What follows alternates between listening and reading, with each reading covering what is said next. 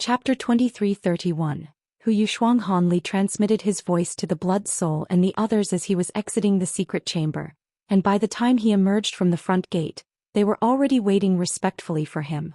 Hanli instructed PatriarChapter and the 12 fragrant maidens to stay behind, taking only the Blood Soul and Zhou with him as they flew toward the center of the town. Shortly thereafter, other people also began to emerge from the nearby clusters of buildings, as well as the other guest pavilions elsewhere in the town, and all of them converged toward the same place. By the time Hanli arrived above the pagoda, many people had already entered the building. Hanli took a glance at the armored guards standing outside the pagoda, then descended in front of the entrance with the Blood Soul and Zhou. Right at this moment, Fei'er emerged from within the pagoda in an elegant manner, then extended a curtsy toward Hanli.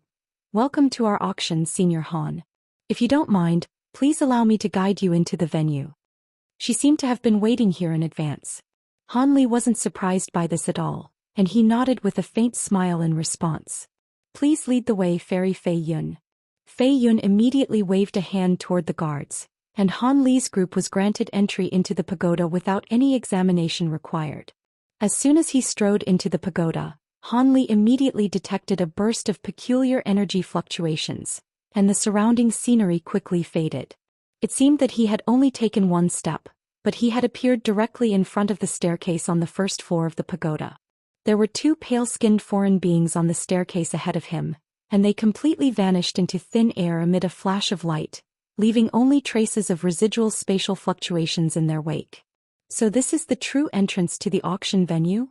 Hanli asked. "That's right. This staircase will take you directly into the space where the auction is being held," Fei'er replied with a smile. Hanli nodded in response, then stepped onto the staircase, upon which he and the others immediately began to warp amid a burst of spatial power. A short while later, Hanli and the others were situated in an elegant booth that was over 100 feet in size. There was a near-transparent light barrier directly up ahead, and through it, a giant plaza was visible down below. Around the plaza were countless people and stone chairs, while around 50 to 60 silver stone cabins were hovering just over 100 feet in the air over the edge of the plaza. Each stone cabin had golden runes all over their surfaces, and it was impossible for those outside to glean what the people in the cabins were up to. Hanli was situated in one of these cabins with Fei'er standing beside him with a smile on her face. This setup didn't appear to be any different from that of a normal auction, but Hanli currently had his gaze fixed on something over 10,000 feet in the air above the plaza. This was a 5-colored cloud with countless black armored guards hidden within it, releasing all types of restriction fluctuations that spread across the entire sky and encompassed the entire platform. Even higher above the 5-colored cloud was a resplendent palace that was rather blurry and unclear, and strains of heavenly music could be heard from the palace, striking one with a sense of relaxation. In addition to holding the auction in this separate space, I can see that many precautionary measures have been prepared. Your trade guild sure is well prepared, Hanli suddenly said with a smile. The treasures that'll appear during this auction are far more valuable than those of the previous auctions, so these precautionary measures are very much necessary. There are even 2 or 3 items that can delay one's great heavenly tribulation, so we have to be careful in case some people are harboring sinister motives, Fei'er replied. "No one would dare to try anything once they witness everything that's been set up in here," Hanli said with a meaningful smile. "I certainly hope so. The auction is about to begin and I still have some things that I need to do, so I'll be taking my leave now, Senior Han," Fei'er said with a smile as she cast her gaze toward the plaza outside the light barrier. "Go ahead, there's no need to keep me company," Hanli replied with a casual wave of his hand. Thus, Fei'er extended a parting bow before departing from the stone cabin, leaving only Hanli's trio in the room. It's no wonder the Helian Trade Guild is taking so many precautionary measures when there are tribulation-delaying treasures among the auction items, the Blood Soul said. "Indeed, those are the only treasures that'll tempt Grand Ascension stage beings into taking nefarious actions," Hanli replied. "Aren't you interested in treasures like this, Senior? Even if you have no need for such treasures now, they'll most likely still be very useful to you in the future," the Blood Soul couldn't help but ask. I'll worry about those matters when the time comes. Even if I want a treasure like this, I won't search for it during this auction. There are several tens of other Grand Ascension stage beings present. If I try to take the treasure by force, it most likely won't end well for me. As such, I'll focus my attention on our main target, which are the intercontinental teleportation spots, Han Li replied with a smile, seemingly truly uninterested in those tribulation-delaying treasures. Meanwhile, Zhu Guo was looking at all of the foreign beings outside the light barrier with an excited look on her face. Around an hour later, the entire plaza was finally filled with tens of thousands of foreign beings at or above the spatial tempering stage.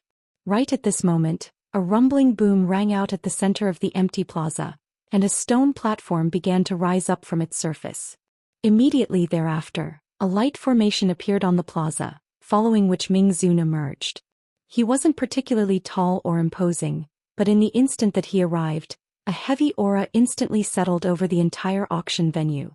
Some of the chatting foreign beings immediately fell silent and cast their eyes toward the stone platform. I am Ming Zun, the manager of the Helian Trade Guild on this continent. I'm sure I don't require much introduction, so I'm not going to bore all of you with one. The rules of this auction are similar to those of other auctions, and all those who break the rules will be made to leave by me. Alright, with that out of the way, I hereby announce the commencement of this auction. The commencement of the auction was declared in a concise manner, immediately following which Ming Zun rose up into the air as a streak of silver light, vanishing into the five-colored cloud up above after just a few flashes. At the same time, a gorgeous voluptuous woman with a smile on her face appeared on the stone platform amid a flash of spiritual light. The woman had a pair of large watery eyes that were filled with boundless seduction, and the mere sight of her gaze was making the blood of the foreign beings close to the platform boil in their veins. What was quite noteworthy was that the woman had 3 furry pink tails that were swishing gently from side to side, adding further to her seductive appeal. That's a 3-tailed charming fox. I didn't think such a being actually existed in our spirit realm. I wonder where the Helian Trade Guild found her from. The plaza immediately erupted into chatter once again, and many of the male foreign beings present were staring intently at the 3-tailed woman with undisguised lust in their eyes. The woman was completely unfazed by this, and she said in a mellow voice, I am Yushuang, and I was entrusted by Senior Ming with the duty of hosting this auction. Rest assured, I've hosted many similar auctions in the past, so I'll be sure to do a good job here. You've hosted many auctions? How could that possibly be true? If someone like you had appeared during other auctions, we would have definitely heard of you already. An accusatory voice suddenly rang out, and many other people also became rather suspicious upon hearing this. If you're referring to this continent alone, then this is indeed the first time I've hosted an auction here, Yushuang replied in an unflustered manner. Does that mean you're not from this continent? Someone exclaimed. I've always resided on the Blood Sky continent and only arrived on the Tianyuan continent around a year ago, which is why none of you have seen or heard of me, Yushuang explained. It's a pity that you're not from our Tianyuan continent, Fairy Hu. If I had known that someone as stunning as you existed, I wouldn't have refrained from taking a Dao companion for so long. A coarse male voice with a joking tone suddenly rang out in a certain corner of the plaza. What a coincidence. My last Dao companion passed away recently, so I wouldn't be opposed to giving you an opportunity. Who was the one that had just said that? How about you show yourself and repeat those words to my face? Yushuang giggled, and a hint of light flashed through her eyes as she spoke, upon which her seductive aura instantly became 3 to 4 times more potent. A clean-shaven middle-aged man that was seated not far away from the platform rose to his feet in a slightly slack-jawed manner and a rather unnatural flush on his face, then declared loudly, Fine. I'll satisfy your request. If I had known that someone as stunning as you existed, I wouldn't have. Chapter 2332, Golden Marrow. All of a sudden, his voice drew to an abrupt halt as he returned to his senses, and his face turned deathly pale as an astonished look appeared in his eyes. Ah, so it's fellow Daoist Cha of the Stone Pupa race. I'm honored to have caught your eye. How about you stay with me for a few days after the auction? Perhaps we'll be a match made in heaven. Yushuang giggled in a seductive manner, but a cold look had appeared in her eyes. The middle-aged man forced a smile onto his face and said, I was only joking, Fairy Hu. I wouldn't dare to harbor such impure intentions toward you. He then hurriedly sat back down as if he were fleeing from a deadly scorpion. So that was only a joke? In that case, I'd advise you to be careful with your words. I'll let things slide on this occasion, but if anyone tries to make similar jokes, then I won't be so forgiving. Huang Yushuang's smile abruptly faded as she spoke, and her seductive aura turned into an extremely cold and forbidding one. The middle-aged man's expression darkened further upon hearing this, but he didn't dare to say anything in response. All of the other people on the plaza were quite alarmed by what they had just witnessed, and they didn't dare to appraise Hu Yushuang in the same brazen manner anymore. That's enough time wasting, little girl. I didn't come here to watch you put on a show. Hurry up and bring out the auction items. A displeased elderly voice suddenly rang out from one of the silver stone cabins. Hu Yushuang's heart jolted slightly upon hearing this, and she hurriedly extended an apologetic bow. Please forgive me, Senior. I'll present the first auction item right away. She then quickly made a hand seal before pointing a finger in a certain direction, and a white jade table immediately emerged from a light formation beneath the stone platform. Sitting on the table were 3 wooden boxes of different sizes, each of which was enshrouded under a white light barrier. This first auction item isn't something that can be found on the Tianyuan continent. It's a small vial of golden lightning lion bone marrow that the trade guild only managed to obtain from the Thunder continent after expending extensive efforts. Hu Yushuang pointed a finger at one of the light barriers as she spoke, and the wooden box within that light barrier was immediately drawn into her grasp. Golden lightning lion marrow? Is it real? Even those of us who've never been to the Thunder continent have heard of golden lightning lions. To think that this is only the first auction item, this auction really is different from past editions. Another stir ran through the entire hall as many people immediately directed their attention toward the small wooden box. Hu Yushuang gently laid a hand down onto the box's lid with a seductive smile, and the lid immediately sprang off on its own, revealing a palm-sized purple vial with a faint silver talisman adhered to its surface. The Golden Lightning Lion is one of the 3 sacred beasts of the Thunder continent, and mature specimens possess powers comparable to Grand Ascension stage beings.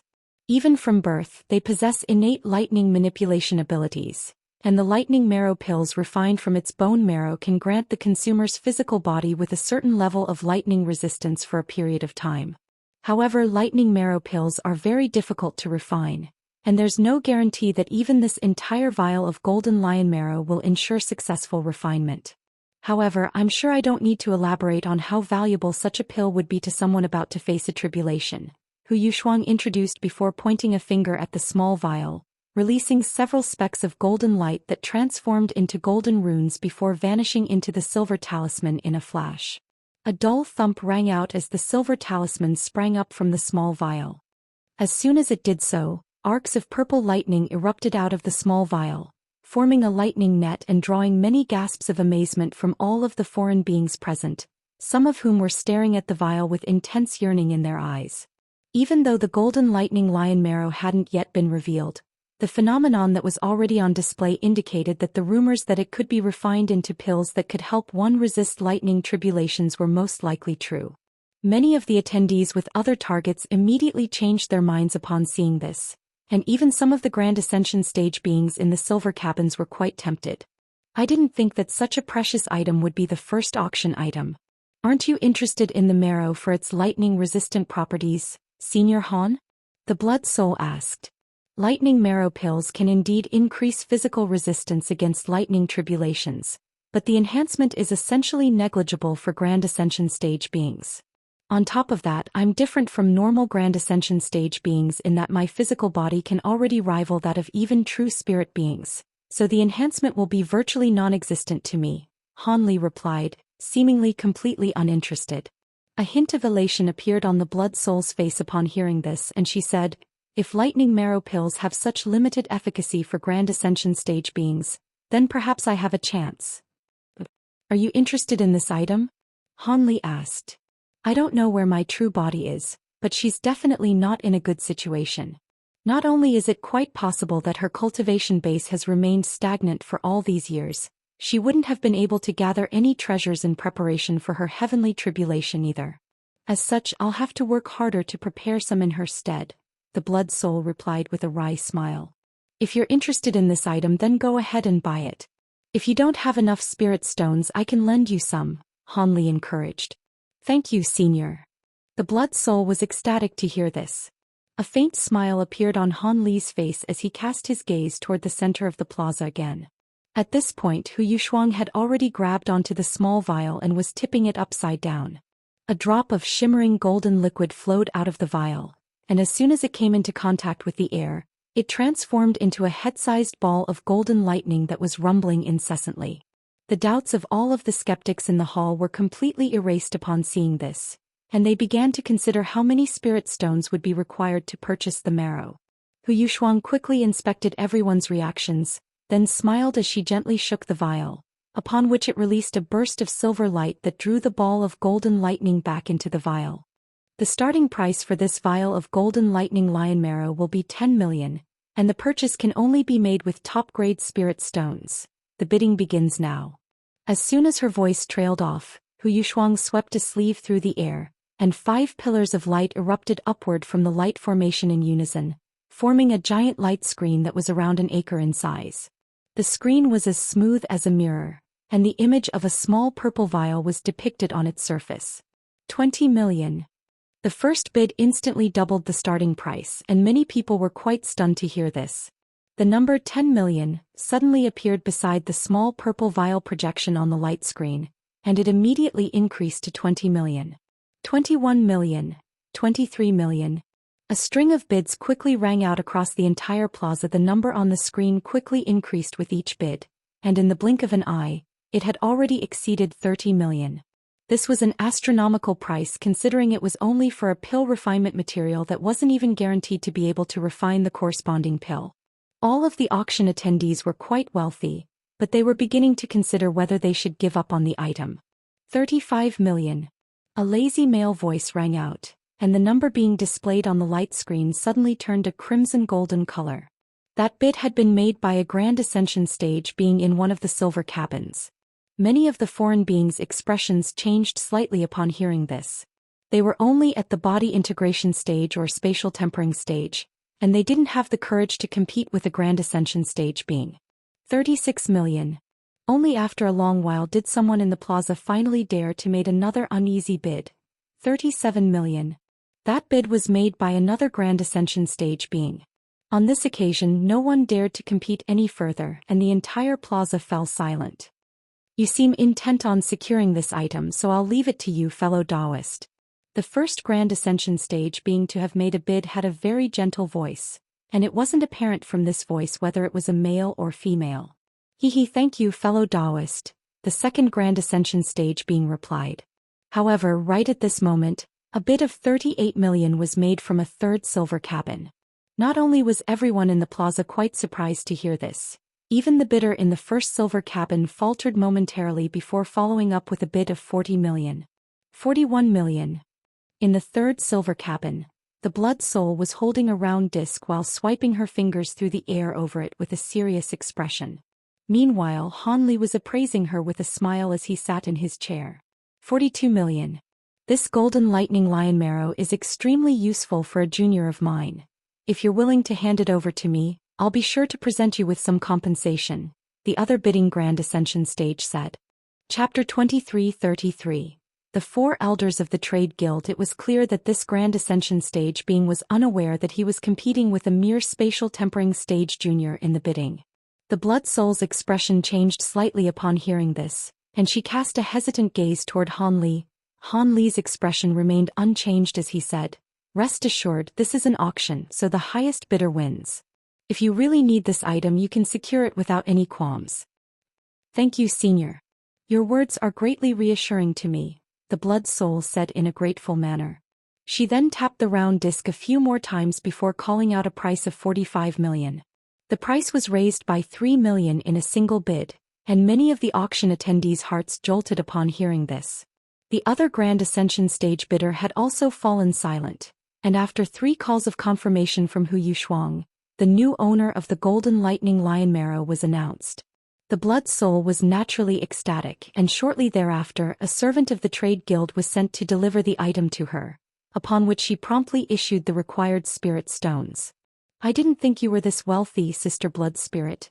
You pulled out such a large sum of spirit stones without even batting an eyelid," Zhu Guo said with a hint of envy in her eyes following the servant's departure.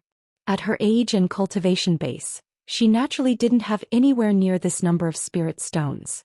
These spirit stones were accumulated over a span of many years by my true body. I didn't think that something as rare as golden lightning lion marrow would appear from the get-go. Otherwise, I would have definitely waited a bit longer. Now that I've purchased this item, I won't be able to purchase anything else during this auction. The Blood Soul sighed before stowing the small vial away amid a flash of spiritual light. I think you made a wise decision, Sister Blood Spirit. There will definitely be more precious auction items than this golden lightning lion marrow, but the price will definitely be far higher as well.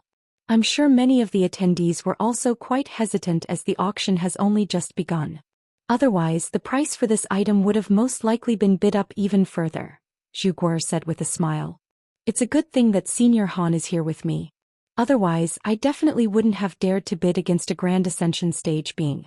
Even if that Grand Ascension stage being hadn't attended this auction, other people most likely wouldn't be willing to let this marrow slip through their grasp so easily either, the Blood Soul said as she cast a grateful glance toward Han Li. I had thought that you would need to borrow some spirit stones from me, but it's naturally a good thing that you were able to afford this item on your own, Han Li replied with a faint smile, then cast his gaze toward the center of the plaza again. Even Han Li had been rather surprised that something as rare as golden lightning lion marrow had been presented as the first auction item, and he was beginning to look forward to the rest of the auction items. On the stone platform, Yushuang had already drawn the second slightly longer wooden box into her grasp, and as soon as she opened the box, a loud dragon's roar immediately rang out. A streak of azure light shot out of the box, then transformed into an azure WRM that was over 100 feet in length in a flash before rising up into the air as if it were attempting to escape. Get back down there. A cold harumph rang out from within the five-colored cloud up above, following which several bursts of golden light erupted out of the nearby clouds before striking the azure WRM with unerring accuracy. The WRM let loose an anguished cry before shuddering as it plummeted out of the mid-air. At this moment, Yushuang chanted something before pointing a finger toward the azure WRM, and the light around its body faded, upon which it reverted back into an azure sword before slowly descending toward her. Yushuang drew the sword into her own grasp before rubbing it gently between her hands, and the azure light shimmering on its surface immediately subsided, as did the dragon's roar. Faint blue light flashed through Han Li's eyes, and he was immediately able to identify the sword to be quite antiquated in design and was no more than a foot in length. What was quite interesting was that hilt took up half of the entire sword's length, thus resulting in a very short blade. The blade of the sword was riddled with scale-shaped spirit patterns, while the hilt had been crafted in the form of an azure WRM's head with a crescent-shaped crystal locked within its mouth. This azure WRM crescent sword is one of the 3 spirit swords owned by Old Man Crescent, who was an extremely renowned figure on the Tian Yuan continent 100,000 years ago. During the sword's refinement process, it was soaked in the blood essence of over 10 powerful azure Ws, and once it took shape, Old Man Crescent worked for several centuries to guide and inject the essential power of the moon into the sword, so its spiritual nature and power are both of an extremely high standard. Those who are interested can come and examine the sword for yourselves, Yushuang introduced with a smile. Following her introduction, there really were some people on the plaza who stood up and strode onto the stone platform one after another to examine the sword. These people all displayed different reactions, and close to 30 people had made their way onto the platform in succession in a short time. After the final person had departed, Yushuang raised the sword high above up into the air with both hands and declared, "The base price for this azure WRM crescent sword will be 7 million spirit stones, also to be issued in top-grade spirit stones. Let the bidding begin." The base price of this item was lower than that of the golden lightning lion marrow, but in comparison, there were clearly more people interested in it. As soon as Yushuang's voice trailed off, a bid of 7,500,000 was made. 8 million, 9 million. An image of the sword had already appeared on the light screen, and the number beside it was changing extremely quickly due to the frequency of the bids. However, once the price reached 26 million, the bidding abruptly stopped. It was clear that all of the attendees were of the opinion that it was no longer worth bidding up the price further. As for the Grand Ascension stage beings in the silver cabins, they had no interest in treasures of this caliber, so none of them had even bothered to place a bid. Thus, the azure WRM crescent sword was sold for 26 million. Hu Yushuang then opened the third wooden box to reveal a fist-sized piece of crimson ore. This was a piece of blood astral iron that was produced only on the Blood Sky continent. It was a material required for refining some special treasures, so it was quickly purchased at a price of 17 million. Thus, the auction commenced on a good note. One auction item after another was presented and sold by Hu Yushuang, but there weren't many items that caught the attention of the Grand Ascension stage beings in the flying cabins. In fact, close to 100 auction items had already been presented, but only a few had been purchased by Grand Ascension stage attendees. Han Li naturally had no interest in those items either, and he didn't make so much as a single bid. The Blood Soul was quite tempted by a few of those auction items, but she could only give up on them after hearing their prices. Having already spent the majority of her wealth, she was essentially relegated to being just a spectator for the rest of the auction. The Helian Trade Guild seemed to have predicted that these items wouldn't be enough to tempt the Grand Ascension stage attendees. So once the auction progressed to the halfway mark, 5 or 6 items that were even more precious than the Golden Lightning Lion Marrow were presented. These items were all related to resisting or delaying heavenly tribulations, and the Grand Ascension stage beings in the flying cabins finally began to display some interest. As a result, all of the items were sold for well over 100 million spirit stones. There was even a special material required to refine a tribulation resistance treasure that was sold for the astronomical sum of 400 million. The body integration and spatial tempering stage beings on the plaza were finally made aware of just how incredibly wealthy these Grand Ascension stage old monsters were. Han Li had also displayed some interest in that special material, but he had given up on the bidding after the price had exceeded 200 million. Those auction items had finally drawn some interest from the Grand Ascension stage attendees. And even though the auction items that came after were of a clearly lower standard, many of them were still purchased by those Grand Ascension stage beings. Time slowly passed by, and after the auction had been progressing for almost an entire day, it was finally nearing its conclusion. Thankfully, all of the people present were high-grade cultivators. Not only were they not tired, all of them were paying extra attention to the auction items to come. All of you have been kept waiting a long time for this, so I waste too much time with words. Next, I'll be presenting the top 3 auction items. I'm sure they'll satisfy everyone, Hu Yushuang said with a mysterious smile, then gently clapped her hands together. A burst of rumbling rang out from up above, and the 5-colored cloud suddenly parted to reveal a shimmering golden palace. Heavenly music then began to play within the palace, and 3 stunning beauties in 5-colored palatial dresses emerged, each of which was holding a silver platter that was enshrouded under a golden light barrier. Following the 3 women came 4 elderly men in different attire, all of whom were Grand Ascension stage beings. Once the 7 of them landed on the stone platform, Hu Yushuang immediately extended a respectful bow toward the 4 elderly men. Hu Yushuang pays her respects to the 4 elders. I had intended to pay you a visit as soon as I arrived on the Tianyuan continent, but you were all in seclusion at the same time. Please forgive me for my transgression. You're the direct lineal descendant of Old Man Hu, right? As expected, you really do possess exceptional aptitude. Don't worry about those formalities. We've never taken such trivial matters to heart. The 4 of us have been cultivating an ability together recently, and if Mingzun hadn't strongly requested that we appear to ensure the safety of the most important auction items, we'd most likely still be in seclusion right now. A thin elderly man in a coarse cloth garment replied with a smile. Chapter 2334. Heaven-Turning Flag. The final 3 auction items are truly extremely precious. Otherwise, I definitely wouldn't have dared to suggest to Master Ming to invite you out of seclusion, Hu Yushuang replied in a respectful manner. It's all right, a short delay like this won't hamper our cultivation. There's no need to attend to us any further. Go ahead and continue the auction, the thin elderly said with a smile, while the other 3 stood beside him in silence. Please wait for me for a moment, esteemed elders. I'll conclude the auction as soon as possible, Hu Yushuang said before waving a hand toward the 3 women, and they immediately made their way to around 10 feet away from her before stopping again. Meanwhile, the 4 elders made their way over to the 4 corners of the stone platform in a flash before taking a seat with their legs crossed. All of the auction attendees were quite stunned that the Helian Trade Guild had brought in 4 Grand Ascension stage beings to oversee the final part of this auction. It seemed that the final 3 auction items were indeed extremely precious. At this moment Hu Yushuang made a hand seal, and the light barrier above one of the silver platters abruptly vanished, revealing a small gray flag. The flag was only around half a foot in length and was completely dull and devoid of luster. Aside from a few yellow spirit patterns etched on its surface, it was completely unremarkable. However, there were 7 or 8 faint silver talismans plastered all over the flag's surface, yet it was still giving off peculiar energy fluctuations that was blurring the surrounding space. I'm sure you've all heard of the Chaotic Myriad Spirit Roll. The roll is a list of all of the most powerful treasures in this realm. Perhaps some of you are in possession of some of the spirit treasures ranked lower down on the roll.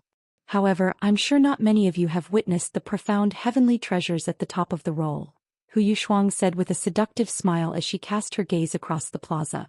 Are you implying that there are profound heavenly treasures among the final 3 auction items? A body integration stage being couldn't help but ask. Hehe, that's right.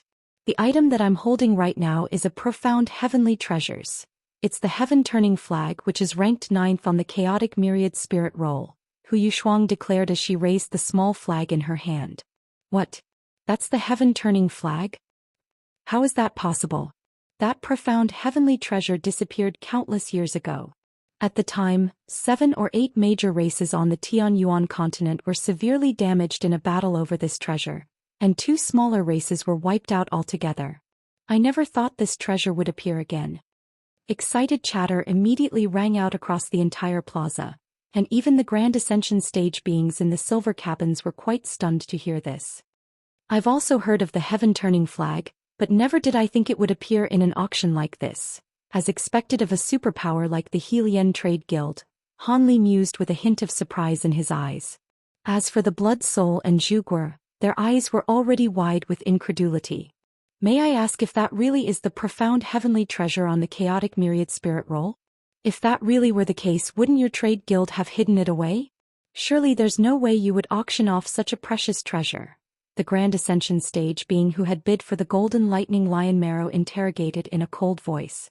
You're correct, Senior. If this really were the very same treasure on the Chaotic Myriad Spirit Roll, then there's no way our trade guild would dare to bring it out in such a blatant manner.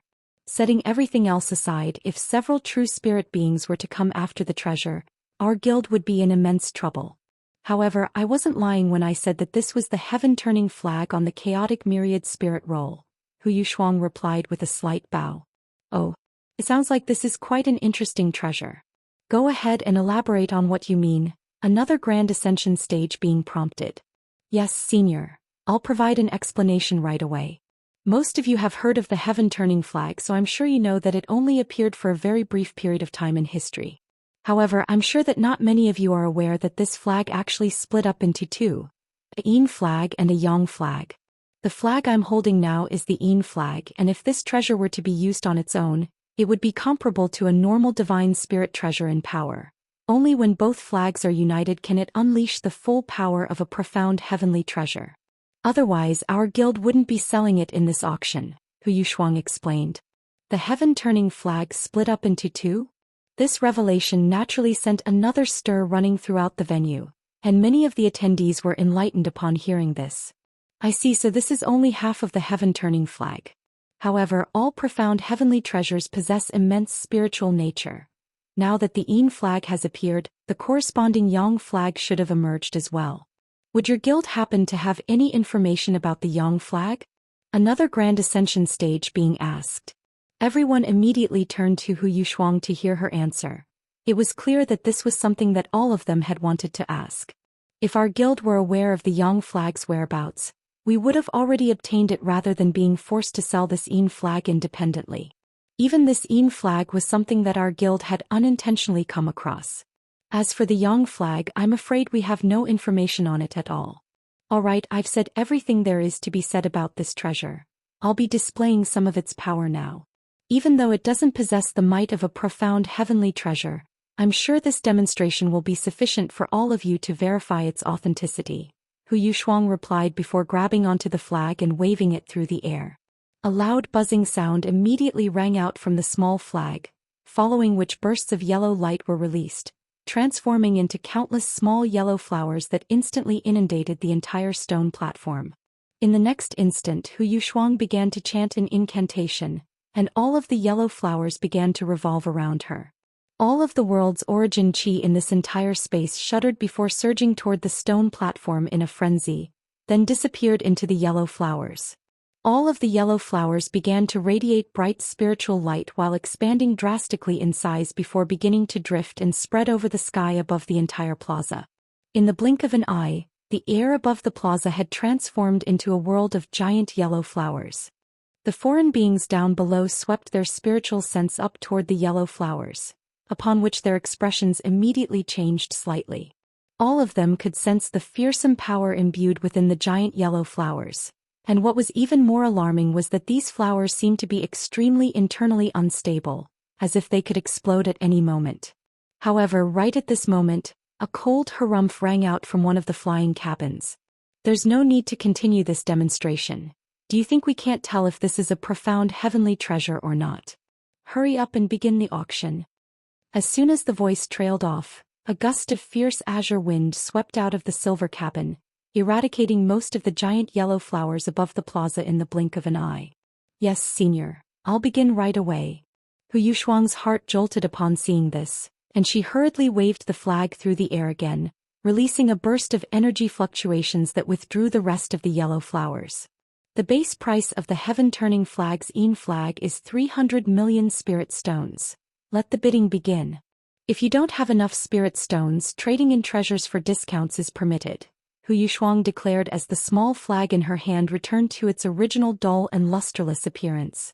500 million. As soon as her voice trailed off, the Grand Ascension stage being who had spoken earlier immediately made a bid. All of the body integration and spatial tempering stage beings on the plaza were rendered speechless upon hearing this. 500 million spirit stones was far beyond what they could afford. It seemed that the final auction items would all be taken by the Grand Ascension stage beings, as had been the case during all of the past auctions. However, the spirit realm had always been a place where power reigned supreme. They couldn't compare with those Grand Ascension stage beings in power or wealth, so they naturally didn't dare to display any dissatisfaction. You're dreaming if you think you can purchase a profound heavenly treasure for just 500 million spirit stones. I'll take it for 800 million. A female Grand Ascension stage being in another flying cabin chuckled. The complete heaven-turning treasure would be a priceless treasure that couldn't be bought no matter how many spirit stones you have, but it's only half a flag that's comparable to a divine spirit treasure in power. The price I gave was already quite high. If you think this is worth more than that, then you can have it, the first Grand Ascension stage bidder harumphed coldly. All of the other flying cabins remained silent, and no further bids were made. Perhaps they had been swayed by the words of that Grand Ascension stage being, or they were concerned about something else. The second bidder paid no heed to this as she said to Yushuang, Junior, no one else is making any bids, so shouldn't you declare me as the new owner of this treasure? Yushuang's heart jolted slightly upon hearing this, and she forced a fawning smile onto her own face as she replied, Yes, Senior, I'll begin the count of 3 right away. If no one. However, before she had a chance to finish her sentence, a bid of 900 million was suddenly made. Both the Blood Soul and Zhu Guo turned to Han Li with surprised expressions as he was the one who had made the bid. 950 million. 1 billion. 1,300 million. The entire plaza fell silent once again. Chapter 2335. Page of the Golden Jade Tome. I didn't think that there would be so many fellow Daoists competing for merely half a profound heavenly treasure. Are all of you confident that you'll be able to find the Yang flag? Aren't you afraid that this flag will bring disaster instead of fortune upon your respective races? A coarse female voice chuckled coldly. In that case, why are you bidding for this item as well, Fairy Goo? Just leave it to us, a sharp voice replied in an unyielding manner. Does your stone elf race have what it takes to claim this profound heavenly treasure?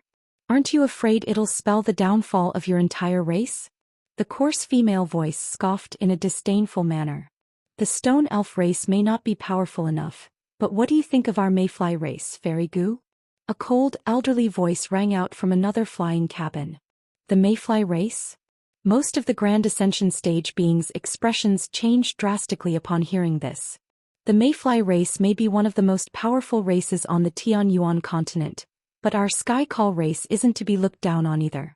Perhaps I'd be willing to let you take this auction item if it were something else, But there's no way I'm giving up on this profound heavenly treasure, the coarse female voice replied in an emotionless manner after a brief pause. Seeing as no one is willing to give up, let's see who can make the highest bid. This is the auction of the Helian Trade Guild, so wealth will be the deciding factor. I currently hold the highest bid. If no one else is going to exceed it, then I'll be taking this flag, the mayfly being chuckled. 1,500,000,000. The woman from the Sky Call race made another astonishing bid. Do you even have 1,500,000,000 spirit stones in your possession, fellow Daoist goo? Don't tell me you've already traded in some treasures, the mayfly being said in a cold voice. So what if I have? I didn't bring that many spirit stones, but I brought along a lot of redundant treasures and I'm putting them to good use now, the Sky Call being chuckled coldly. In that case I'll get involved as well. 1,800,000,000. The Grand Ascension stage being from the Stone Elf race also spoke up again. 1,850,000,000. 1,900,000,000.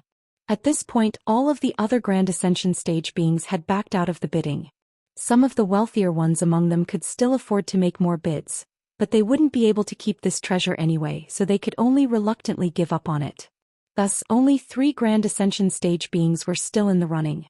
Yushuang was standing on the stone platform with a pleased smile, awaiting the final outcome. Senior Han, don't you want that heaven-turning flag anymore? The Blood Soul couldn't help but ask. Han Li had only made one bid before falling silent, and that was rather surprising to both the Blood Soul and Zhu Xian. This is quite an alluring treasure, but it may not be a good thing for me to secure it. After all, an incomplete profound heavenly treasure wouldn't be able to immediately bolster the power of our human race, and it'll attract a lot of attention from those major races. Our human and demon races still don't possess sufficient power to hold on to such a treasure, so it would be unwise to try and obtain it, Han Li replied in a nonchalant manner. Indeed, this treasure really was something that wasn't entirely necessary to him. You're right, this is a treasure that's vastly renowned, but its power belies its reputation, so it's more trouble than it's worth. It's a pity that this isn't the complete heaven-touring flag. Otherwise, you could consider securing it, the Blood Soul said in a rather forlorn manner. If this were a complete profound heavenly treasure, I'd be able to summon an ancient true spirit being to protect our human race. As a result, our human race would become a mid-grade power, and we'd be able to expand both our population and the territory under our control without any qualms. In that case, I wouldn't mind taking the risk, but as things currently are, it's simply not worth it, Han Li elaborated. The Blood Soul and Zhu Xian became a lot less interested in the bidding now that they knew that Han Li wouldn't be getting involved. In the end, the Yin flag was taken by the Mayfly being for the astronomical price of 25,000,000 spirit stones. The other Grand Ascension stage beings were extremely envious, but they could only watch as a Grand Ascension stage elder of the Trade Guild carried the flag to the flying cabin that the Mayfly being was situated in. After a full 15 minutes had passed, the elder finally re-emerged from the cabin with a pleased expression. It was clear that even though the Mayfly being had managed to secure this treasure, he had traded in most of his own treasures and could only give up on the final 2 items. Furthermore, the journey back to the Mayfly race most likely wasn't going to be a peaceful one for him, so he would have to be extra careful. At this moment, Yushuang removed the restriction over another silver platter to reveal a palm-sized jade box, which she carried gently with one hand. Everyone immediately directed their attention toward the jade box, awaiting her introduction. Yushuang took a glance at everyone's expectant expressions, then introduced with a smile. I'm sure many of you have heard of the immortal tome, the Golden Jade Tome. The next auction item is a complete page from the Golden Jade Tome. Our trade guild guarantees that this is one of the 36 original inner pages, not a replica copy, and the immortal cultivation art recorded on the page is definitely viable for cultivation.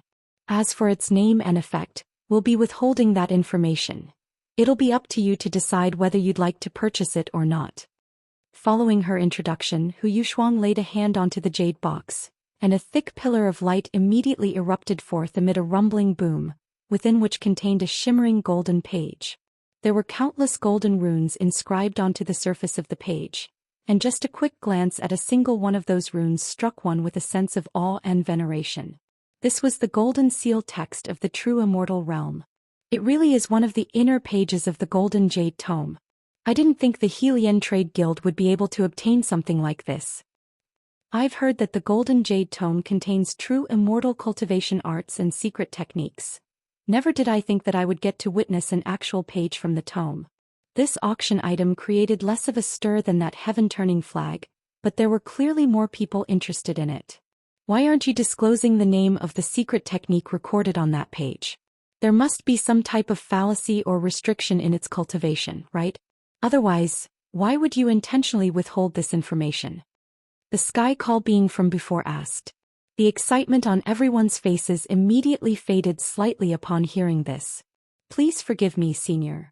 We are withholding the name of this cultivation art as a gesture of consideration toward its eventual new owner.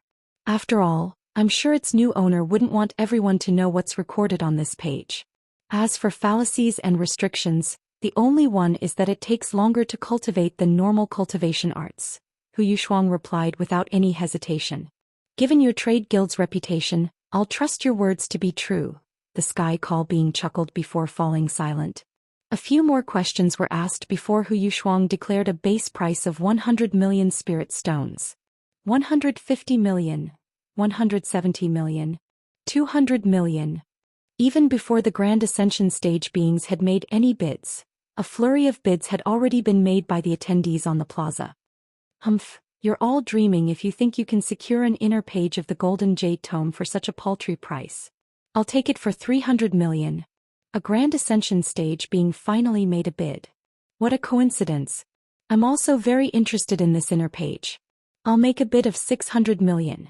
If anyone can make a higher bid, then you can have the item. However, Junior who just said that this secret technique will be extremely time-consuming to cultivate, so I'm assuming we'll most likely only be able to study and reference it. In that case, is it really worth such a huge sum of spirit stones? The stone elf being from before said. The other Grand Ascension stage beings who were interested in this inner page became rather hesitant upon hearing this.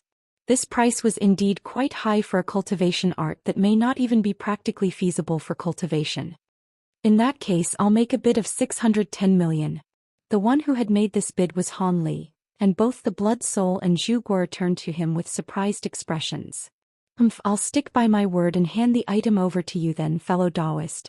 The stone elf being was clearly rather displeased, but he still backed out of the bidding as he promised.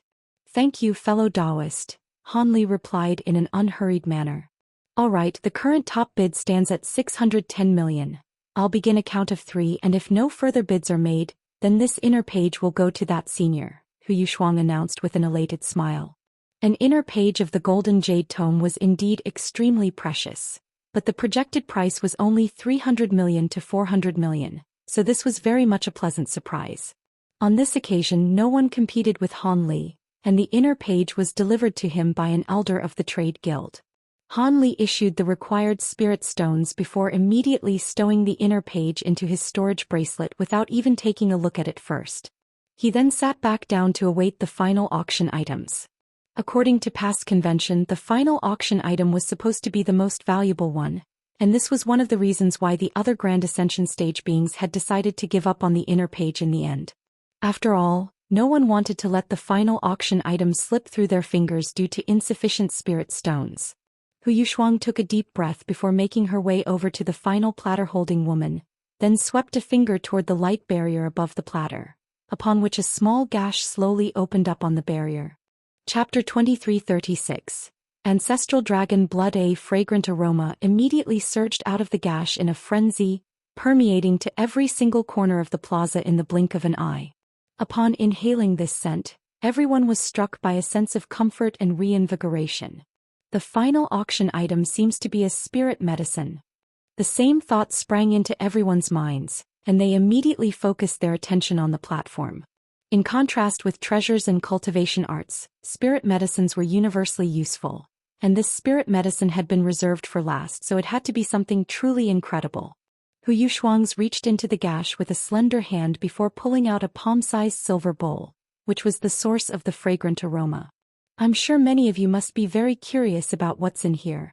Without further ado, let me show you our final auction item, Yushuang said with a smile before tossing the bowl forward, and it hovered in midair in front of her as she cast a string of incantation seals toward it. Dazzling spiritual light erupted out of the bowl, and it suddenly became transparent in appearance, thereby revealing its contents. The bowl contained some type of clear liquid, within which a shimmering golden five-clawed dragon was swimming around.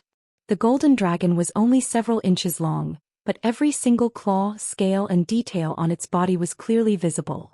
It was completely identical to a legendary true spirit heavenly dragon. That's the descendant of a heavenly dragon? Have you all gone insane? You captured the descendant of a heavenly dragon for your auction?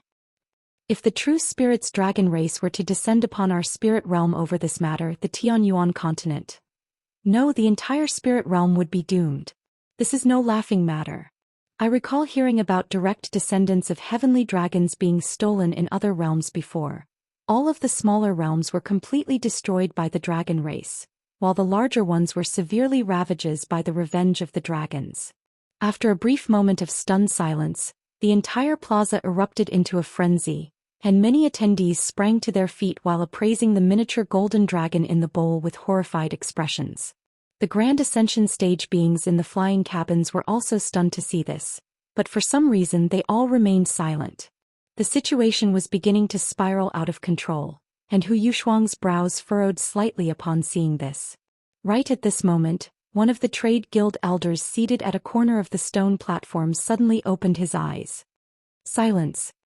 His voice wasn't very loud, but it was somehow clearly audible to everyone present, and all those who heard his voice felt as if a bucket of cold water had been poured over their heads, thereby instantly calming them down.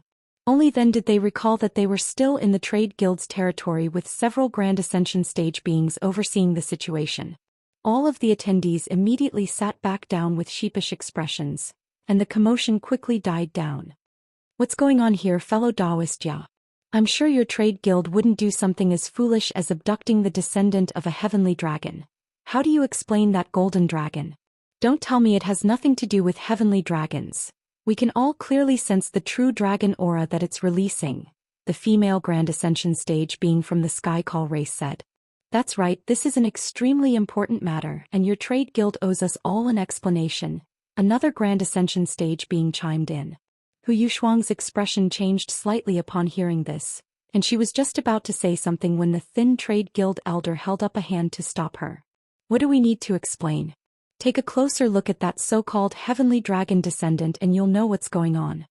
After that, the elder closed his eyes and offered no further explanation.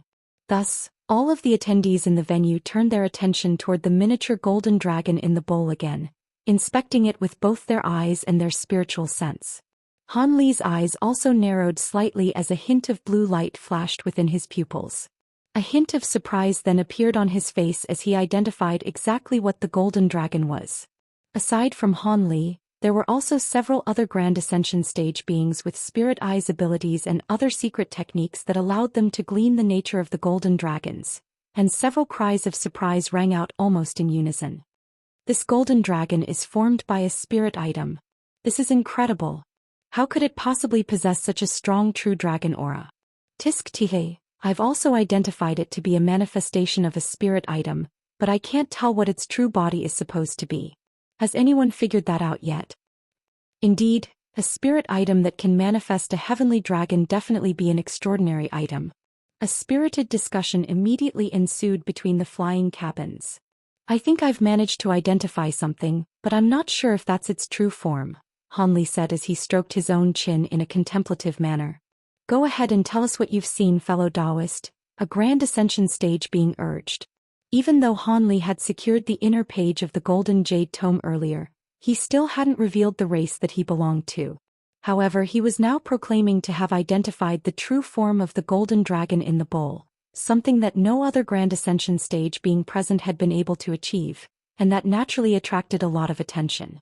If I'm not mistaken, that golden dragon's true form is a drop of spirit blood, Han Li said.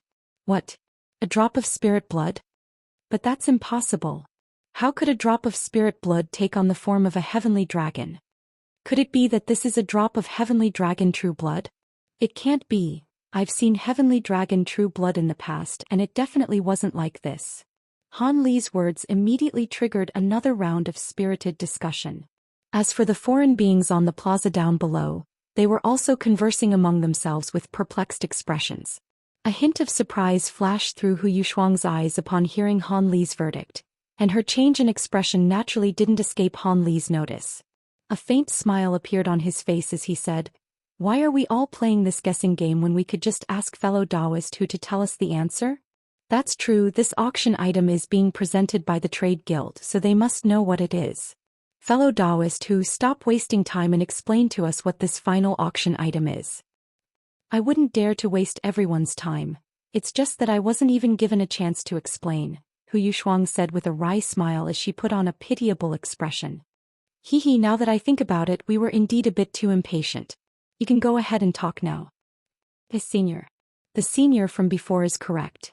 The true form of this heavenly dragon is indeed just a drop of spirit blood, Hu Yushuang said as bright white light suddenly erupted from her hand, following which she placed her palm down onto the bowl before her. The liquid within the bowl was shaken slightly, and the fragrant aroma it was giving off immediately became around twice as potent. At the same time, the miniature golden dragon curled up into a ball before forming a drop of golden liquid. The drop of liquid was slowly revolving on the spot while giving off a metallic sheen, presenting a mysterious sight to behold. "Could it be that this really is a drop of heavenly dragon true blood?" someone asked. "Of course not. Our Helian Trade Guild has auctioned heavenly dragon true blood in the past, and this is clearly different," Hu Yushuang replied. "Then what exactly is this?" "I don't know. All we know is that this is a drop of blood essence, but it's different from the blood essence of all other known powerful beings. Actually, let me rephrase that. None of the powerful beings that we know of can even begin to compare with the owner of this drop of blood essence," Hu Yushuang said. "Does that include even true spirit heavenly dragons?" someone asked in a stunned voice. "Of course it does. Truth be told, we've conducted a series of thorough examinations on this drop of spirit blood, and setting aside everything else, the energy contained within this drop of blood essence is over 100 types more potent than what should be found in a drop of heavenly dragon true blood of the same mass. I'm sure all of you are aware of what that entails," Hu Yushuang said with a serious expression. "Over 100 times more potent? That's impossible. Are you saying the owner of this spirit blood is over 100 times more powerful than a heavenly dragon?" someone immediately exclaimed upon hearing this. "Even if that isn't the case, it's definitely not far from the truth," Hu Yushuang replied. "Something that's over 100 times more powerful than a heavenly dragon definitely isn't a living being from our realm. Could it be a powerful existence from a higher realm?" the Sky Call being asked in an astonished voice. She was naturally referring to the true immortal realm. "So this is a drop of blood from a true immortal? But that doesn't explain the heavenly dragon aura that it's releasing," another Grand Ascension stage mused. "Have you all forgotten that true dragons exist in the true immortal realm as well?" Hu Yushuang asked. "Are you referring to the ancestral dragons of the true immortal realm? Could it be that this is a drop of ancestral dragon blood?" someone else exclaimed. "We can't verify this, but the appraisal masters of our guild are indeed of this opinion, and this is also one of the reasons why our guild doesn't dare to keep the item and has decided to auction it instead," Hu Yushuang explained. Chapter 2337. Treasure Heist. "You said that's only one reason. What about the other ones?" The Mayfly Race Grand Ascension stage being asked. "The other reason is that even though this drop of spirit blood is clearly an extraordinary item, our trade guild still hasn't been able to find a good way to use it. All we know is that water that the blood has been soaked in for some time can become spirit liquid that can regenerate magic power, but there's no way to extract the fearsome power contained within the blood essence, nor can we find any way to refine it," Hu Yushuang explained. "This spirit blood can't be refined?" a Grand Ascension stage being exclaimed. "Hee, this ancestral dragon blood definitely has many extraordinary uses. If it can be easily refined, then our guild wouldn't be putting it up for auction. However, many of the fellow Daoists present are extremely powerful beings, so just because our guild is unable to accomplish something doesn't mean that the same applies for all of you. If you can truly refine this spirit blood, perhaps it wouldn't even be impossible for you to directly ascend to the true immortal realm. Of course, if you don't have confidence in your ability to find a refinement method, then it would be best not to participate in the bidding," Hu Yushuang replied. "Even if this isn't ancestral dragon blood, the fact that it contains such fearsome energy means that it definitely belonged to an unimaginably powerful being. I'm determined to take it for myself. A grand ascension stage being declared in a calm voice. You can't just decide that for yourself. Everyone else has to agree first. Junior Hu, go ahead and begin the bidding. Another grand ascension stage being chuckled. No one from the other silver cabins said anything, but the tense aura in the air clearly indicated that they were all tempted by the golden spirit blood as well. As for the body integration and spatial tempering stage attendees on the plaza down below, they were all staring at the drop of blood essence with wide eyes. There was no way that they would be able to obtain such an incredible item, but just being able to witness it was worth the trip here. The base price for this spirit blood is 1 billion spirit stones. Let the bidding. Please wait a moment, I seem to have some recollection of this item, but I'm unable to recall exactly what it is. Would it be possible for me to examine it up close? A male voice rang out, following which a black-robed man with an ordinary appearance rose to his feet on the plaza. You recognize this spirit blood, fellow Daoist? Yushuang's expression immediately changed slightly upon hearing this. Everyone else also turned their attention toward the black-robed man with surprised expressions, and even the 4 trade guild elders had opened their eyes to see what he had to say. Does this spirit blood release a burst of 5-colored light once every 24 hours? The black-robed man asked. Yushuang was rather skeptical toward the man's claims, but a hint of delight immediately appeared on her face upon hearing this. How did you know that?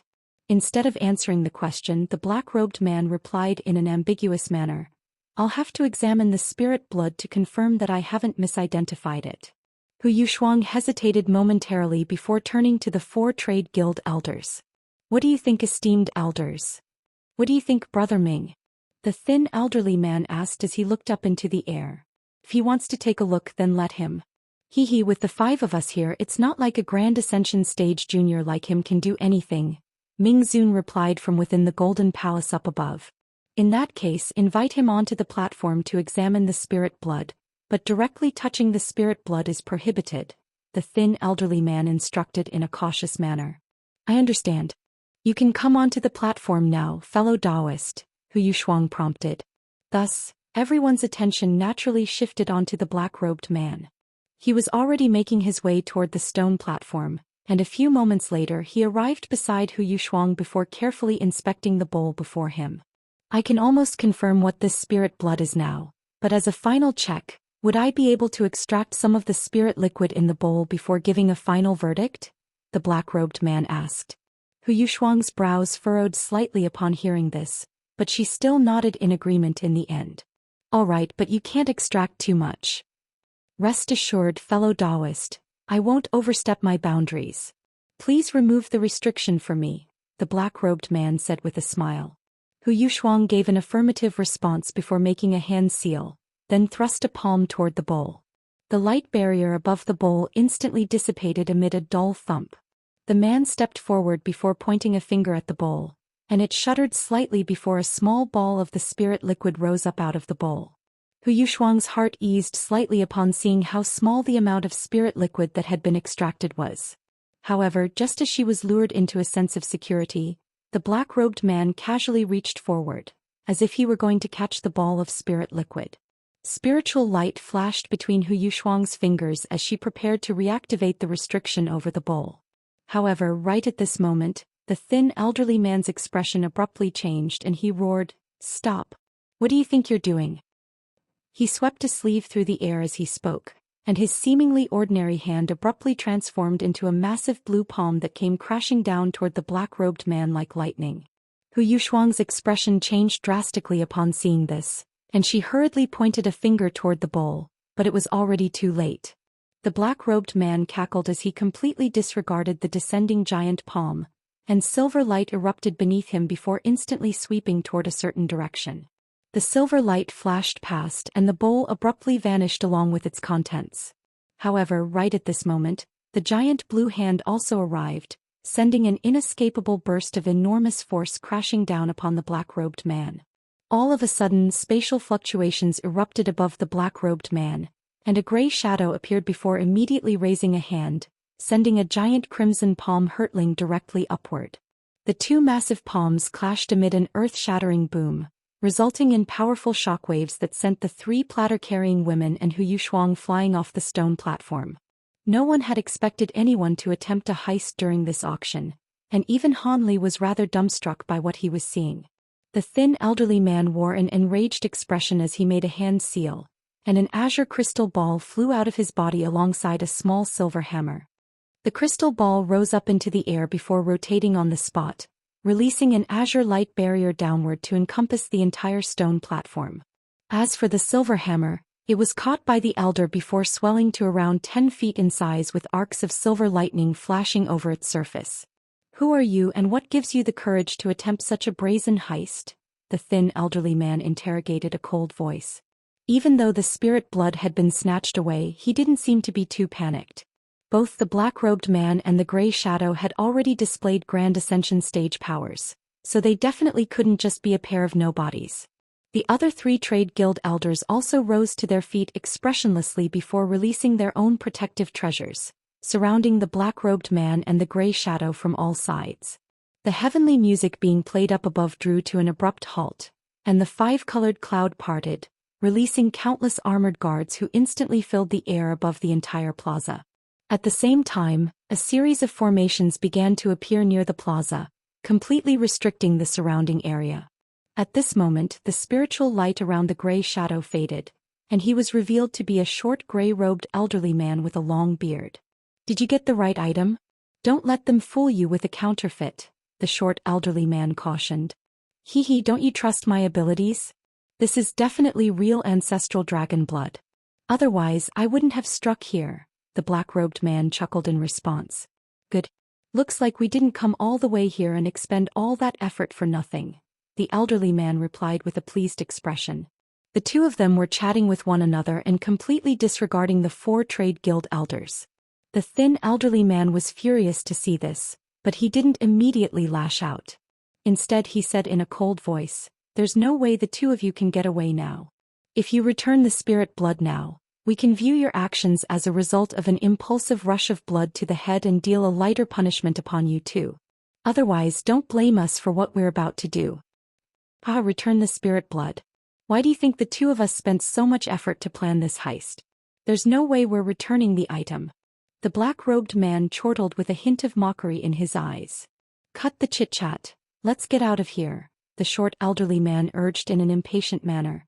"Don't worry, there's no way they'll be able to stop us anyway," the black-robed man said in a nonchalant manner, but he still filled a hand over to produce a dark green formation plate, which he immediately tossed forward. Spiritual light flashed within the formation, following which a green seedling emerged, and the seedling grew to become a massive tree in the blink of an eye. Han Li's pupils immediately contracted at the sight of this giant tree. Chapter 2338. Heavy Promise, Go. The thin elderly man immediately yelled upon seeing this, then raised his giant silver hammer up high before sending it crashing down viciously toward the center of the stone platform. A rumbling boom rang out as a bolt of thick silver lightning hurtled down toward the giant green tree from above. He knew that their opponents were also Grand Ascension stage beings, so he wouldn't be able to subdue them in a short time. Thus he had decided to target this massive tree with his attack. He didn't know what purpose this tree was meant to serve, but destroying it was definitely the right thing to do. The other 3 elders naturally sprang into action without any hesitation as well. 7 or 8 treasures rose up into the air in unison amid a loud buzzing sound, then combined to form a massive mountain that came crashing down viciously from above. Even before the giant mountain had actually landed, it released a storm of invisible threads that were threatening to punch countless holes into the 2 treasure thieves along with the stone platform beneath them. However, the black-robed man suddenly vanished into the giant tree in a flash amid a burst of raucous laughter. As for the short elderly man, he also sped into the massive tree as a streak of light. The silver lightning struck the tree in the blink of an eye, and countless arcs of lightning sprang over its surface.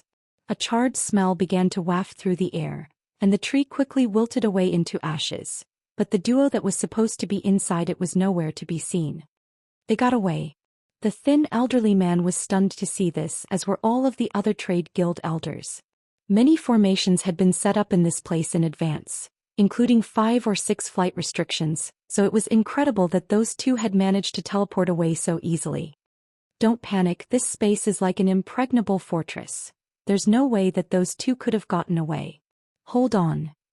They managed to obtain entry talismans that are available only to the elders of this guild, and they've torn through the restrictions to escape. We have to stop them. That voice belonged to Ming Zun, and initially it was quite calm and collected, but it suddenly took a drastic turn as Ming Zun discovered something using his spiritual sense. Immediately thereafter, a ball of golden light emerged in midair before vanishing into the distance after just a few flashes. The elders' expressions changed slightly upon seeing this, and they also set off in pursuit, leaving the auction attendees to exchange bewildered glances with one another. Only then did Yushuang return to the stone platform in a pale-faced manner, then forced a smile onto her own face as she offered everyone some words of consolation. All of the Grand Ascension stage beings in the flying cabins all wore different expressions upon witnessing this sudden turn of events, but none of them departed from the auction venue. After all, doing so would most likely arouse suspicions that they were accomplices of the black-robed man, or were trying to take advantage of this situation to cause more trouble. Even though they were extremely eager to obtain the ancestral dragon blood, they could only give up on it due to the qualms they held toward the trade guild. Furthermore, judging from the black-robed man's display of confidence, it was most likely the case that pursuing them would be nothing more than a futile task anyway. All of the Grand Ascension stage beings present were extremely wily characters, so they naturally weren't going to do something so with such a terrible risk-to-reward ratio. As expected, the Grand Ascension stage beings of the Trade Guild returned not long after their departure. A faint buzzing sound rang out, and a white light formation appeared on the stone platform, following which Ming Zun and the four elders emerged with dark expressions. Their auras were completely unchanged, so it was most likely the case that the two treasure thieves had managed to get away. Yushuang hurriedly made her way over to the five of them before extending a respectful curtsy. Ming Zun waved a dismissive hand toward her and instructed, "Release portraits of those two across the entire trade guild. Make sure to find out who they are and their current location as soon as possible." "Yes, I'll get that organized right away," Yushuang hurriedly replied before immediately making a hand seal, upon which she abruptly vanished on the spot. Meanwhile, Hanli was seated in his flying cabin with a contemplative look on his face. All of a sudden, he made a grabbing motion, and a dark green wooden sword appeared in his grasp amid a burst of spatial fluctuations. Hanli held the sword horizontally before himself, then stroked the dark green patterns on the blade with 2 fingers in a contemplative manner. The Blood Soul and Zhu Guo exchanged a glance upon seeing this, but they didn't dare to interrupt him. There may have been an issue with the final auction item, but we'll still abide by past convention and present the intercontinental teleportation spots are our special auction item. "I will be hosting this segment of the auction in person," Ming Zun said in a calm manner. His words created another stir in the venue, but no one was truly surprised to hear this. Generally speaking, an auction would always conclude after the most valuable auction items were sold. However, it was a signature trait of the Helian Trade Guild's auctions to save the intercontinental teleportation spots for last, and that wasn't something that would be changed for no good reason. However, never had the manager of the Trade Guild hosted this part of the auction in person. As such, even though the majority of people had no intention of securing a teleportation spot, they were still paying close attention to the proceedings. Hanli also returned to his senses from his train of thought and temporarily cast whatever he was thinking aside. In contrast with the ancestral dragon blood, which he couldn't even verify the authenticity of, it was far more important for him to secure spots to travel to the other continents so he could reunite with Nan Gongwan as soon as possible. The rest of the auction progressed extremely smoothly. Perhaps it was due to the fact that all of the teleportation spots had been switched to the Blood Sky continent, but not many people were eager to claim them. Thus, Hanli was able to secure several spots at a price that was only slightly higher than the base price, and that was naturally a pleasant surprise for him. Today's auction concludes here. You may now leave this space. "Thank you for your patience," Ming Zun said with a smile as he cupped his fist in a salute after the final teleportation spot was sold. Many of the auction's attendees on the plaza were still quite bewildered by what they had seen, but they all hurriedly rose to their feet and returned Ming Zun's salute. Thus, all of them began to depart from the plaza under the guidance of the Trade Guild's servants. Shortly thereafter, only the Grand Ascension stage beings in the flying cabins remained. "My apologies for showing you something so embarrassing, fellow Daoists. Never has an auction item been stolen from our Trade Guild since its founding. If anyone can help us capture those two thieves, our trade guild will be sure to reward you handsomely. Not only will you be able to make 3 requests to our trade guild that are within the guild's realm of capability, you can take the ancestral dragon blood as part of your reward as well, Mingzun declared in a calm manner. Are you being serious, fellow Daoist? You won't go back on your word, will you? All of the Grand Ascension stage beings drew a sharp breath upon hearing this. Even for beings of their caliber, the reward being offered by the Helian Trade Guild was extremely alluring. I wouldn't dare to say that our guild is the most powerful force in the spirit realm, but it's still quite a reputable and renowned one, so we wouldn't go back on our word. This offer will stand until those 2 are captured, and it doesn't matter to us how that's achieved, Mingzun replied with a smile. That's all I needed to hear, the Mayfly being chuckled coldly, seemingly rather confident in his ability to track down those 2 thieves. Brother Ming, may I ask if you and the others managed to catch a glimpse of those 2 at all as you were pursuing them? Do you know what type of teleportation technique they used? How could they have successfully teleported away when there are so many restrictions set up here? Another Grand Ascension stage being asked in a cautious manner. The 5 of us had already chased them down, but they had set up a temporary teleportation formation in advance nearby, so they were able to teleport away. We don't know what they did to that formation, but none of our patrols were able to detect it. As for the method they employed to leave this space, that was something I'd never seen before, so I can't offer much insight into that, Mingzun replied with furrowed brows. Thank you for this information, Brother Ming. I know what I need to do now, the Grand Ascension stage being said. After that, a few more Grand Ascension stage beings asked some questions pertaining to the ancestral dragon blood and the black-robed man, but unfortunately Mingzun wasn't able to give any definitive answers. At this point, some of the Grand Ascension stage beings were already beginning to depart, and Mingzun displayed no intention to stop them. Let's go. We don't have time to search for those 2. Let's go back and wait for the teleportation to the Blood Sky continent. I'm guessing we won't have to wait for too long, Hanli said as he rose to his feet. The Blood Soul and Zhu Guo naturally offered affirmative responses. Thus, moments later, the 3 of them departed from the flying chamber within a ball of azure light before heading directly toward the exit of this space. After returning to the pavilion where they were staying, Hanli issued a few instructions to the Blood Soul and Zhu Guo before entering his secret chamber. As soon as he took a seat, he flipped a hand over to release a ball of golden light from his storage bracelet, which transformed into the shimmering golden page of the golden jade tome that he had just purchased before landing in his grasp. Chapter 2339. Organ Refinement Origin Arts. As soon as the page was released, it began to buzz and tremor incessantly within his grasp, as if it were trying to fly away with all its might. A faint smile appeared on Han Li's face, and he merely rubbed his hands together, upon which the buzzing immediately subsided. He then held the page between 2 of his fingers before rustling it in a casual-looking manner. Countless golden runes immediately surged out of the page in a frenzy, quickly forming a passage of text before him. Han Li's eyes narrowed slightly as he began to carefully inspect the passage. Organ Refinement Origin Arts, he murmured to himself as he read the name of the enclosed ability. His expression then changed slightly as if he had made a sudden realization, and he immediately began to read the rest of the text.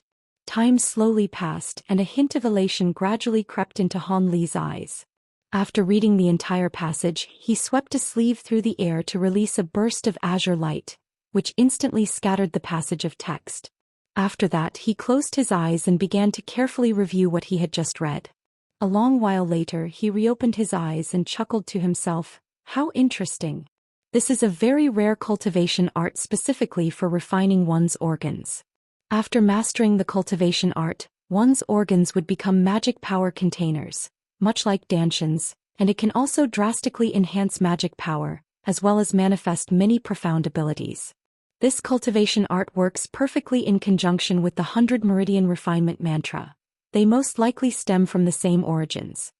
It's quite fortunate that I was able to obtain 2 inner pages of the Golden Jade Tome containing immortal secret techniques of the same origins, Han Li murmured to himself, but his brows then furrowed slightly as a thought occurred to him.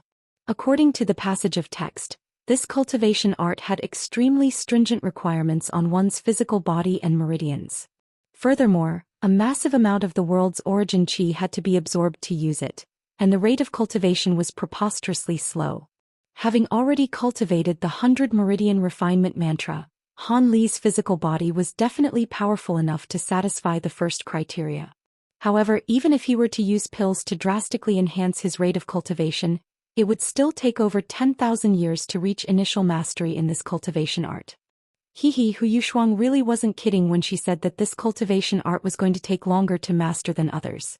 If a normal Grand Ascension stage being were in my place, a minimum of 50,000 to 60,000 years of arduous cultivation would be required to make any substantial progress.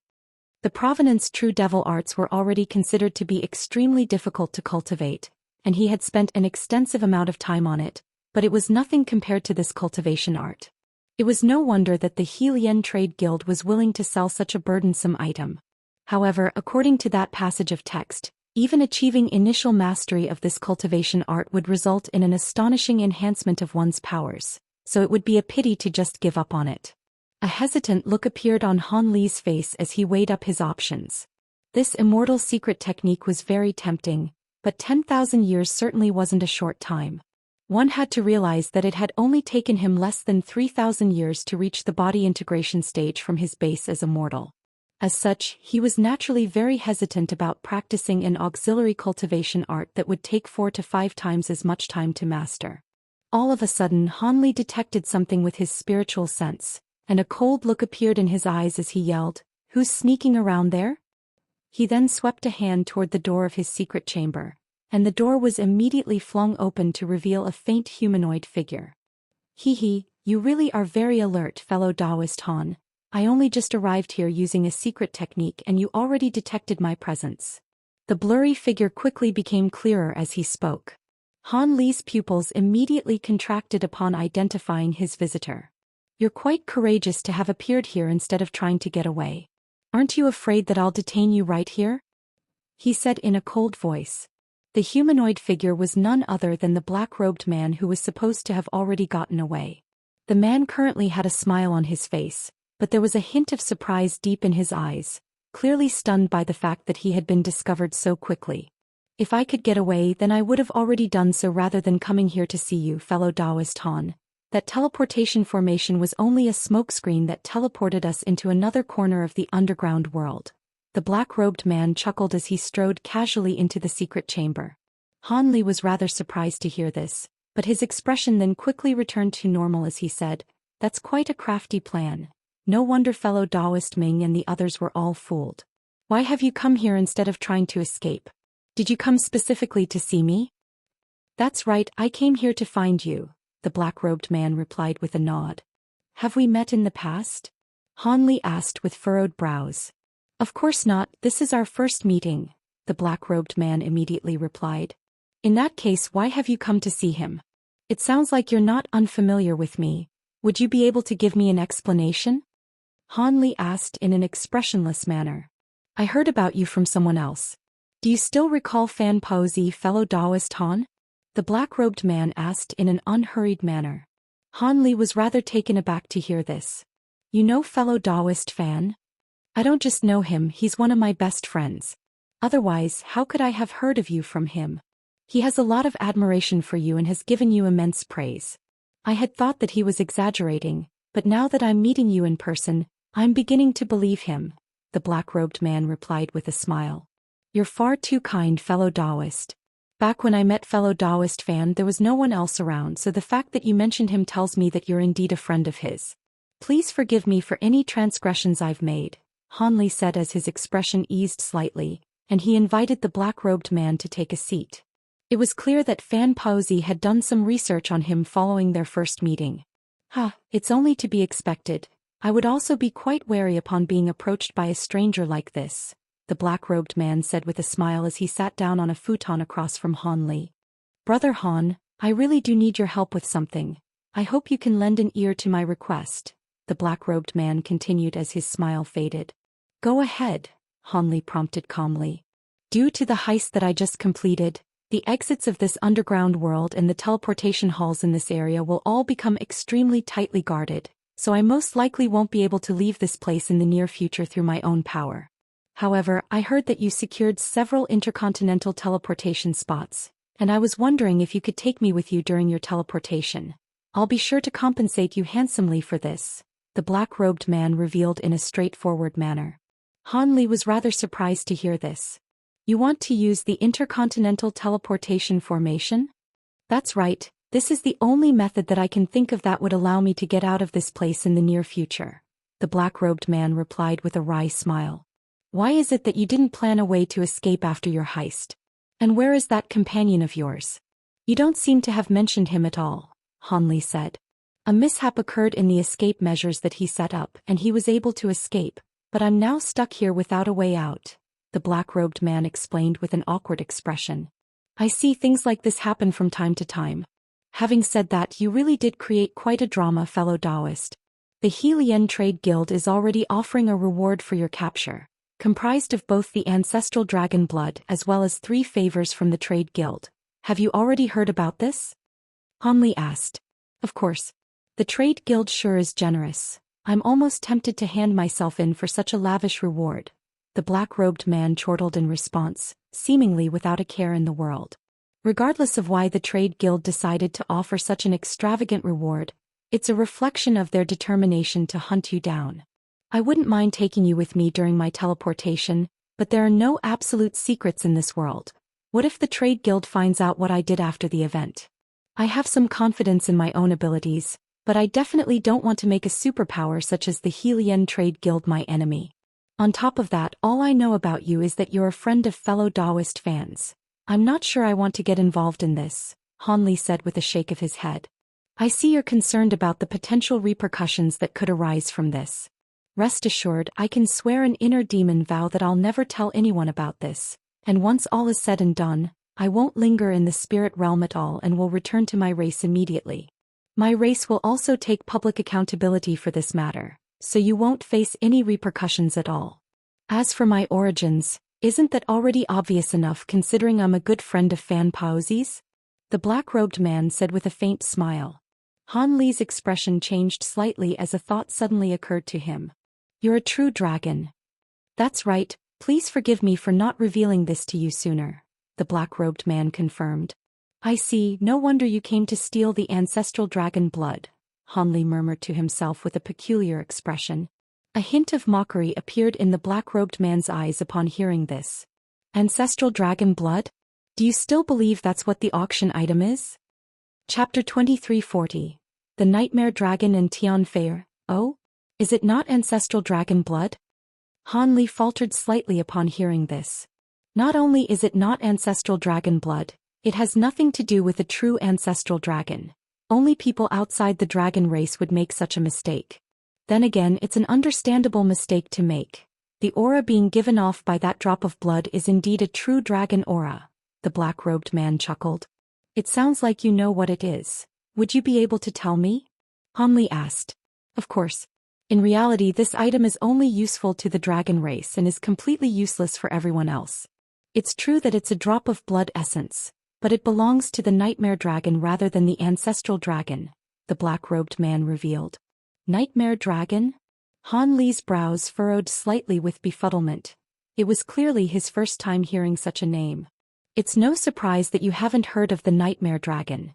There aren't even many people in the dragon race who are aware of such an existence. The Nightmare Dragon is an existence in the true immortal realm that's no less powerful than the esteemed Ancestral Dragon, but it's the patriarch of the devilish dragons, which are the sworn enemies of us true dragons. This Nightmare Dragon blood most likely descended from the true immortal realm, and this is only 1 drop of 8 in total, the black-robed man explained. 8? There are that many? Han Li was quite stunned to hear this. The elders of our race were able to detect this number through special methods using their bloodline power, and that's why some of my brethren and I were sent out to all the realms to recover these drops of Nightmare Dragon blood. Even though this blood contains extremely enormous power from the Nightmare Dragon itself, it's also imbued with chaotic power that can only be slowly refined by us true dragons over time. If anyone else tries to refine this blood by force, not only will they be unable to access the energy in it, their magic power will be contaminated, thereby transforming them into a projection clone of the Nightmare Dragon. The elders suspect that the Nightmare Dragon intentionally sent its blood down into the lower realms for this purpose. As the sworn enemies of the devilish dragons, we naturally can't allow this sinister plan to come into fruition, the black-robed man said with a serious expression. In that case, not only is this blood useless to the rest of us, it's extremely dangerous as well. Having said that, with his nightmare dragon blood, the power of your race will be drastically enhanced in the near future. Perhaps there will even be some of you ascending to the true immortal realm, Han Li mused. The black-robed man immediately shook his head in response. Refining nightmare dragon blood is nowhere near as simple as you think, fellow Daoist. The blood is indeed imbued with extraordinary power, but the chaotic power contained within it will take an extremely long time to eradicate, and during this process, much of the energy in the blood will be lost as well. In the end, we'll be lucky if the blood even retains 10% of its original power. On top of that, this energy will only enhance one's magic power and save them some time in their cultivation. For true spirit beings, ascension is countless times more difficult than it is for others. Having said that, this blood could be consumed by some juniors below the grand ascension stage, and there's a chance that it could help them break their bottleneck to become true spirits earlier than they otherwise would. In that case, your true dragon race will most likely be welcoming a few new true spirits soon, Han Li said. That is indeed a possibility, but whether it'll actually happen is still yet to be seen. All of us true dragons possess true spirit bodies from birth anyway, so even if we rely only on gradual accumulation over time, it's not too difficult for us to become true spirits. Alright, I've revealed everything about this situation to you. Have you decided whether you're going to help me, Brother Han? The black-robed man asked in a seemingly nonchalant manner. Instead of directly answering this question, Han Li replied in an ambiguous manner, seeing as you're a friend of Fan Paozi's, and you'll be taking all responsibility publicly for this incident, there's no reason for me to refuse. Has Fan Paozi already given you an invitation for our vast spirit Dao Fruit convention? The black-robed man asked with a smile. Are you referring to this? Han Li asked as he flipped a hand over to produce a shimmering silver dragon scale. That's right. If you're willing to help me here, I can assure you that I'll provide you with some minor assistance during the convention, thereby slightly increasing your chances of securing a Dao fruit, the black-robed man said. A contemplative look appeared on Han Li's face upon hearing this. After receiving this invitation, I did some research about this Dao fruit convention, but unfortunately, not many fellow Daoists of the spirit realm seem to know about it. All they know is that invitations to this convention seem to be extremely difficult to obtain. I also heard that this Dao fruit is renowned as the #1 spirit fruit across all realms, but I don't know exactly what it can do. Even across all of the realms, only 1,000 people have been invited to the myriad spirit Dao fruit convention held on our Dragon Island. The only condition for receiving an invitation is that one must possess power close to or exceeding that of the average true spirit being. Senior Marshal Brother Fan has extremely high standards, so it's truly remarkable that you were able to gain his acknowledgement, Brother Han. Perhaps it's a bit of an exaggeration to say that our Dao fruit is the #1 spirit fruit across all realms, but I'm sure most people will agree that it definitely belongs in the top 3. After all, those who consume the fruit will attain vast spirit Dao physiques for 10,000 years, during which time their cultivation and ability to learn and understand cultivation arts will be enhanced by around 8-fold. The black-robed man chuckled. 8-fold. Han Li was truly stunned to hear this, and an incredulous look appeared on his face. That's right. Each person can only consume a single vast spirit Dao fruit in their life. Consumption of the fruit can temporarily allow one to attain the legendary vast spirit Dao physique. The physique won't assist you in battle, but it's incredibly useful for cultivation and mastering cultivation arts, the black-robed man said with a hint of yearning in his eyes. If this fruit really does possess such incredible abilities, then it's no exaggeration to say that it's the #1 spirit fruit across all realms. However, it sounds like the fruit will be extremely difficult to obtain even if one gets to participate in this convention. How will you be able to assist me? Even if you're a true dragon yourself, I'm sure it'll be very difficult for you to swing things in my favor when it comes to obtaining such a precious treasure, Han Li said in a calm manner. Rest assured, Brother Han. I've already been assigned the role of one of the 36 overseers of the convention for this edition. On the surface, I won't be able to help you, but I can pass some information about other people on to you, as well as some other obscure information that's inaccessible to outsiders, the black-robed man replied. Is that it? Han Li's brows furrowed slightly upon hearing this. You should be satisfied with that, fellow Daoist. Vast spirit Dao fruits are extremely precious, and all of the people attending the convention will be powerful beings. On top of that, the past track record of the convention indicates that only 1 out of over 100 people will obtain a Dao fruit, while others will only be able to taste some spirit juice made from diluted Dao fruit juice. This spirit juice is also extremely precious to cultivators like us, but it's completely incomparable to the Dao fruit itself. I would already be making an exception by providing information to help you. Perhaps my assistance will be the difference between obtaining a Dao fruit and failing to do so, the black-robed man said with a faint smile. You're right, I was being too greedy there. In that case, I agree to this deal, Han Li decided after a brief moment of contemplation. I knew you'd agree, Brother Han. I'll hide here for a few days, and when the time arrives, we'll be able to leave this continent together, the black-robed man said in an elated manner. That's not an issue, but I only purchased 3 teleportation spots. How will you be able to accompany me during the teleportation without being noticed? Han Li asked. Rest assured, fellow Daoist, I've cultivated an imitation secret technique that can allow me to pose as an accessory, and there's a good chance I'll even be able to fool a true immortal with this secret technique, the black-robed man replied in a confident manner. Han Li's expression eased slightly upon hearing this. All right, then there shouldn't be any problems.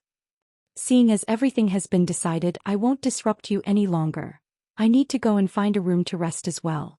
I've been searching for this drop of nightmare dragon blood non-stop these past few years, and I haven't truly slept once during this time, the black-robed man said as he rose to his feet, then departed after extending a parting salute.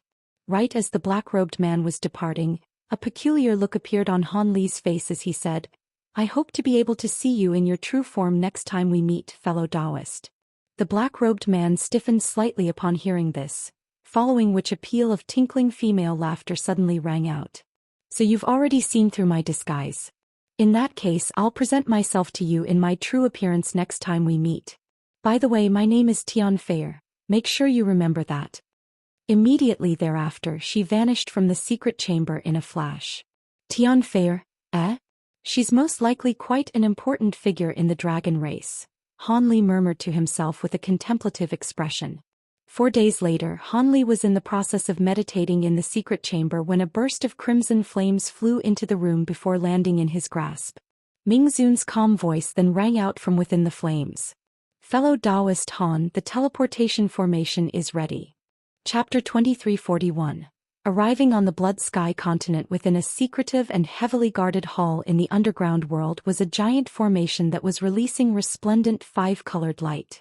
Around a dozen black-armored guards were busy at work in the formation, quickly placing one top-grade spirit stone after another into the slots on the formation. At the same time, there were over other people standing in the hall outside the formation. Among them, there were only 5 Grand Ascension stage beings, while the rest were mostly comprised of body integration stage beings, and only 7 or 8 were of a lower cultivation base than that. The Blood Soul and Zhuguor were naturally included in that final group. Han Li was standing in one corner of the hall with the 2 women and PatriarChapter, calmly appraising the busy guards inside the formation. The 12 fragrant maidens naturally couldn't be teleported to the Blood Sky continent with them, so the Trade Guild was tasked with sending them to the human race.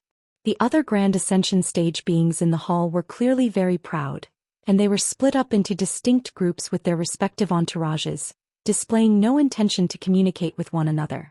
The other foreign beings didn't even dare to look at Han Li and the other Grand Ascension stage beings as they also waited in silence. All of a sudden, the sound of footsteps rang out, and Ming Zun strode into the hall with Fairy Fei Yun. All of the Grand Ascension stage beings immediately directed their attention toward the duo, and Han Li also did the same after gently tapping a green bracelet on his wrist. This seemingly ordinary storage bracelet was none other than Tian Fei'er.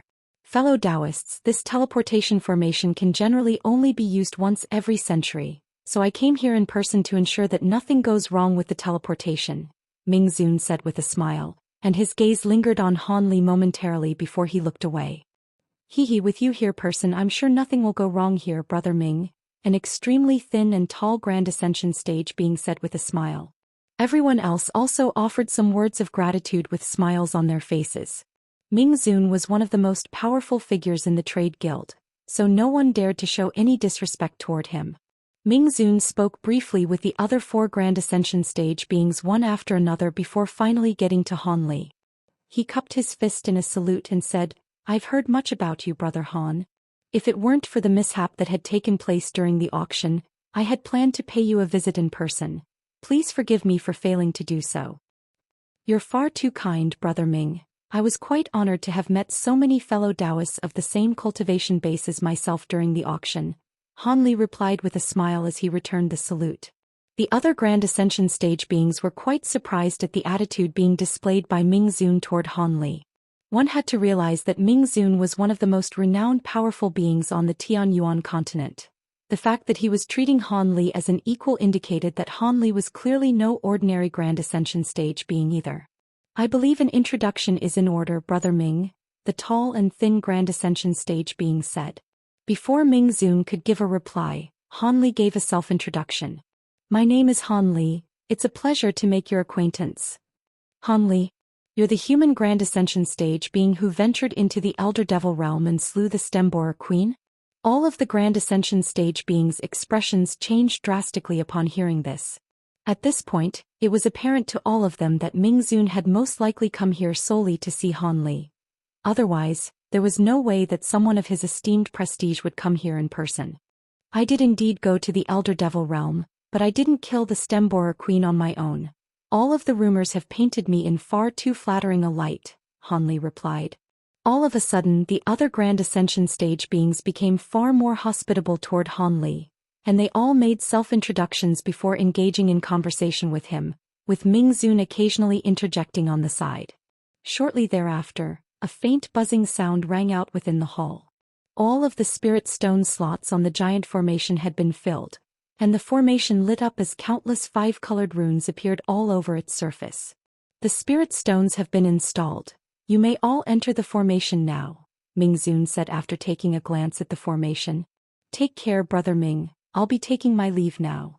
Han Li cupped his fist in a salute before making his way toward the formation with his small entourage. The other Grand Ascension stage beings also followed suit. Thus, all of the people waiting in the hall quickly entered the formation, then vanished amid a flash of dazzling light. "They're finally gone. Master Ming, was that true dragon really among them?" Fairy Fei Yun asked after heaving a sigh of relief. "There's only one way to find out," Ming Zun replied before making a grabbing motion toward the giant formation, upon which a round formation plate immediately flew out of the formation before landing in his grasp. This was a translucent formation plate with spirit symbols akin to the markings of a compass running along its edge, and most of the markings were flashing with faint light. Fei Yun took a glance at the formation plate before an elated look quickly appeared on her face. "There are 57, as expected. There was an extra person's worth of teleportation energy expended than expected. I wonder how she managed to do it. None of the restrictions in the hall were able to detect her. The true dragons possess unfathomable powers, so it's no surprise that she had some type of cultivation art or treasure that could allow her to escape our detection. This was her only opportunity to return to the dragon race in the near future. Now that the nightmare dragon blood has been taken out of our hands, we can all heave a huge sigh of relief," Ming Zun replied with a faint smile. "It's a good thing a close friend of yours from the dragon race informed us that it was nightmare dragon blood rather than ancestral dragon blood. Otherwise, if it had been sold or we had enforced stronger measures and harmed the dragons performing the heist, it would have spelled a lot of trouble for our trade guild," Fei Yun said with a wry smile. "Given the properties of the nightmare dragon blood, it would definitely have been a ticking time bomb if it had been sold. However, handing it over to the dragon race would have been a display of weakness that would have placed our trade guild in a bad light. Even though allowing those two to get away would also affect our guild's reputation, it's the better alternative in comparison," Ming Zun mused. "That's true. It was too late to employ any other course of action anyway, so this was our only choice," Fei Yun replied in a respectful manner. "Alright, that brings this matter to a conclusion. Keep the bounty for those two, but it'll just be for show. I'm sure everyone will forget about this incident in a few years. Let's go back. The auction may have concluded, but there are still some things that must be taken care of," Ming Zun said before departing, followed closely by Fei Yun. Han Li was naturally unaware that the Nightmare Dragon blood heist had actually been partially orchestrated by the Helian Trade Guild. Even if he did hear about it, he wouldn't have thought much of it anyway. The white light around him faded, and he quickly recovered from the rush of teleportation dizziness, but upon which he immediately identified that he had arrived in another giant formation. There was a spacious area around the giant formation that was paved with blue stone, and only a man and a woman were situated in the area.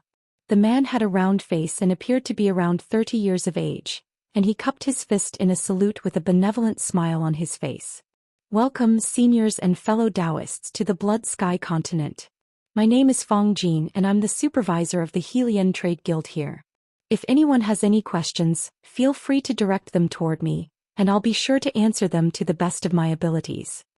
In contrast, the young woman beside him was much more cold and forbidding, and she was appraising everyone in the formation in silence. These two both at the body integration stage, so most of the people in the teleportation formation hurriedly returned their salute, and one of them immediately asked, "Fellow Daoist Fong, do you have a map of the nearby area with annotations of the powers that we need to look out for?" "Of course. Those who require such a map can receive a copy from me," Fong Jin immediately replied before sweeping a sleeve through the air, releasing several tens of jade slips of different colors. Everyone was quite pleased to see this, and they each took a jade slip for themselves. Some of the more eager individuals only briefly inspected their jade slips before quickly departing, while the others also left after asking some questions, including the 4 Grand Ascension stage beings and their entourages. Thus, Han Li was the only Grand Ascension stage being left near the formation, and he was joined by several foreign beings who seemed to be from the same group.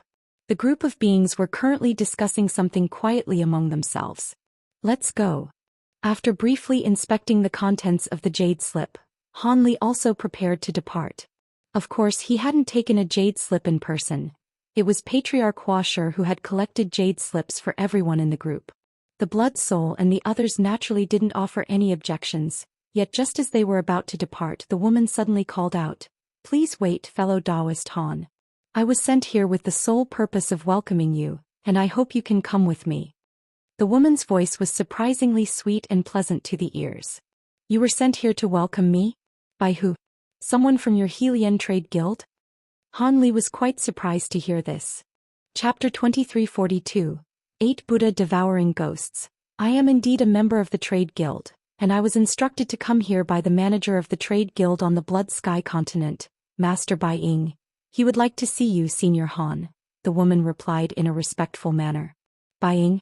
This is the first time I'm hearing this name, but seeing as he's the manager of your guild on this continent, he must be quite a renowned figure. What would he like to see me for?" Han Li asked.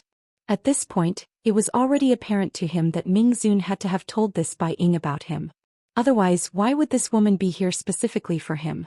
"I'm afraid I don't know the answer to that. I was merely instructed to invite you to meet with Master Bai Ying. If you have any questions, you can ask Master Bai Ying in person," the woman replied. "Did fellow Daoist Bai not tell you anything when he instructed you to come and see me? How is he so sure that I'll agree to meet him?" Han Li chuckled coldly in response. "Master Bai gave something to me prior to coming here, and he asked me to deliver it to you in person," the woman replied. "Oh, go ahead and show it to me," Han Li prompted as his eyes narrowed slightly. "Yes, please take a look, Senior." The woman immediately summoned a crimson scroll, which she offered up to Han Li with both hands. Han Li swept a hand through the air to draw the scroll into his own grasp, then swept his spiritual sense toward it, upon which his brows furrowed slightly. He opened the scroll to discover that there was an inky black image of 8 ghosts devouring a Buddha etched on the scroll. The 8 ghosts were extremely vicious in appearance, and they were wielding different types of bone weapons as they surrounded a monk with a blurry set of facial features. The image was extremely lifelike, and it seemed that the monk was on the verge of being dismembered and devoured. Han Li's expression remained unchanged as he appraised the image, but he was feeling rather perplexed internally about why he was being shown this image. Right at this moment, a burst of crimson light suddenly flew out of the scroll before hurtling directly toward Han Li. Han Li faltered slightly upon seeing this before instantly sweeping his spiritual sense toward the crimson light. Upon determining what the crimson light was, he made no effort to evade and allowed himself to be swept up by the light, upon which he was drawn into the image in a flash.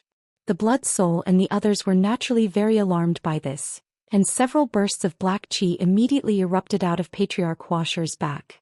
The burst of black qi then transformed into giant black pythons that were over 100 feet in length, while PatriarChapter appraised the woman with animosity in his eyes, preparing to strike as soon as she made any suspicious movements. Rest assured, fellow Daoists, Senior Han is fine. He was merely drawn into the image by a wisp of Master Bai Ying's soul for a private meeting, and he'll return soon, the woman said in a calm manner. Is that true? If something happens to Master Han in there, don't blame me for turning on you, PatriarChapter threatened. If Senior Han doesn't come out soon, then you can hold me accountable, the woman replied with a smile. She seems to be telling the truth, brother Sure. Let's wait here and see what happens. With Senior Han's powers, I'm sure he won't be in any danger, the Blood Soul said. PatriarChapter felt this to be reasonable, and he withdrew his giant pythons before standing off to the side with a dark expression. Meanwhile, Zhu Guo was appraising the image with a hint of concern in her eyes. The image was currently hovering in mid-air and enshrouded within crimson light that was able to keep out everyone's spiritual sense. There was even a bloody odor wafting out of the strange image. The group of foreign beings nearby hurriedly concluded their discussion upon seeing this, then quickly flew away in fear of being swept up in whatever was happening. Meanwhile, Fang Jin remained present with a faint smile on his face. At the same time, Han Li was situated in a mysterious space within the image, appraising a meditating gray-robed monk in front of him with slightly furrowed brows. Judging from his attire, this monk was the same as the one that had been surrounded by the 8 ghosts in the image. However, the monk was currently as still as a statue, and the malicious ghosts were nowhere to be seen. Han Li inspected his surroundings to find thick crimson mist that was as viscous as treacle all around him, only just over 100 feet away. There were wisps of baleful qi surging within the blood mist, and as soon as his spiritual sense came into contact with this baleful qi, the former would immediately become extremely sluggish, as if it had come into contact with some glacial object. A hint of surprise flashed through Han Li's eyes upon seeing this.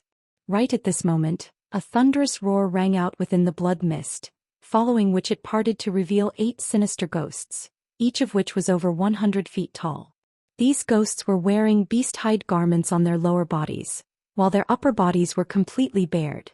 They had pairs of strange horns on their heads as well as ghostly patterns all over their skin, and they immediately surrounded Han Li as soon as they emerged from the mist. What's the meaning of this, fellow Daoist Bai Ying? Han Li suddenly asked in a cold voice as he turned to the monk with a dark expression. The monk stirred slightly upon hearing this, and he opened a pair of bleary eyes, as if he hadn't fully woken up yet. Oh. How did you know I was here, fellow Daoist Han? I may not have been a grand ascension stage being for long, but I've witnessed this type of spiritual sense technique in the past. I had thought that you had summoned this treasure to discuss something with me in private, so I allowed you to pull me in here, but it seems like you have some different intentions, Han Li said. Please don't misunderstand, fellow Daoist Han. I did draw you in here as I had something to tell you, but this is a very important matter, and I must verify if you have what it takes to hear about this first. These 8 infernal ghost monarchs aren't very powerful, but they're wielding true infernal netherworld winds. If a normal cultivator were to come into contact with even the slightest amount of this wind, they would immediately be eroded into nothingness, so even the average Grand Ascension stage being wouldn't dare to face this wind head-on. If you can traverse freely through this wind without using any treasures for 15 minutes, then you'll have passed my test, and I'll be sure to offer you an apology as well as disclose what I wish to discuss with you today. If you can't do this, then I'll have to eject you out of this image and pretend as if nothing ever happened, the monk replied in an expressionless manner. Almost at the exact same moment, the 8 ghosts let loose low roars before opening their mouths to release inky black gusts of Yin winds, forming massive walls of wind that sealed away all avenues of escape before converging toward Han Li. A hint of surprise flashed through his eyes at the sight of the oncoming Yin winds, but his expression quickly returned to normal as he said, "Opposing these infernal netherworld winds without any treasures is an interesting challenge, but aren't you underestimating me a little too much here?" All of a sudden, a layer of golden light appeared over his body, and the black winds were kept at bay around 10 feet away from him, unable to advance any further. The monk's pupils contracted slightly upon seeing this, but he remained expressionless as he said, "Your powers are indeed incredible, fellow Daoist, but don't grow complacent. This isn't the extent of the infernal netherworld wind's power. It's capable of adjusting its own power depending on the power of its foe." "Is that so? I'm very interested to see this infernal netherworld wind in action then," Han Li said in an indifferent voice. As soon as his voice trailed off, a burst of incredible power erupted out of the Yin winds, and the golden light released by Han Li was instantly compressed inward upon coming into contact with this tremendous force. Even though the golden light was only forced back by about half a foot before it was bolstered by Han Li again, he was still rather intrigued to see this. "This infernal netherworld wind really is quite interesting. You wouldn't mind if I took some for my own research, will you, fellow Daoist?" Han Li asked. The monk was rather taken aback by this request, but he replied with a faint smile, "If you're capable of doing that, then go right ahead. I have plenty of this Yin wind in my possession." "All right, then pardon my intrusion," Han Li said as he made a hand seal, upon which the Provenance True Devil projection appeared behind him amid a flash of golden light. The projection was over 100 feet tall with countless golden runes all over its body, and it was radiating scintillating golden light. As soon as it appeared, it raised its 6 arms while chanting an incantation, and 6 golden balls of light appeared over its palms, then sprang forth before combining to form a massive golden vortex in front of Han Li. Han Li pointed a finger at the vortex, and uttered the word, "Gather." A loud rumbling immediately rang out, and countless golden runes surged out of the vortex alongside several bursts of enormous suction force. As soon as the fearsome Yin wind came into contact with this suction force, it was drawn into the vortex as pillars of wind as if it had encountered the bane of its existence. The pillars of wind plunged into the golden vortex, and it was as if they were erased out of existence. The massive black walls of wind were reduced to tatters in the blink of an eye. Even the 8 ghosts that were releasing black wind with all their might were beginning to involuntarily approach the golden vortex, unable to resist its suction force. Chapter 2343. 10 Monarchs of the Netherworld. A hint of surprise flashed through the monk's eyes upon seeing this, and he immediately swept a sleeve through the air, releasing a burst of energy fluctuations that severed the enormous suction force being released by the golden vortex. "Please have mercy, fellow Daoist Han. You've already passed the test and those 8 ghost monarchs are still useful to me, so please spare them." Upon regaining their freedom, the 8 ghosts let loose low roars before disintegration into specks of black chi. "Rest assured, fellow Daoist, I wouldn't have actually attacked those 8 ghosts. I was merely curious and wanted to examine their power," Han Li chuckled in response. The projection and golden vortex behind him then vanished in unison, but an inky black ball had appeared in his hand, and he was appraising it in an intrigued manner. This was none other than the infernal netherworld wind that he had gathered with his revolving golden light. However, the wind had been compressed into this ball by his enormous magic power. "Your powers far exceed my expectations, Brother Han. It seems that the rumors were true and I was foolish to have implemented this test," the monk said. "Seeing as I've passed your test, can we move on to the topic of discussion?" Han Li asked. "Of course you have the right to hear what I have to say. I'm sure you're already aware of who I am," the monk replied. "If the woman outside hadn't lied to me, then you should be the manager of the Heilian Trade Guild on the Blood Sky continent, which would make you equivalent in status to fellow Daoist Ming Zun," Han Li said. "That's correct, but how much do you know about our Heilian Trade Guild?" the monk asked. "I'm afraid I don't know too much. All I know is that the Trade Guild is extremely powerful and is one of very few super organizations that span across all 3 continents," Han Li replied with furrowed brows. "In reality, our guild is quite a loose organization. Aside from the branches on each continent that were set up to facilitate easier exchange of resources and information, there are no set rules and duties. Generally speaking, whenever conflicts arise, the panel of Grand Ascension Stage Elders in the guild will pass down their judgment. I was assigned the duty of temporary manager of the guild on this continent by the Elders. If any Grand Ascension Stage fellow Daoists wish to join our guild, they'll generally become guest elders. This role won't affect their daily cultivation nor their status in their own respective races, and they'll get to enjoy many incredible benefits. Their only duty will be to assist the guild in times of peril," the monk said in an unhurried manner. "Why are you telling me this, fellow Daoist?" Han Li asked. I want to formally invite you to join our trade guild. Would you be interested? The monk asked as a smile appeared on his face for the first time. Did you invite me here and conduct that examination just for this? Han Li asked in a calm manner. Of course not, but if you can become a member of our guild, I'll have fewer qualms about sharing what I'm about to discuss with you, the monk replied.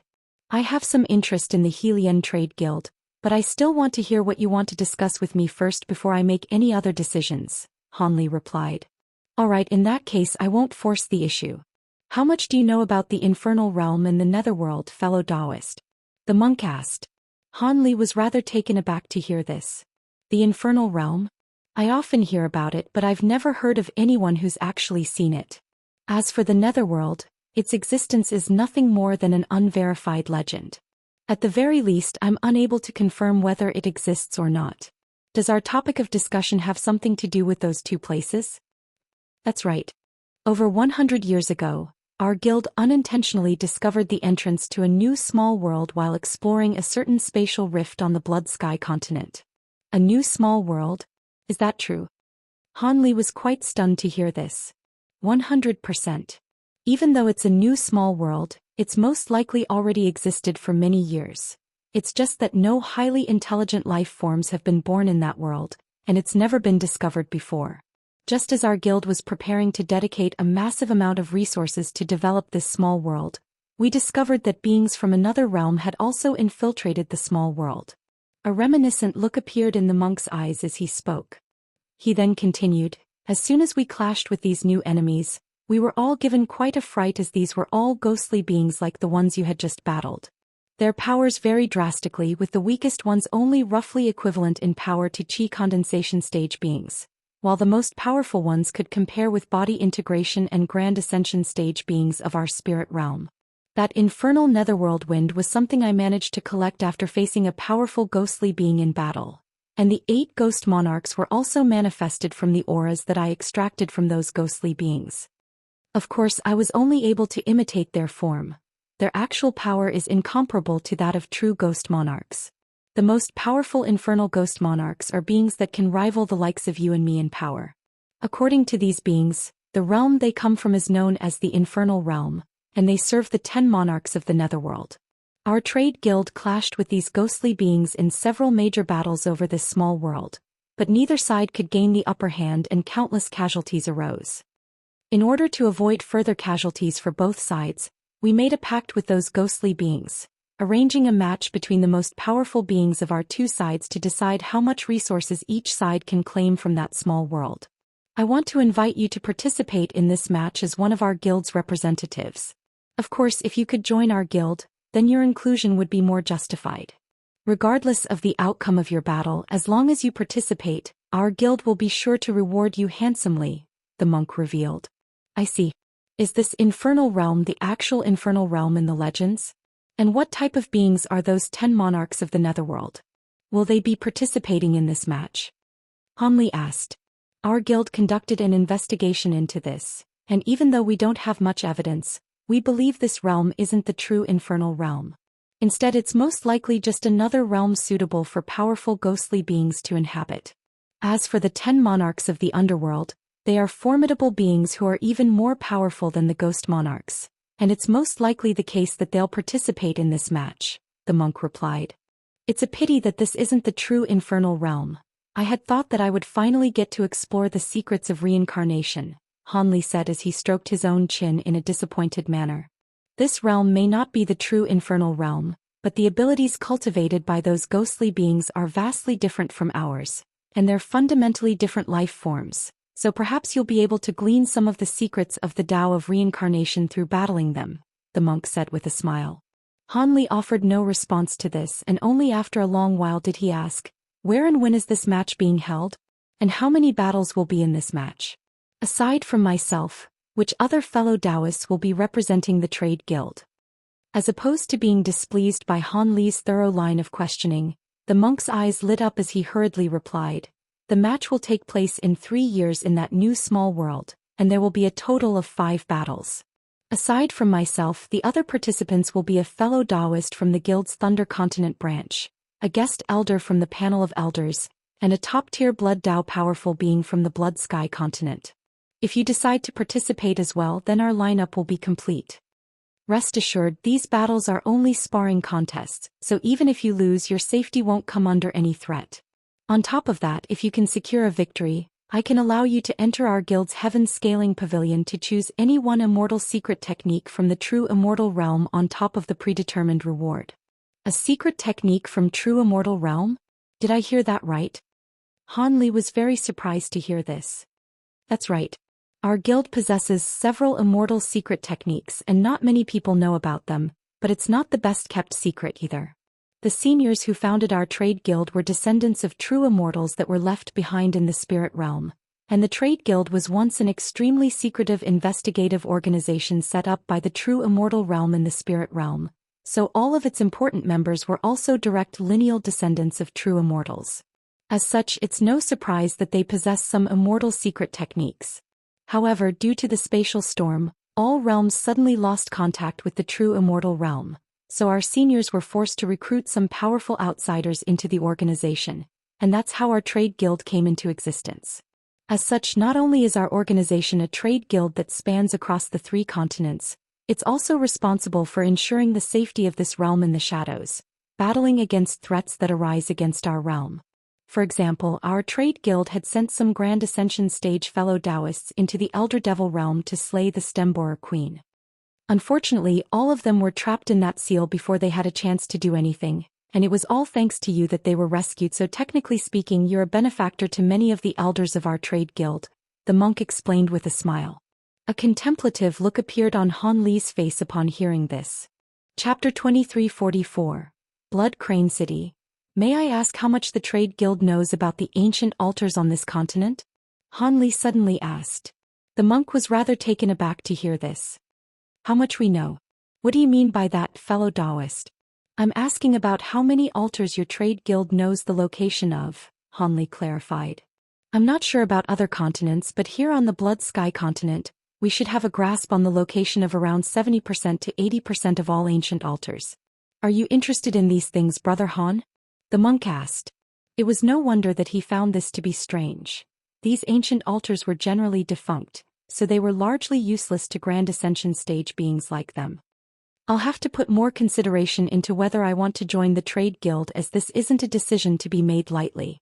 However, I can agree to participate in the match, but aside from the compensation you just mentioned, I have another condition, Han Li said. What is it? A hint of caution appeared in the monk's eyes upon hearing this. I wish to be able to make use of your guild's information-gathering avenues during my time on the Blood Sky continent so I can access the information I want as quickly as possible. As for the information about the ancient altars, I would like a detailed distribution map right away, Han Li replied. The monk's expression eased slightly upon hearing this, and he nodded in agreement. That's not an issue, I agree to your request. As for the ancient altars, I'll get someone to deliver a distribution map to you immediately after you leave this space. Good. As long as your trade guild keeps its promise, I'll be sure to attend the match in 3 years, Han Li assured with a smile. I have no reasons not to trust a promise from a man of your status. Here is a token, please keep it safe. When the match is about to begin, it'll notify everyone, and when that time comes, just go to any subsidiary site of our guild and you'll be taken to the entrance of the small world, the monk said as he flipped a hand over to produce a formation plate. Alright, I'll see you and the other fellow Daoists on the cusp of the match then. Han Li stowed the formation plate into his storage bracelet as he spoke. After that, the monk told him about some precautionary aspects of the match, then gave him an even more detailed map of the Blood Sky continent before finally releasing him out of this space. All of a sudden, Han Li re-emerged in the outside world, enshrouded within a ball of crimson light. Master Han. Senior Han. Everyone hurriedly greeted him with respectful salutes. Sorry to make you worry, Han Li said to his entourage with a faint smile. At this point, the woman from the trade guild had already received instructions from Bai Ying, and she said in a respectful manner, Senior Han, I've already sent out a message requesting the information that you want. It should arrive soon, so please wait here for now. I've already stayed here for quite some time. It's not like waiting a bit longer will make any difference, Han Li replied in a calm voice. The woman didn't dare to say anything further, and she extended a respectful bow before rolling up the scroll that Hanli had just emerged from, then stood off to the side in silence. Fang Jin also remained silent as he stood still on the spot with a respectful expression. Only after more than 2 hours had passed did a streak of crimson light appear in the distant sky, then approached everyone at an incredible speed, arriving on the scene after just a few flashes. The woman made a hand seal before raising a hand upward, and the streak of crimson light immediately descended as a crimson flying sword, attached to which was a yellow jade slip. This is the information about the ancient altars that you requested, Senior Han. The woman removed the jade slip from the sword before hurriedly handing it over to Hanli. Hanli accepted the jade slip before injecting his spiritual sense into it, upon which a pleased look appeared on his face. This is indeed a very detailed distribution map. It's getting late, so it's about time we set off now. Hanli stowed the jade slip away, then raised a hand to release a ball of black light, which instantly transformed into the mountainous ink spirit Holy Arkansas. Fang Jin and the woman were both quite startled by the sudden emergence of such an enormous object, while Hanli and the others flew onto the ark, following which it quickly sped away as a streak of black light. In the blink of an eye, Fang Jin and the woman were the only 2 people remaining on the scene. Right as the giant ark disappeared into the distant sky, the woman suddenly turned to Fang Jin before extending a respectful bow. Master Baiying, it looks like Senior Han has already agreed to represent our guild. In that case, our chances of securing victory will be bolstered even further. Fellow Daoist Han does indeed possess incredible powers, but against a monarch of the Netherworld his chances of victory are only around 50%. Having said that, our trade guild won't be able to find any better representative during the next 3 years. I just hope that not all of the Infernal Realms representatives will be monarchs of the Netherworld, Fang Jin replied with a smile, then suddenly grew drastically taller as he transformed into a green-robed elderly man with a pair of murky eyes. This Fang Jin was actually none other than Baiying in disguise. He was somehow able to disguise himself and even restrict his own cultivation base to the body integration stage, but it was unclear whether Hanli had been fooled. What did the trade guild want from you, Senior Han? It's not going to affect the objective of our trip, is it? The Blood Soul asked with a hint of concern in her eyes. Rest assured, fellow Daoist, the Helian Trade Guild is only asking for a small favor from me, and it won't affect our original plan at all, Hanli replied with a smile. The Blood Soul's expression eased slightly upon hearing this. That's good to hear. All of a sudden Hanli flicked his wrist and said, Fairy Tian, you can show yourself now, and please keep my conversation with fellow Daoist Baiying a secret. Rest assured, Brother Han, I'm more than capable of keeping a secret. In any case, it's just a small world, and that's not enough to tempt our dragon race. If our dragon race wanted a small world, we could obtain any number of small worlds at any time we want. I swear on my inner vows that I won't disclose this to anyone. As soon as this voice trailed off, green light flashed from Han Li's wrist, and an elegant figure emerged before everyone. She wore a long green robe and had skin as fair as snow, creating a stark contrast with her long black hair. Her facial features were very beautiful, and she would be completely identical to a human beauty if not for the pair of short green horns sticking out of her hair. This was the true form of Tian Fei'er. The Blood Soul and the others were all given a fright upon seeing this, but judging from Han Li's words, they knew that this wasn't an enemy, so they didn't immediately lash out despite their surprise. Considering how wealthy the dragon race is, I'm sure you wouldn't revoke an inner demon vow over something like this, Han Li replied with a nod, seemingly in full trust of the woman. It was all thanks to you that I was able to escape from the Helian Trade Guild, and I'll be sure to repay you during the Dao Fruit Convention, Brother Han. I'll be leaving this realm and returning to my race now, Tian Fei'er said with a smile before taking her leave. Han Li naturally wasn't going to try and keep her, and after exchanging some parting words, Tian Fei'er sped away toward a certain direction as a ball of azure light. As for how she was going to leave the spirit realm, that wasn't something for Han Li to be concerned about. Let's go. The distribution map indicates that there seems to be an ancient altar just nearby. Let's take a look at that one first, Han Li said after Tian Fei'er had faded into the distance. PatriarChapter immediately gave an affirmative response, then controlled the puppets piloting the giant ark to change directions slightly before accelerating toward the nearest altar. Fellow Daoist Blood Soul, please come with me to the hall. I have something to discuss with you, Han Li instructed. The Blood Soul wasn't surprised to hear this, and she immediately did as she was told. Moments later, the two of them arrived in the hall, and Han Li took a seat while the Blood Soul remained standing. What are your plans now that we've arrived on the Blood Sky continent, fellow Daoist? Our agreement was that I would protect you if you encountered any powerful enemies, but it'll be up to you to find and recover your true body, Han Li said in a calm manner. I've already decided that I'll be going to Blood Crane City, which was where I previously discovered some leads in the form of a mark left behind by my true body. Unfortunately, I was being pursued by enemies at the time, so I didn't get a chance to thoroughly inspect the nearby area and could only flee back to the Tianyuan continent. I'm sure that if I were given sufficient time, I'll be able to find more leads, the Blood Soul replied. Blood Crane City? Let me check the location of that city, Han Li said as he flipped a hand over to produce the jade slip containing a map of the continent, then injected his spiritual sense into it. It's quite a distant location. If we don't use any teleportation formations, it'll most likely take half a year to fly to the city. The good thing is that there are many ancient altars along the way, so it won't hamper my progress.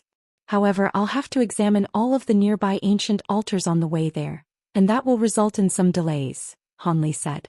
The Blood Soul was ecstatic to hear this, and she hurriedly extended a deep bow as she said, Of course, it's only right that you prioritize what you're doing above my quest.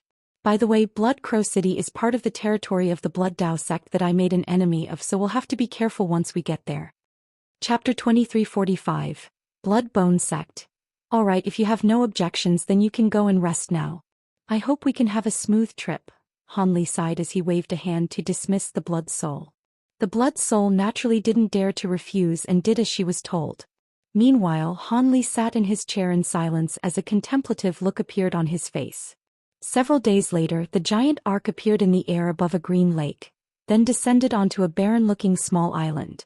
Half a day later, the ark rose up into the air again before traveling along a predetermined route. A month later, around a dozen foreign beings split up into the two groups were engaged in a fierce battle above a certain renowned mountain range on the Blood Sky continent.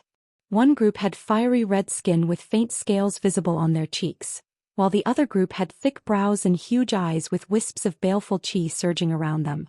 Below the two groups was a secluded forest, within which were several spirit medicines that were releasing unique aromas into the breeze. On either side of the spirit medicine sat a crimson-robed elderly man and a gray-robed elderly man. The appearances of these two were similar to those of the two groups of beings locked in battle up above, but their cultivation bases were far superior. The two were locked in a battle of their own, with one of them controlling a flower basket treasure, while the other was wielding a round disc, and they appeared to be evenly matched.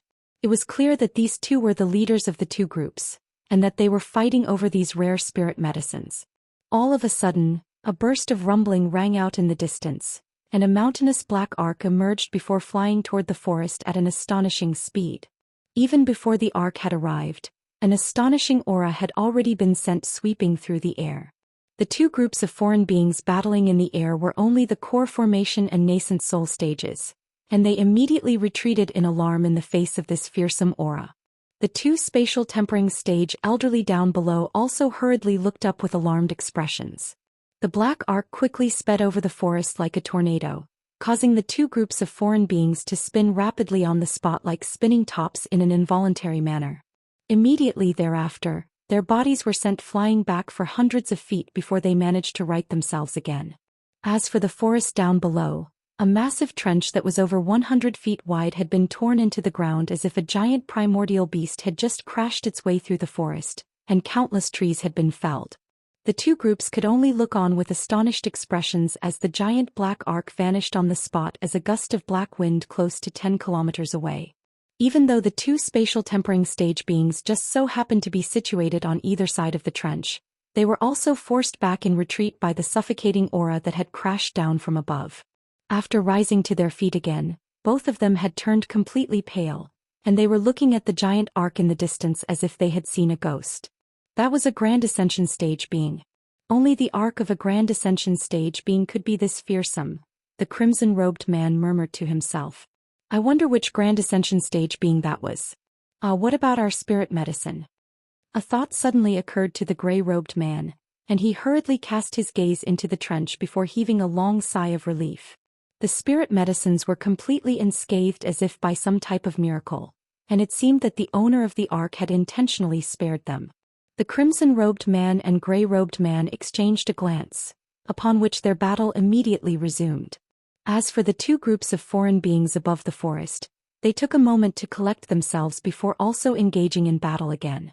3 months later, a giant black ark was hovering in the air above the restricted area of a medium-sized sect. The ark was surrounded by over 1,000 high-grade puppets, which were taking up virtually the entire sky. Below the puppets were close to 10,000 foreign beings wearing the same attire, and regardless of their cultivation base, all of them were rooted to the spot with fearful expressions, not daring to move around as they pleased. Around 2 hours later, spatial fluctuations erupted from within the restricted area, upon which a streak of azure light forced its way through the restrictions before landing on the giant ark to reveal Han Li and Zhu Guo. "How did it go, Senior?" the Blood Soul hurriedly asked. "This isn't the altar we're looking for either." "Let's keep going," Han Li instructed. "Yes, Master." PatriarChapter immediately pulled out a badge treasure before waving it through the air, upon which all of the puppets in the sky returned silently to the giant ark. In the next instant, countless black runes emerged on the surface of the ark, and it sped away amid a resounding boom.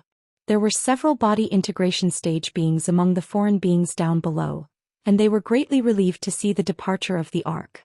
One of them was a burly man with green feelers all over his face, and he said in an indignant manner, "Are we really just going to let them get away like this? If word of this were to spread, the reputation of our sect would be swept to the ground. What do you suggest we do then? Their leader's cultivation base is completely unfathomable to us, so he's most likely a Grand Ascension stage being. Even setting him aside, just those puppets alone would be enough to destroy our entire sect several times over. Do you want us all to chase him down and give our own lives for no reason?" A hunchbacked elderly man harumphed coldly in response, and the others immediately chimed in agreement. "We may be no match for them, but can't we get an upper sect to step in? We pay so many spirit stones to the upper sect every year. Aren't we doing that so that they can protect our sect at times like this?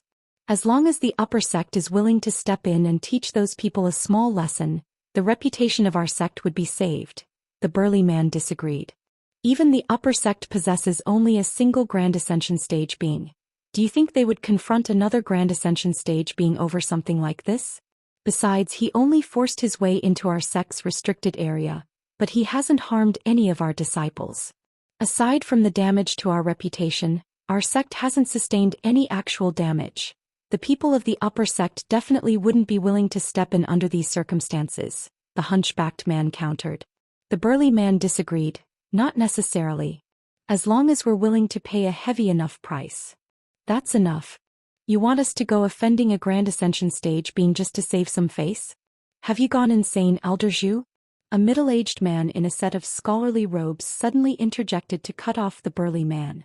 "I just don't want the reputation of our sect to be severely impacted by this, Sect Master. Seeing as none of you seem to care, I'll stay out of this matter as well," the burly man grumbled before falling silent.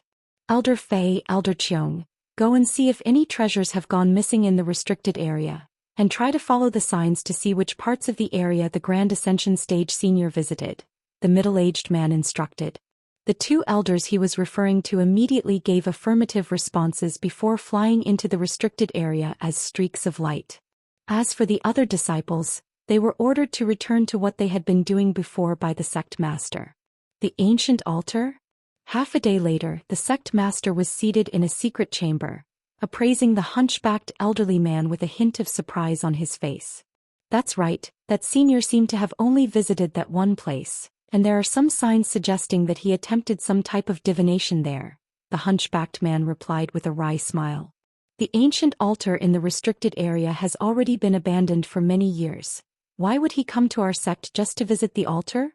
the sect master murmured to himself with a perplexed expression. "Who knows? Perhaps there's some type of secret hidden within that altar?" the hunchbacked elder speculated. "So be it. Even if there is some type of secret, we can't get involved now that a Grand Ascension stage being has already visited the altar. From now on, double the number of guards in the restricted area, but aside from that, Pretend as if nothing ever happened, the sect master decided. I understand, I'll issue this order tomorrow, the hunchbacked man agreed with a nod. Meanwhile, Han Li was situated in the hull of the giant black ark, appraising a white light screen that was hovering before him. The light screen depicted an extremely clear giant map with annotations of some mountain ranges and lakes, as well as several flashing spots of azure light spread all over the map. Senior Han, we've already visited all of the altars nearby, and the next altar is around half a month's travel away. However, once we reach that altar, we'll be in the territory of the Blood Bone Sect, which is one of the major Blood Dao sects, the Blood Soul explained as she pointed at one of the flashing azure dots on the light screen. That's the sect that you made an enemy out of, right? It looks like we'll have to be more subdued once we enter that area. I don't fear any other Grand Ascension stage being, but it would naturally be best to avoid senseless conflict, Han Li said with a nod. The Blood Bone Sect has 5 or 6 Grand Ascension stage beings among its ranks, making it one of the most formidable powers on the Blood Sky continent. Even though this number of Grand Ascension stage beings is far less than that of other major powers, the Blood Dao cultivation arts of this sect are extremely fearsome, and all of its Grand Ascension stage beings are far more powerful than those of other sections. We'll have to try and avoid attracting their attention, so we won't be able to travel in this arc any longer, the Blood Soul said with a slightly grim expression. Chapter 2346. Masked Man, this arc is indeed a little conspicuous. I'll withdraw it once we enter Blood Bone Sect territory. Once we arrive at Blood Crow City, you can go to search for leads about your true body on your own. I'll give you 2 body integration stage puppets to accompany you, so you'll be fine as long as you don't encounter any Grand Ascension stage beings, Han Li said. A hint of elation flashed through the Blood Soul's eyes upon hearing this. Thank you, Senior. I'll be sure to do my best. There's no need to thank me over something so minor, Han Li said as he waved a dismissive hand.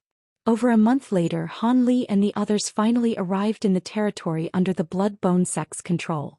Thus, the Ink Spirit Holy Ark was withdrawn and replaced by an inconspicuous black flying carriage that was drawn by several flying wolf puppets. The next part of the trip progressed quite smoothly, and another 2 months later Han Li's group arrived at a giant Crimson City. The city's construction was very interesting in that there was a blue lake on either side of the city, and the section of the city wall where the city gate was situated jutted out significantly, forming what was almost like an independent small town. Atop the city wall was a group of crimson armored guards that were patrolling back and forth in an absent-minded manner. A group of foreign beings was lined up outside the city gate, and only after paying some spirit stones to the guards at the gate were they granted access. Blood Crane City is considered to be a major city of the Blood Bone Sect, and the city produces several types of specialty products that are beneficial to mid-grade and high-grade cultivators. As such, there's an elite force from the Blood Bone Sect that's constantly situated in the city, as well as a Grand Ascension stage Grand Elder, so no one dares to cause any trouble here and it's a very orderly city. However, everything is also a lot more expensive here than it is in other cities, and a sum of spirit stones must be issued if one wishes to permanently settle here, the Blood Soul introduced. We've encountered some Blood Bone Sect disciples on the way here. Setting aside their cultivation bases, all of them have a type of baleful aura emanating from their bodies, indicating that they are indeed using an extremely formidable cultivation art. It's no wonder the Blood Bone Sect is one of the major Blood Dao sects on the Blood Sky continent and is capable of constructing such a massive city.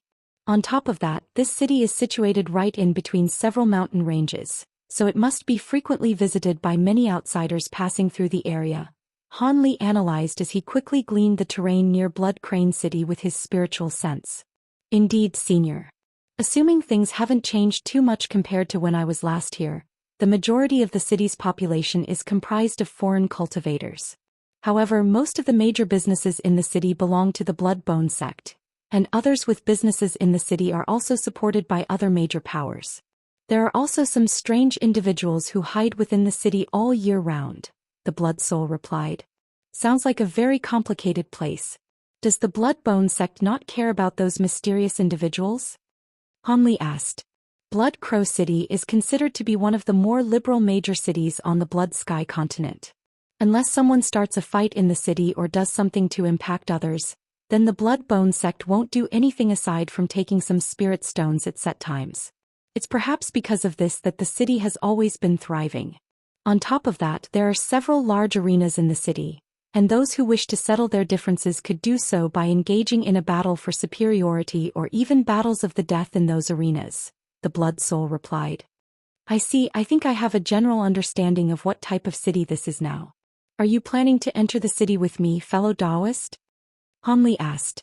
I won't be going in, senior. According to the mark left behind by my true body, she appeared to have entered the myriad moon mountain range neighboring the city, so I'm planning to go there to search for other leads, the Blood Soul replied as she extended a slight bow. In that case you can go on your own. There are 2 ancient altars near the city, so I'll always be nearby. Take this transmission talisman with you and contact me with it if you discover something or encounter any trouble. Han Li flipped a hand over as he spoke to summon a golden talisman before tossing it toward the Blood Soul. Thank you, senior. I feel much more assured now with this talisman in my possession, the Blood Soul hurriedly replied in a grateful manner as she caught the talisman.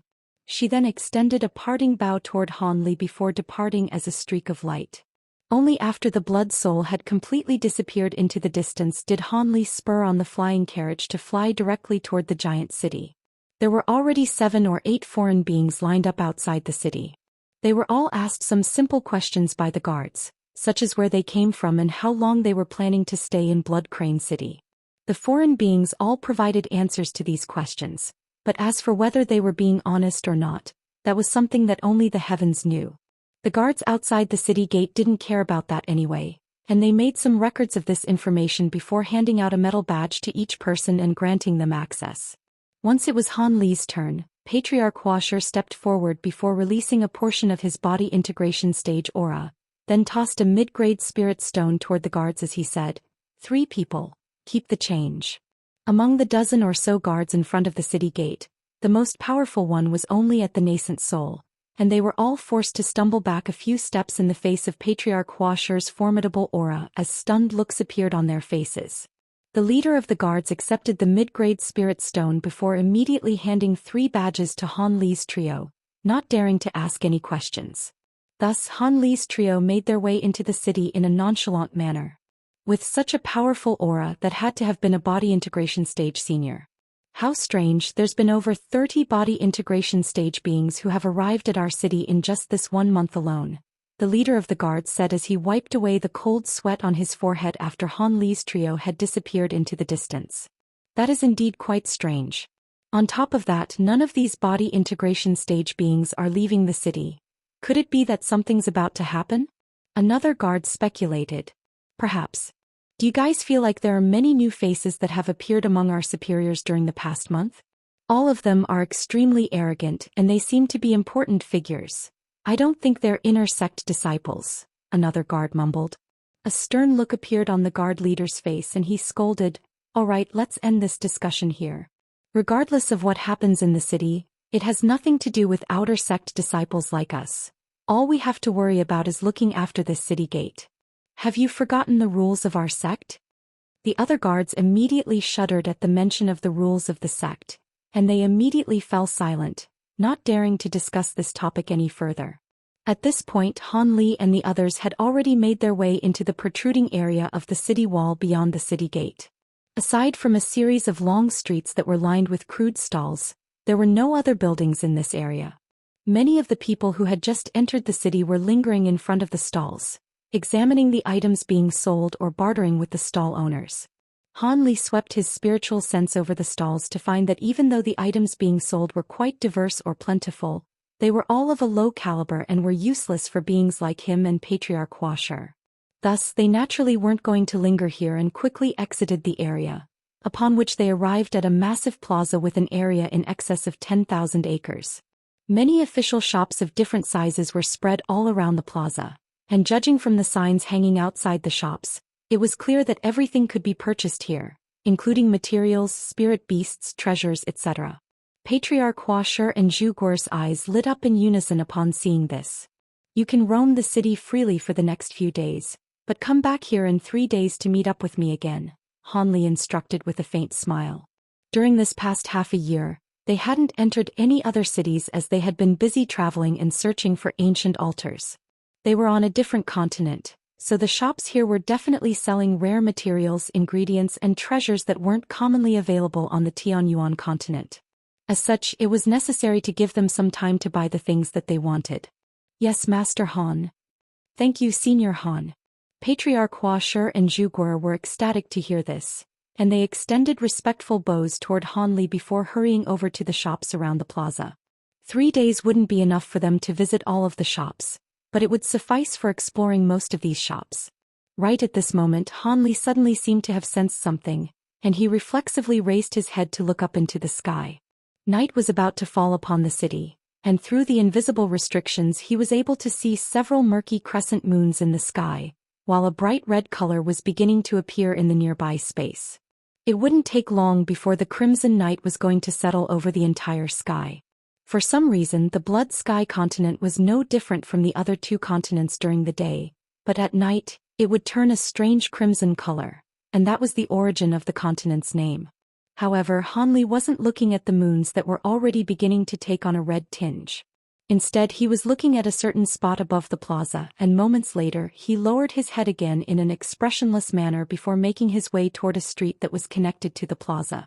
Within the patch of space that Han Li had just been appraising was a completely concealed masked man, and his brows furrowed tightly as he murmured to himself, "That Grand Ascension stage being has noticed me as well. Who is he? I've never seen that face before." Chapter 2347. Daoist Qing Ping and Mistress Wan Hua. Regardless of who he is, now that a Grand Ascension stage being has appeared, it looks like we won't be able to hide this any longer. We may as well spread the word and recruit their assistants to make a gamble. Surely that would be better than missing our opportunity and ending up with nothing. Having made up his mind, the masked man swept his sleeve through the air and instantly vanished on the spot. At this moment, Han Li was walking along a street, having visited a few of the larger shops to replenish his supplies. After that, he went to a slightly secluded inn and rented a small independent courtyard, where he stayed and began to meditate. 3 days later, Han Li returned to the plaza, where Patriarch Hua Shi and Zhu Guo were already waiting for him, and the three returned to the inn together. Han Li then informed the two of them that he had suddenly made a breakthrough in a secret technique, so he would have to go into seclusion for some time and set the search for the ancient altar aside for now. He also instructed the two to stay in the courtyard and cultivate in the meantime, and to not go out unless it was necessary. Patriarch Hua Shi and Zhu Guo naturally accepted this arrangement. Thus, for the next month or so, the three of them cultivated in the courtyard without leaving even once. On this day, Han Li was in the process of meditating when he suddenly opened his eyes, seemingly having sensed something. His expression then darkened slightly as golden light erupted from his body, and he shot out of the room as a streak of golden light. Almost at the exact same moment, an earth-shattering boom rang out, and a massive fireball exploded above the inn akin to a scorching sun. Powerful shockwaves surged forth in all directions, toppling all of the surrounding buildings, and the majority of the people near the site of the explosion instantly exploded into clouds of blood mist, while only a minority of beings with advanced cultivation bases were able to rush out of the affected area before looking up with alarmed expressions. Patriarch Hua Shi and Zhu Guo were naturally among the latter group. Due to the flight restrictions, no one was able to rise up into the air, but they could still see everything clearly from down below. At the site of the explosion, there were two humanoid figures facing each from afar while hovering in midair. One of them was a young man in a set of Daoist robes, while the other was a wrinkly old woman with a head of white hair, and both of them were giving off astonishing auras. It was clear that those were responsible for the explosion. Those must be Grand Ascension stage beings. Even body integration stage beings can't rise too high up into the air with the potent flight restrictions in place in this city, someone immediately exclaimed. Some of the people who had survived the explosion were looking up with enraged expressions, but all of them drew a sharp breath upon hearing this before quickly scattering and fleeing into the distance. This was a clash between two Grand Ascension stage beings. It would be nothing short of suicide to stay here.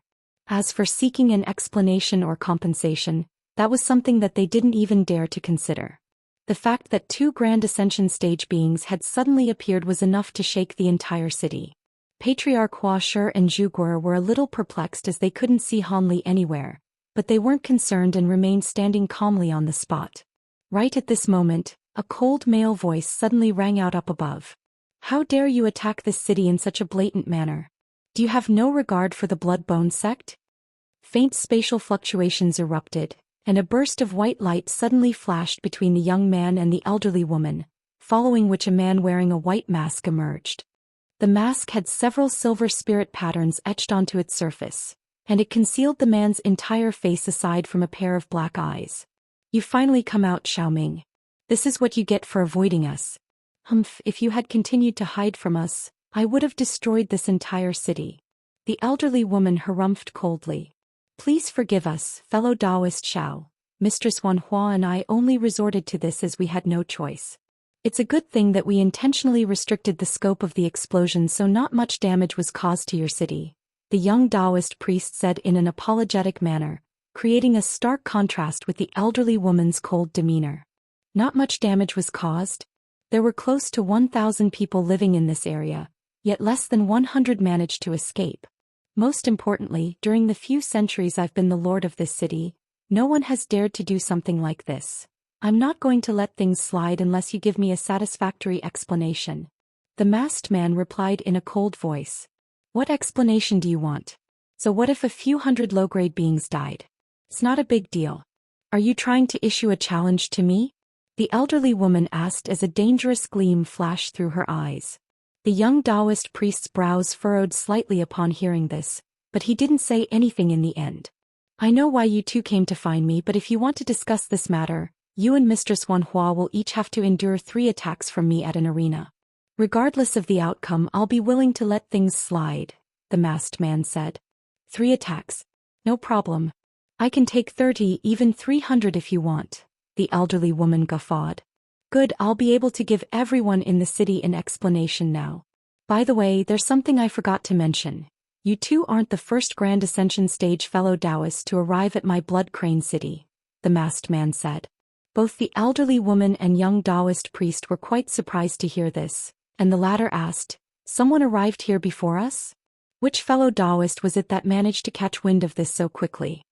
Instead of providing a reply, the masked man turned toward a certain direction and said, You've been spectating for quite some time now, fellow Daoist. Why don't you come out and meet us?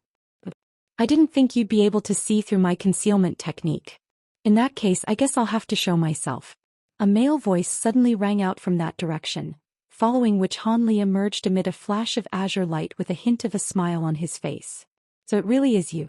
Don't be surprised that I was able to see through your concealment technique. Most of the restrictions in this city were set up by me, so anyone else unleashing abilities of this nature would also fail to escape my detection, Xiaoming said with a smile.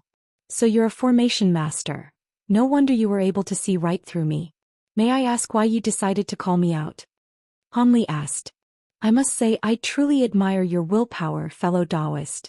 You clearly already know that that thing is about to open, but instead of seeking me out after arriving in Blood Crane City, you've made no effort to approach me at all. If fellow Daoist Qing Ping and fellow Daoist Wanhua hadn't arrived, you would have most likely continued to wait. I also didn't think that the two of them would decide to strike on the street where you're living. Life is truly full of coincidences, Xiaoming chuckled. The Daoist priest exchanged a glance with the elderly woman before the former said with a smile. Fellow Daoist Wanhua and I were unaware that a fellow Daoist of the same cultivation base as ourselves was living on this street. We had briefly inspected the area with our spiritual sense and decided to strike as the population density in this area was quite low. Having said that, it's very impressive that you were able to conceal your cultivation base so convincingly that you even managed to fool both of us. I don't recall ever seeing you before. May I ask your name, fellow Daoist? My surname is Han, and it's no surprise that you haven't seen me before. I'm not from the Blood Sky continent. I just so happen to be passing through this place, and I have no interest in getting involved with whatever you're planning. However, if I hadn't acted quickly, I would have been caught up in that explosion as well. So I believe you two also owe me an explanation, Han Li replied with a cold expression. Xiaoming faltered slightly upon hearing this, then turned to Daoist Qing Ping's duo with an amused look in his eyes. Daoist Qing Ping's brows furrowed slightly as he appraised Han Li, as if he were trying to figure out whether Han Li was telling the truth. His smile then faded as he replied, So you're a fellow Daoist from another continent. We were indeed a little rash with our prior actions, But what kind of explanation do you want from us? Do you want us to face 3 attacks from you as well? There's no need for 3 attacks. The 2 of you can take 1 attack from me each, Han Li replied in an expressionless manner. The elderly woman seemed to be very short-tempered, and she immediately flared up with rage upon hearing this. Sure, 1 attack each it is. Let me see what gives you the confidence to be so arrogant. A wry smile appeared on Daoist Qingping's face and he asked, Are you really just passing through this city and not pursuing the same thing as we are? I don't even know what you're referring to. How could I possibly be pursuing it? Rest assured, fellow Daoists, I have other important matters to attend to. As long as you don't get in my way, I won't pose any hindrance to you either, Han Li said in a calm manner. Daoist Qingping was ecstatic to hear this, and Mistress Wanhua's expression also eased slightly. As for Xiaoming, his expression remained calm as he said, Regardless of what your objective is as the city lord, I must welcome you to our city. I hope you can all do me the honor of paying my cave abode a visit once we finish our sparring matches in the arena. Chapter 2348, Nine-Eyed Blood Toad. The 2 of us came to see you, so we were planning to stay at your cave abode for a few days even if you hadn't offered, Daoist Qingping replied with a smile. Han Li also nodded in agreement after a brief moment of contemplation. Xiaoming was quite pleased to hear this and he looked around at the city guards that had already begun to gather from all directions, then said, All right, then it's decided. Let's go to the nearest arena first. I'll get the disciples of our sect to take care of everything else here. Daoist Qingping and Mistress Wanhua naturally had no objections to this, and Han Li followed them toward a certain part of the city after briefly communicating to PatriarChapter and Zhu Guer through voice transmission. Zhu Guer and PatriarChapter exchanged a glance before silently departing, quickly vanishing into a nearby street. Around an hour later, Xiaoming and Mistress Wanhua were facing each other from afar in midair within a white light barrier that was situated in a massive ring-shaped building. Meanwhile, Han Li and Daoist Qingping were looking on calmly from the spectator stands outside the light barrier. Moments later, Xiaoming declared that he was unleashing his first attack, following which he opened his mouth to release a streak of crimson light, which instantly transformed into a massive white bone blade. There were several silver rings embedded into the front tip of the blade, and they were clanging incessantly as they swayed in the wind. Xiaoming grabbed a hold of the blade before swinging it viciously through the air, hurling it directly toward his opponent. As soon as the bone blade left his grasp, countless crimson runes appeared on its surface. It covered a distance of several thousand feet in the blink of an eye, reaching Mistress Wanhua in a flash. Is that all you've got? Mistress Wanhua harumphed coldly as she put on a disdainful display, but she didn't dare to allow any complacency to set in as she swept a hand upward like lightning. An antiquated-looking black wooden hairpin was pulled out of thin air before being slashed toward the bone blade from afar. A clear ringing sound rang out, and a burst of black flames erupted out of the pointed tip of the hairpin, then wound itself around the bone blade before radiating dazzling light. The black flames only revolved several times around the bone blade before the latter was forced to a halt, then began to gradually melt away. Xiaoming wasn't surprised at all to see this and he declared, This is my second attack. He then pointed a finger at the bone blade, close to half of which had already melted away, and the silver rings embedded onto its surface shuddered slightly before flying out of the black flames, having been completely unaffected. In the next instant the silver rings vanished on the spot, and Mistress Wanhua's expression suddenly changed drastically as she twisted around before rising up into the air as a streak of azure light. Spatial fluctuations erupted from the spot where she had been standing before, and several silver rings of light emerged before shrinking toward the center. However, they naturally missed their target due to the preemptive measures taken by Mistress Wanhua. Xiaoming remained unfazed by this as he continued to chant an incantation while pointing incessantly at the rings of light. Countless arcs of silver lightning erupted from the smooth surfaces of the rings amid a rumbling boom, then surged directly toward Mistress Wanhua. Mistress Wanhua's expression darkened slightly upon seeing this, and she swept her wooden hairpin downwards several times in succession, releasing more bursts of black flames. However, the black flames were unable to do anything aside from slow down the rings of light slightly. Mistress Wanhua flashing through the air over and over again, but the rings of light were also capable of instantaneous teleportation and were chasing her in hot pursuit. After evading a few more times, An impatient look finally appeared on Mistress Wanhua's face. Do you really think these rings can suppress my devilish flames? Let me show you the true power of my bone-eroding devilish flames. As soon as her voice trailed off, she hurled her wooden hairpin through the air before expelling a ball of energy onto it out of her mouth. At the same time, a giant black lion projection that was over 100 feet tall appeared behind her amid a flash of black light. The lion's body was covered in scorching black flames, and it was giving off an astonishing aura. Right at this moment, the wooden hairpin suddenly transformed into a short black sword.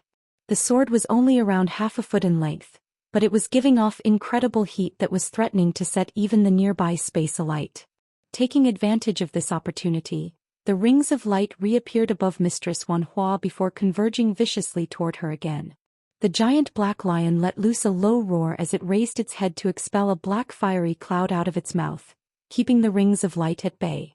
Meanwhile, Mistress Wanhua cast an incantation seal into the short sword, and it flew into the black lion's mouth as a streak of black light. A cold smile then appeared on her face as she rapidly flicked a string of incantation seals through the air, and the black flames around the lion's body swelled drastically as it opened its mouth to expel a burst of black light. The black light was none other than the short sword, but its surface was now riddled with peculiar flame-shaped spirit patterns. The short sword pierced through the fiery cloud as a streak of light that was over 100 feet in length, then flashed right past the rings of light. Several dull thumps rang out, and the rings of light were all slashed apart before disintegrating into specks of spiritual light. As opposed to being alarmed to see this, a hint of elation flashed through Xiaoming's eyes instead. Impressive. That must be your signature treasure, the Qilan slaying devilish sword. As expected, it truly is a fearsome weapon. Even my Mount Tai rings were unable to withstand it. However, I'm going to be using some of my true power in this final attack, so take care, fellow Daoist. He then suddenly slammed a palm viciously into his own dantian. A dull thump rang out as countless streaks of crimson qi surged out of his body, instantly forming a dense cloud of mist that completely inundated him. Mistress Wanhua's heart jolted slightly upon seeing this, and a serious look appeared on her face as she injected even more power into her black lion projection, further bolstering its aura and increasing its size by around a third. A sharp screech suddenly rang out from within the crimson mist, followed by the sound of heavy footsteps, as if some type of giant creature were about to emerge. The mist then completely parted to reveal a mountainous toad. The toad was over 1,000 feet tall with a glossy crimson body, and there were several head-sized bulges on its back. There were also 9 shimmering golden demonic eyes on its head that were flashing with an unsettling light. That's a 9-eyed blood toad. I didn't think you would truly refine the true blood of this true spirit being, Mistress Wanhua exclaimed as her expression darkened significantly. Daoist Qing Ping's expression also changed slightly upon hearing this. In contrast, Han Li's eyes abruptly lit up, and a hint of a smile appeared on his face. He had naturally heard of the 9-eyed blood toad, and some of its true blood was even occasionally sold in some large auctions. However, in contrast with the blood of other true spirit beings, which would always attract fierce bidding from high-grade beings, this blood was rarely sought after, and there were even instances where it had gone unsold.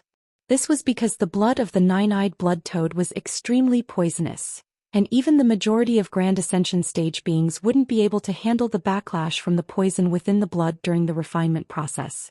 As for beings of lower cultivation bases, they would instantly perish upon even the slightest contact with this true blood. Thus, with so many other types of true spirit blood to choose from, there were naturally very few Grand Ascension stage beings interested in the blood of this creature. As such, it was very remarkable that this Xiaoming had dared to take this risk and had actually succeeded in refining this true blood. This is the first time I've ever used this form in battle, so you'll be the first person to experience its power, fellow Daoist Wanhua. Xiaoming's cold voice rang out, following which the giant toad suddenly opened its mouth before something shot out at an incredible speed. Mistress Wanhua immediately gave a muffled groan as shuddered violently before stumbling back a few steps, seemingly having just been struck by some type of powerful object. Around 10 feet in front of her, there was a head-sized ball of golden flesh viciously striking a vibrant green wooden shield. Behind this ball of flesh was a crimson pillar of flesh that was around as thick as a human wrist without countless bulging veins on its surface. This was the Nine-eyed blood toad's tongue, and it had struck Mistress Wanhua before she had even managed to catch sight of it. If it weren't for the fact that she had summoned the wooden shield as a prophylactic measure, she would have most likely been unable to withstand that attack. Even as things currently were, she had clearly been forced onto the back foot. Mistress Wanhua let loose an enraged cry as the giant black lion behind her opened its mouth to release a streak of black light that hurtled directly toward the toad's tongue. However, right at this moment, the thick toad's tongue abruptly vanished on the spot.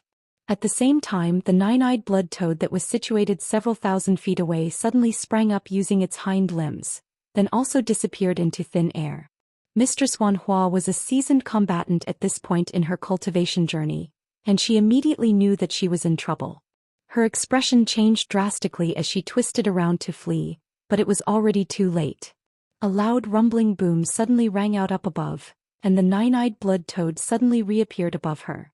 As soon as it emerged, it reached out with a massive palm, conjuring up a crimson halo with a diameter of around 100 feet that came crashing down viciously from above. Even before the halo had completely descended, the space around Mistress Wanhua tightened, and she felt her own body become extremely heavy, following which countless rumbling booms rang out. Chapter 2349. Formation. Mistress Wanhua was quite alarmed to see this, and she immediately raised her head before opening her mouth to release a huge earthy yellow seal. At the same time, the giant black lion behind her raised one of its paws before slashing its claws upward amid a sharp tearing sound. 5 massive claw projections were unleashed, but as soon as they came into contact with the crimson halo, they were instantly repelled amid a dull thump. As for the giant seal, it was affected by the fearsome power being released by the halo, causing it to go out of control as it began to revolve aimlessly in midair. As for the crimson halo itself, it didn't pause even in the slightest as it continued to descend toward Mistress Wanhua. Mistress Wanhua's expression darkened even further upon seeing this, and she suddenly uttered a few strange sounds, following which the black lion behind her immediately released a black fireball amid a furious roar. As soon as the fireball emerged, it swelled to a size that was no smaller than the crimson halo before surging up toward it. A rumbling boom rang out as the fireball transformed into a cloud of scorching flames that swept forth in all directions, unleashing such incredible power that even the crimson halo was beginning to flash erratically. However, right at this moment, the nine-eyed blood toad up above opened its mouth to expel a ball of crimson chi, which vanished into the halo in a flash.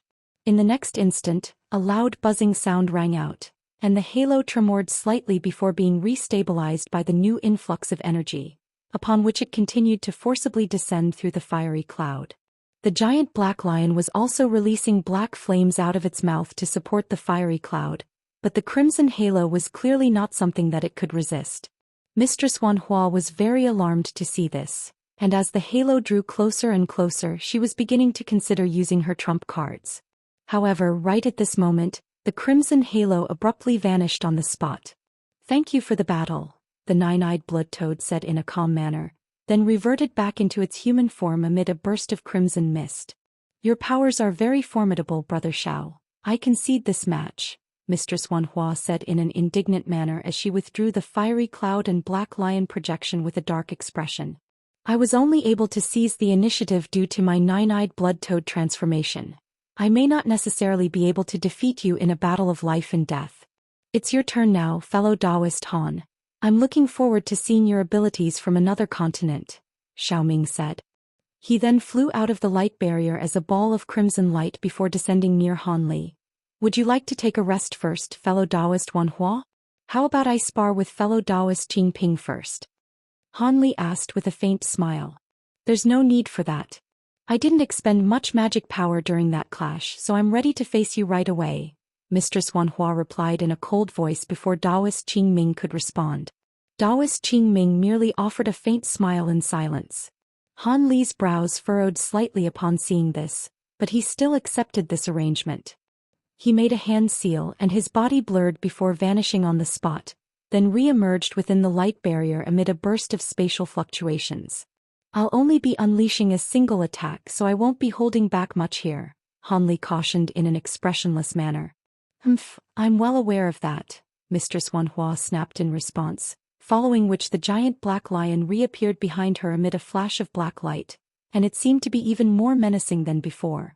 It was clear that she was quite enraged by her loss in the previous sparring match, and that she intended to recover some dignity by defeating Han Li. Han Li's eyes narrowed slightly upon seeing this, and he took a deep breath before taking a step forward. A dull thump rang out as if he had taken an incredibly heavy step, and in the instant his foot landed on the ground, a resounding boom rumbled throughout the entire arena. Mistress Wan Hua's heart jolted slightly upon seeing this, and she was then greeted by the sight of countless silver spirit patterns appearing all over Han Li's body. At the same time he swelled drastically in size, while a layer of golden scales surfaced over his skin amid a flash of bright golden light. In the blink of an eye, he had transformed into a golden-scaled devilish being with a single horn on its head.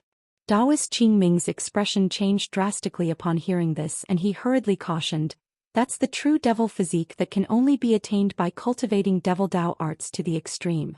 Be on your guard, fellow Daoist Wan Hua."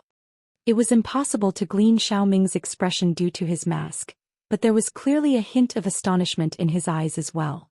Mistress Wan Hua faltered slightly upon hearing this, and a grim look appeared on her face as she sensed the fearsome aura that Han Li was releasing.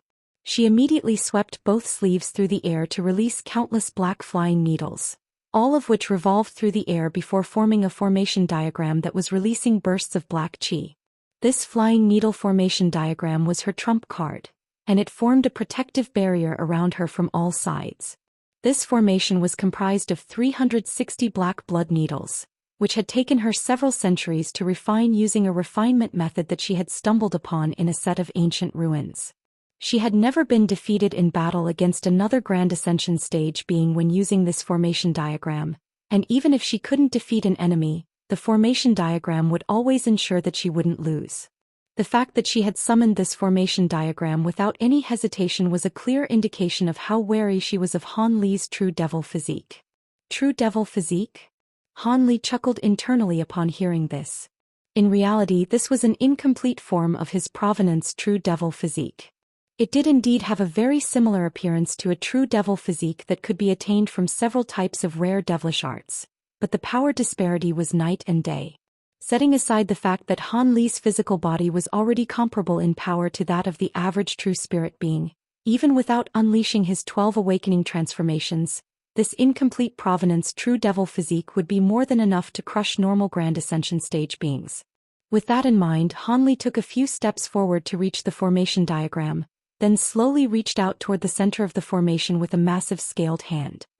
His fingers abruptly vanished into the space before him in a flash, following which a shimmering golden hand that was several times larger than it had been before re-emerged above the formation amid a burst of violent fluctuations.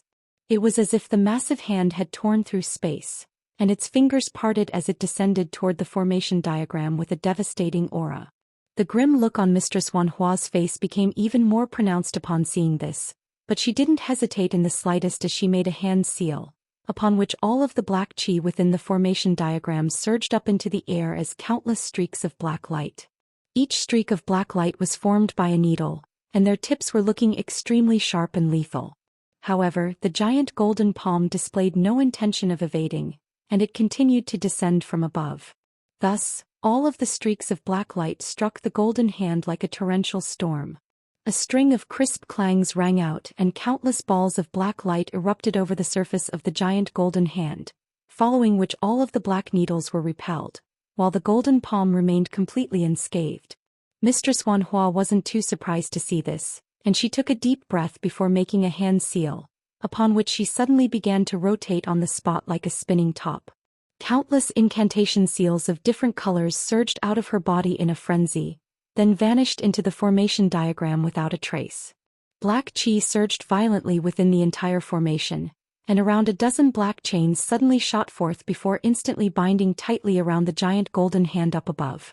Immediately thereafter, a faint buzzing sound rang out and countless black runes surged out of the chains before adhering themselves to the massive palm. Seal! Mistress Wan Hua yelled with a triumphant expression as she finally ceased in her rotation. The black runes immediately began to glow brightly while writing incessantly, seemingly preparing to completely seal the giant hand.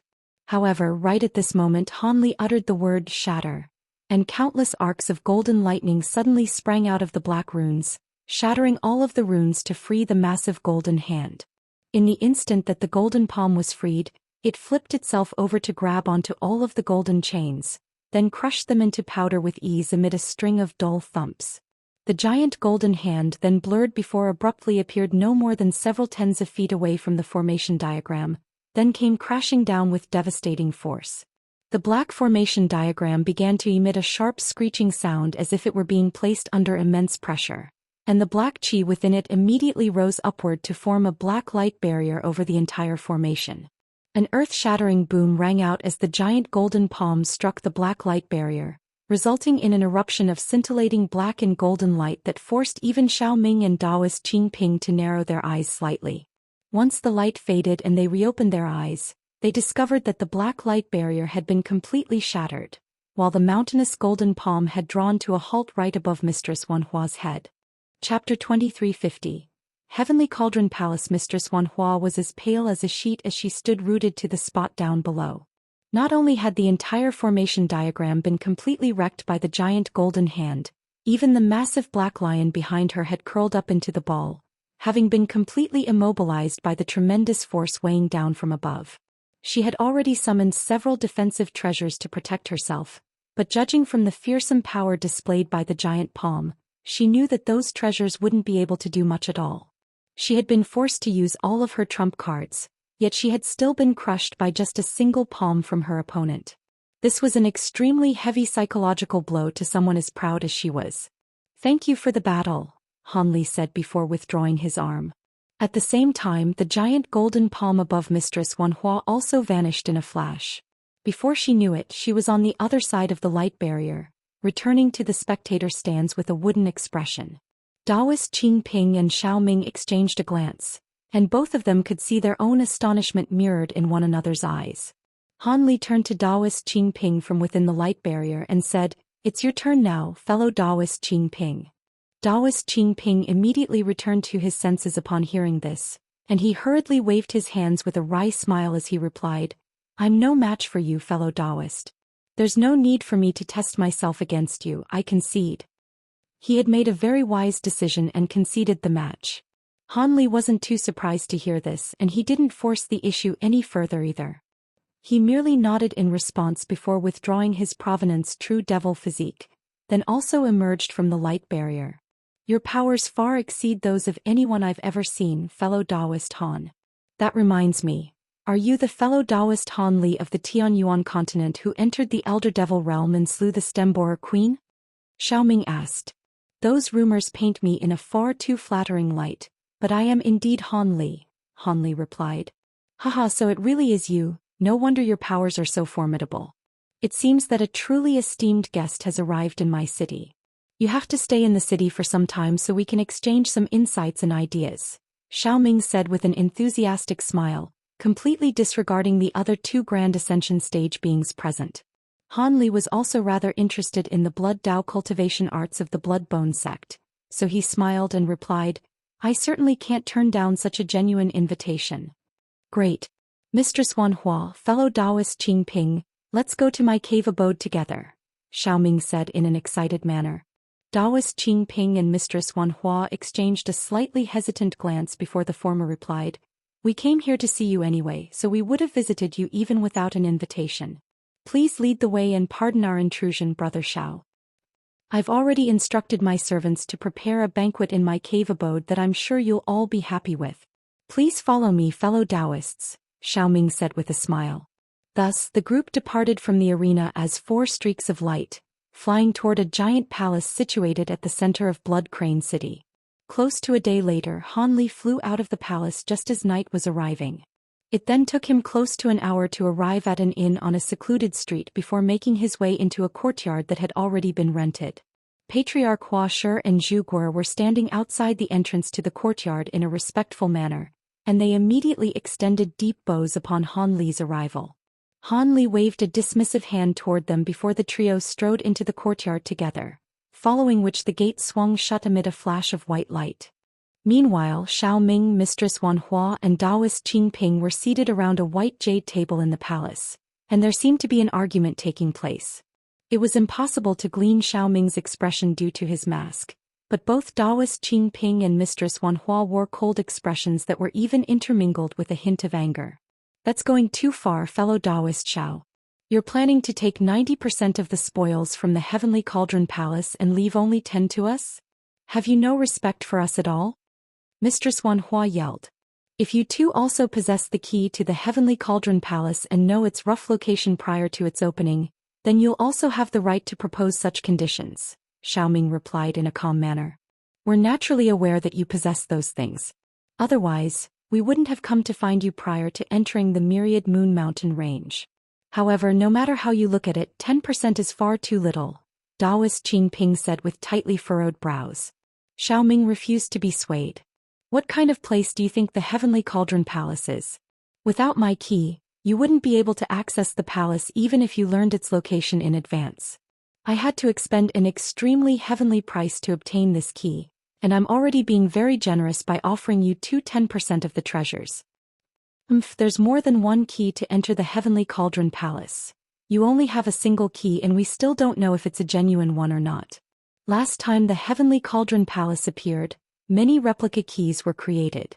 Those replica keys couldn't allow one to safely enter the palace, but they can certainly notify one of the opening time and rough location of the palace, so we can try to enter the palace ourselves as long as we're willing to take a risk, Mistress Wanhua said in a cold voice. Replica keys? I have heard of such things, but I can assure you that I definitely have an authentic key.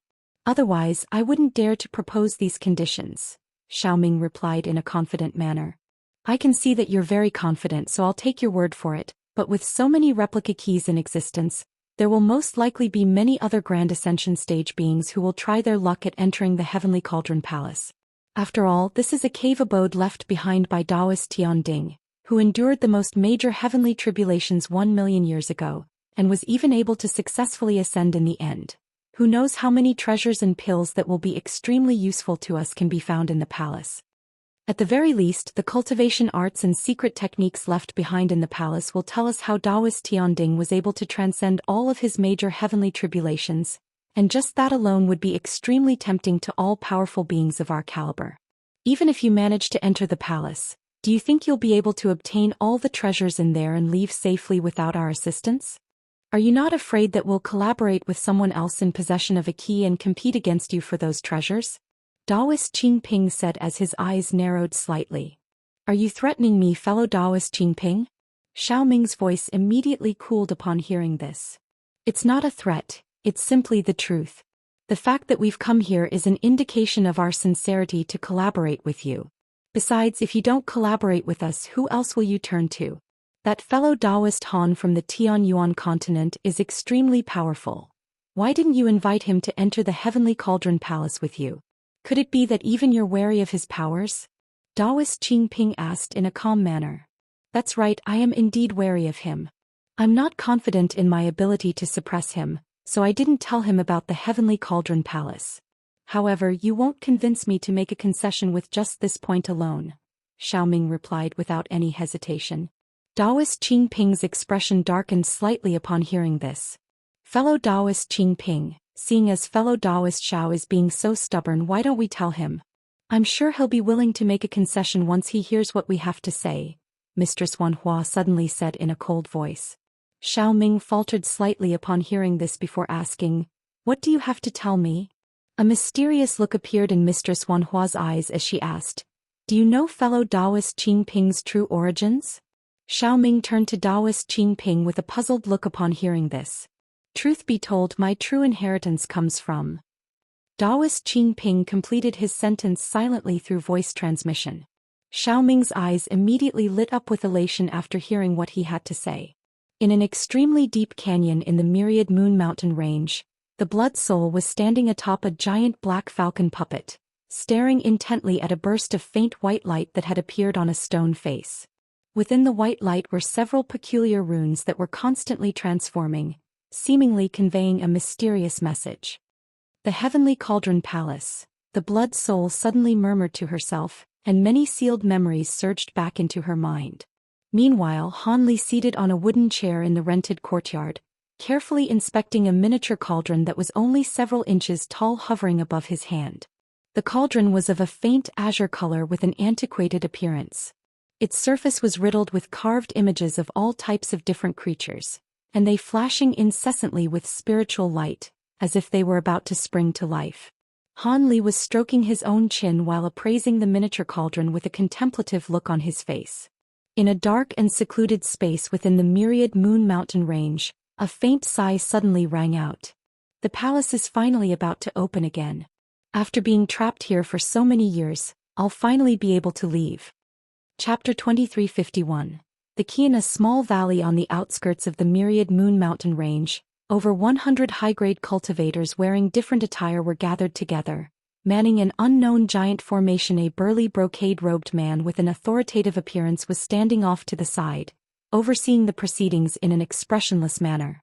In a swamp that was filled with countless venomous insects, there was a shimmering azure cauldron sitting on a blue stone platform. 3 hideous elderly men were seated around the stone platform with their eyes shut, seemingly cultivating something. The 8 nations near the Qing mountain range were all destroyed? How is that possible? In a giant city countless kilometers away, a green-robed elderly man was staring at a yellow-robed man with an incredulous look in his eyes. I wouldn't dare to lie about something like this, Master Bai Ying. Everyone in those 8 nations, regardless of whether they're officials or normal citizens, disappeared a month ago and not a single survivor was found, the yellow-robed man replied in a fearful manner. What about all the sects in the Qing mountain range? Surely they would have noticed something as extraordinary as this, Bai Ying said with a dark expression. I conducted an investigation into this as well, and all of the people in the 19 sects in the Qing mountain range also vanished just like the people in the 8 nations, the yellow-robed man replied with a wry smile. They all disappeared as well? Those 19 sects aren't anything noteworthy individually, but combined, they form a formidable power that can't be ignored. Even our trade guild wouldn't be able to wipe them out completely in secret. Haven't you discovered any leads in the wake of something this bizarre? Bai Ying asked. We did manage to discover some leads. As soon as we discovered what had happened, we immediately sent some people to the 8 nations and 19 sects to investigate. Once there, we discovered no signs of struggles taking place in any of the nations or sects, which means that everyone was either voluntarily taken away, or the perpetrator was so powerful that the nations and sects couldn't even resist at all, the yellow-robed man replied. Which one of those do you think is most plausible? Bai Ying asked. I think it's very likely to be the latter, the yellow-robed man replied. Why is that? Setting aside all of the citizens of the 8 nations, there's no way that the cultivators of the 19 sects would have willingly left their sections. On top of that, we discovered some traces of a residual blood Dao aura in the Qing mountain range. As you know, only blood Dao cultivation arts include methods to drastically enhance one's power through blood sacrifices. The residual blood Dao aura in the Qing mountain range was extremely fearsome, so it was definitely left behind by Grand Ascension stage blood Dao powerful beings, and only those beings would do something as brazen as this, the yellow-robed man analyzed. That makes sense. In that case, the perpetrator is most likely the owner of that blood Dao aura. This is an extremely important matter, but the entire trade guild is preparing for the sparring match against the infernal realm, so we can't divert too much of our efforts. Having said that, 2 of those 8 nations are subsidiaries of our trade guild, so we can't just turn a blind eye to this either. Here's what we'll do. The Blood Cry sect and the Wind Snake race are the closest powers to the Qing mountain range, and deliver the results of your investigation to them. Both of those powers have Grand Ascension stage beings among their ranks, and they both have ties to the Qing mountain range, so they'll definitely step in. I'll also ask Daoist Yenyu to collaborate with the Grand Ascension stage beings of those 2 powers to investigate this matter together, Bai Ying decided.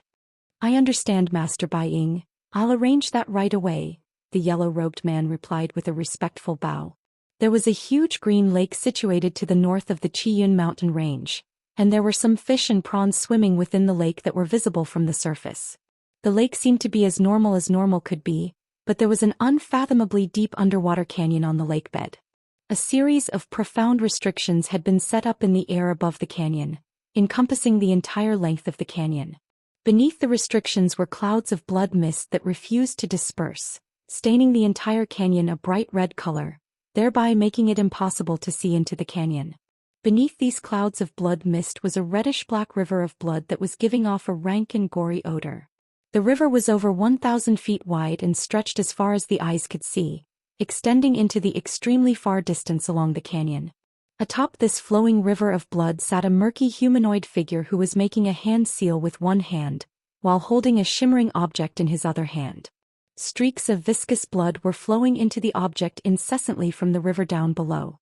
Half a month later, Hanli was meditating in the courtyard when a clear ringing sound suddenly rang out from his body, and his eyes immediately sprang open as he swept a sleeve through the air to release a streak of golden light. This was a golden talisman, and after appraising the talisman for a moment he stowed it away before vanishing on the spot. Several hours later Hanli departed from Blood Crane City with the Blood Soul and the others, heading directly toward the Myriad Moon Mountain range. Meanwhile, Xiaoming was situated in the palace at the center of Blood Crane City, and not long after Hanli's departure he exclaimed, "What? That human Grand Ascension stage being has already left the city and is traveling toward the Myriad Moon Mountain range?" A man at the body integration stage was standing respectful before Xiaoming, and he replied, "That's right, I came to inform you right away as soon as Senior Han left the city."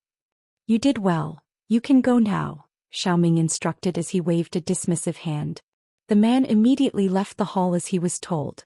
Spatial fluctuations erupted beside Xiaoming, and Mistress Wanhua and Daoist Qingping appeared. So Hanli also went to the Myriad Moon Mountain range. With his powers, that's going to be very troublesome. Mistress Wanhua was the one who had spoken, and the wariness in her voice clearly indicated that she had been slightly traumatized by Hanli's power. It couldn't be a coincidence, could it? Fellow Daoist Han said himself that he had some other important matters to attend to in this area, and the Heavenly Cauldron Palace hadn't opened yet, so if he's here for it, then he's setting off a little too early, Xiaoming speculated. I think we'd just be fooling ourselves if we write this off as a coincidence. There is indeed still some time left until the opening of the palace, but fellow Daoist Han isn't the only one who's already gone to wait in the mountain range. There are most likely already many people gathered in the Myriad Moon Mountain range, so it wouldn't be surprising if he were going there for the same objective, Daoist Qingping replied in a calm manner. It looks like both of you are of the opinion that fellow Daoist Han is also here for the Heavenly Cauldron Palace, Xiaoming mused. I can't say for sure, but there's a very good chance that this is the case. Do you have any effective strategies against such a formidable competitor, Brother Xiao? Daoist Qingping asked. That's not required. Regardless of how powerful he is, he won't be able to enter the palace without a key. Even if he does manage to obtain one, the Heavenly Cauldron Palace is filled with restrictions. You're a direct heir to Daoist Tian, and I'm a master in the art of formations. We have nothing to fear. Xiaoming chuckled in response. Daoist Qingping faltered slightly upon hearing this before a smile appeared on his face. That's true, forgive me for my lack of composure. Regardless of how powerful that man is, as long as we can find the core of the palace before him, we'll have nothing to worry about even if he allies himself with other powerful enemies. Mistress Wanhua's expression also eased significantly upon hearing this. In contrast, a contemplative look appeared on Xiaoming's face. 7 days later, Hanli was seated on a stone chair in the main hall of a temporary cave abode he had created in the belly of a mountain in the Myriad Moon Mountain range. He was currently listening to a report from the Blood Soul. Hence, my true body created me and left me outside the Heavenly Cauldron Palace with the Heaven Void Cauldron as a safety precaution prior to entering the palace with her key. As long as she doesn't return at a set time, her clone, which is me, would be automatically activated with most of my memories sealed away. According to the divination of my true body, the Heavenly Cauldron Palace is about to appear for a second time soon, and we'll have to enter the palace if we want to save her. The Heaven Void Cauldron is a replica key to the Heavenly Cauldron Palace refined using a secret technique recorded in the Golden Jade Tome. The replica key isn't as potent as a true key, so it would be too dangerous to enter the Heavenly Cauldron Palace through the front entrance, but my true body discovered a weakness in the formation of the Heavenly Cauldron Palace, one that even this replica could exploit for a chance to grant someone entry into the palace. After a while, the Blood Soul finally completed her recount of what had happened to Fairy Ice Soul. I see that you've recovered all of your memories, fellow Daoist Blood Soul. That's truly worthy of celebration. Back when you made that deal with me using the Heaven Void Cauldron, your memories were sealed, so you didn't know about the Heavenly Cauldron Palace and Daoist Tian. All you knew was that the cauldron was the key to a mysterious place that was extremely alluring even to Grand Ascension stage beings. However, you never said that this cauldron was only a replica key. That seems to be slightly different from the terms of our agreement, Hanli said. Chapter 2352. Emergence. A slightly awkward look appeared on the Blood Soul's face upon hearing this, and she replied, "At the time my memories were still sealed, so I had falsely assumed that the Heaven Void Cauldron was a true key. However, I can assure you that if this key really can't grant one access into the Heavenly Cauldron Palace, then I definitely wouldn't dare to force you to take a risk. Having said that, if you do manage to enter the palace, I'm sure the treasures in there won't disappoint you." You already told me a lot about Daoist Tian. As a cave abode left behind by someone who had ascended to the true immortal realm, this is indeed enough to tempt me. Even setting those treasures aside, I agreed to help you rescue your true body, so I wouldn't revoke my promise for no good reason. Rest assured, with my current powers, there's a chance I'll be able to force my way into the Heavenly Cauldron Palace even without a key. Now that I have this replica key, my chances of entering the palace should be over 90%, Hanli said with a faint smile. Thank you, Senior Han. Once my true body returns, I'll be sure to. Don't thank me yet, let's rescue fellow Daoist Ice Soul first. Seeing as there's more than one key and many replica keys have been refined using the secret technique from the Golden Jade Tome, I'm sure many powerful beings would have already gathered in this mountain range. This must also be the reason why Mistress Wan Hua and Daoist Qing Ping came to Blood Crane City find that Grand Elder of the Bloodbone Sect, Hanli mused. You've already met the Bloodbone Sect Grand Ascension stage being in Blood Crane City? I recall that there were Bloodbone Sect powerful beings who had ventured into the Heavenly Cauldron Palace alongside my true body, and the Bloodbone Sect has one or two true keys. If the Bloodbone Sect sends many of its powerful beings into the Myriad Moon Mountain range, then things could get very troublesome, the Blood Soul said with tightly furrowed brows. I don't think that Grand Elder is too keen on inviting other members of his sect. Otherwise, he wouldn't have been approached by other Grand Ascension stage beings. Instead, he most likely hid the fact that he had a key to the Heavenly Cauldron Palace in his possession. Most of the other people who possess keys would have most likely also done the same thing. As such, aside from the holders of the keys, the other people who entered the Myriad Moon Mountain range most likely only heard about the palace's opening recently. Regardless of how many of those people there are, they won't be able to enter the palace, so they pose no threat to us, Hanli replied with a shake of his head. In that case, the others most likely wouldn't be willing to allow the holders of the keys easy access into the Heavenly Cauldron Palace, Zhu Guer interjected. There's definitely going to be a battle prior to entering the Heavenly Cauldron Palace, but there's nothing to fear with me here. Having said that, there may be some hazards in the Heavenly Cauldron Palace, so I'll only be entering with fellow Daoist Blood Soul. In the meantime, you two stay behind and take care not to get discovered. All those who dare to enter the Myriad Moon Mountain range at a time like this are definitely no ordinary beings, Hanli instructed. Zhu Guer and PatriarChapter immediately gave affirmative responses. Fellow Daoist Blood Soul, according to what you just told me, the Heavenly Cauldron Palace should be opening soon, and that once that happens, the Heaven Void Cauldron should be able to guide us to the exact location, right? Hanli asked. That's right, this is the main reason why there are people fighting over these replica keys as well, the Blood Soul replied in a confident manner. Good. All we have to do now is prime ourselves into the best condition and wait for the Heavenly Cauldron Palace to appear, Hanli said in a calm manner. The Blood Soul naturally had no objections to this and immediately nodded in agreement. Thus, Hanli and the others temporarily settled into this cave abode. One day passed by after another, and the Myriad Moon Mountain range gradually became more lively and bustling as more and more cultivators arrived. News of the Heavenly Cauldron Palace's imminent emergence had truly spread throughout Blood Crane City, and many of the powerful cultivators in the nearby area were converging toward this mountain range. However, due to the close proximity of Blood Crane City to this mountain range, most of the cultivators present were from the city, and a large proportion of them were Bloodbone Sect disciples. However, as time passed, more and more people from other areas began to arrive, and this trend was only becoming more and more pronounced. But the Myriad Moon Mountain range was a massive place, so this new influx of people wasn't all that noticeable. Some of the more short-tempered and confident arrivals had already begun to go after those whom they thought possessed keys. Even though these actions mostly proved to be futile, a small cauldron really was discovered on the body of someone who had been killed on a certain day, and that cauldron immediately sparked even more bloodshed and conflict. All the while, more and more people from further away were beginning to travel toward the myriad Moon Mountain range, but it was already too late for them to arrive on time. A month and a half later, a mysterious burst of five-colored light suddenly erupted out of a certain pond within the myriad Moon Mountain range, then dissipated into countless runes. Almost at the exact same moment, Han Li awakened from his meditation, then swept a sleeve through the air to release a shimmering azure miniature cauldron.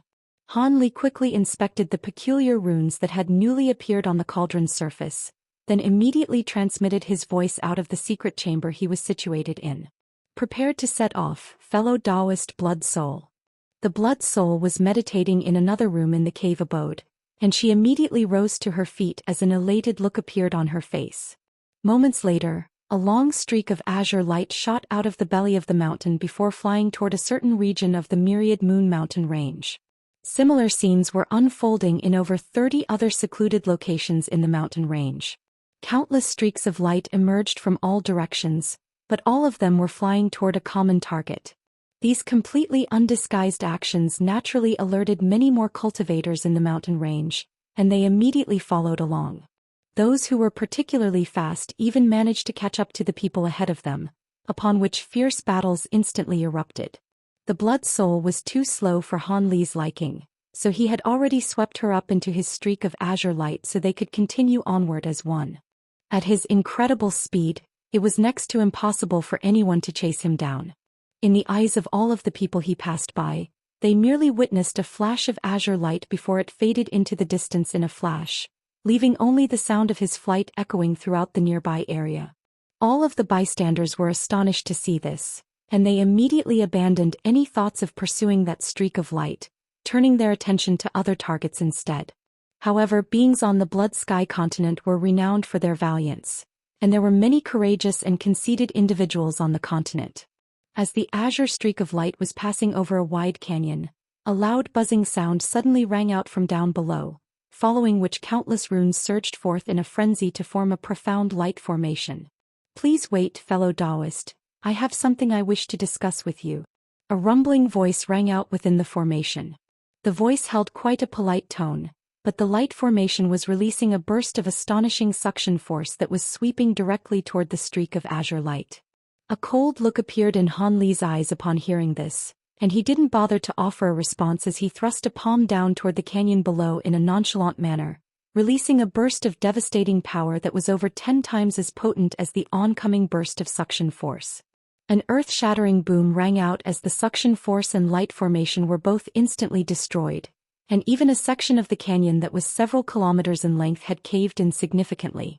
The person hiding in the area didn't have a chance to evade before his body was reduced to mincemeat, and even his nascent soul had been destroyed. As for the streak of azure light, it didn't even pause for an instant as it quickly vanished into the distant sky. Moments later, several streaks of crimson light flew out from behind a nearby small mountain, then converged in the air above the canyon. This was a group of 7 or 8 people in different attire, and all of them possessed powerful auras, but they were currently appraising the remains of their companions with dark expressions. "Should we give chase and avenge fellow Daoist ya?" a green-robed young man asked. "Are you kidding me? Fellow Daoist, you picked a fight with the wrong opponent, so he can't blame anyone for this," a long-haired man replied without any hesitation. Brother Ye's powers weren't inferior to ours, so even against a Grand Ascension stage being, he should have been able to hold his own for a while. The fact that he was instantly killed indicates that he picked a fight with someone who's extremely powerful even among Grand Ascension stage beings, and we definitely wouldn't be able to fare any better.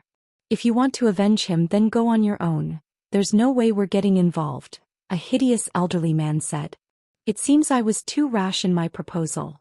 I wouldn't dare to challenge such a formidable being either. Having said that, we can no longer keep waiting here like this, so we'll have to hurry to the site where the Heavenly Cauldron Palace is going to appear to see if we can do something there," the young woman replied with a slightly awkward smile. Thus, the group quickly departed from the canyon after a brief discussion. A dull thump rang out as Han Li pointed a finger from afar toward a giant of a man who was several tens of feet tall, and the man's head immediately exploded alongside the nascent soul within it. His headless body plummeted out of the heavens, and the azure streak of light pierced directly through the bodies of several people standing behind the man, slicing them in half before vanishing into the distance. Chapter 2353. Giant Gate. After easily crushing several groups of people who had been foolish enough to get in his way, Han Li and the Blood Soul finally arrived in the air above a basin after traveling for around 4 hours.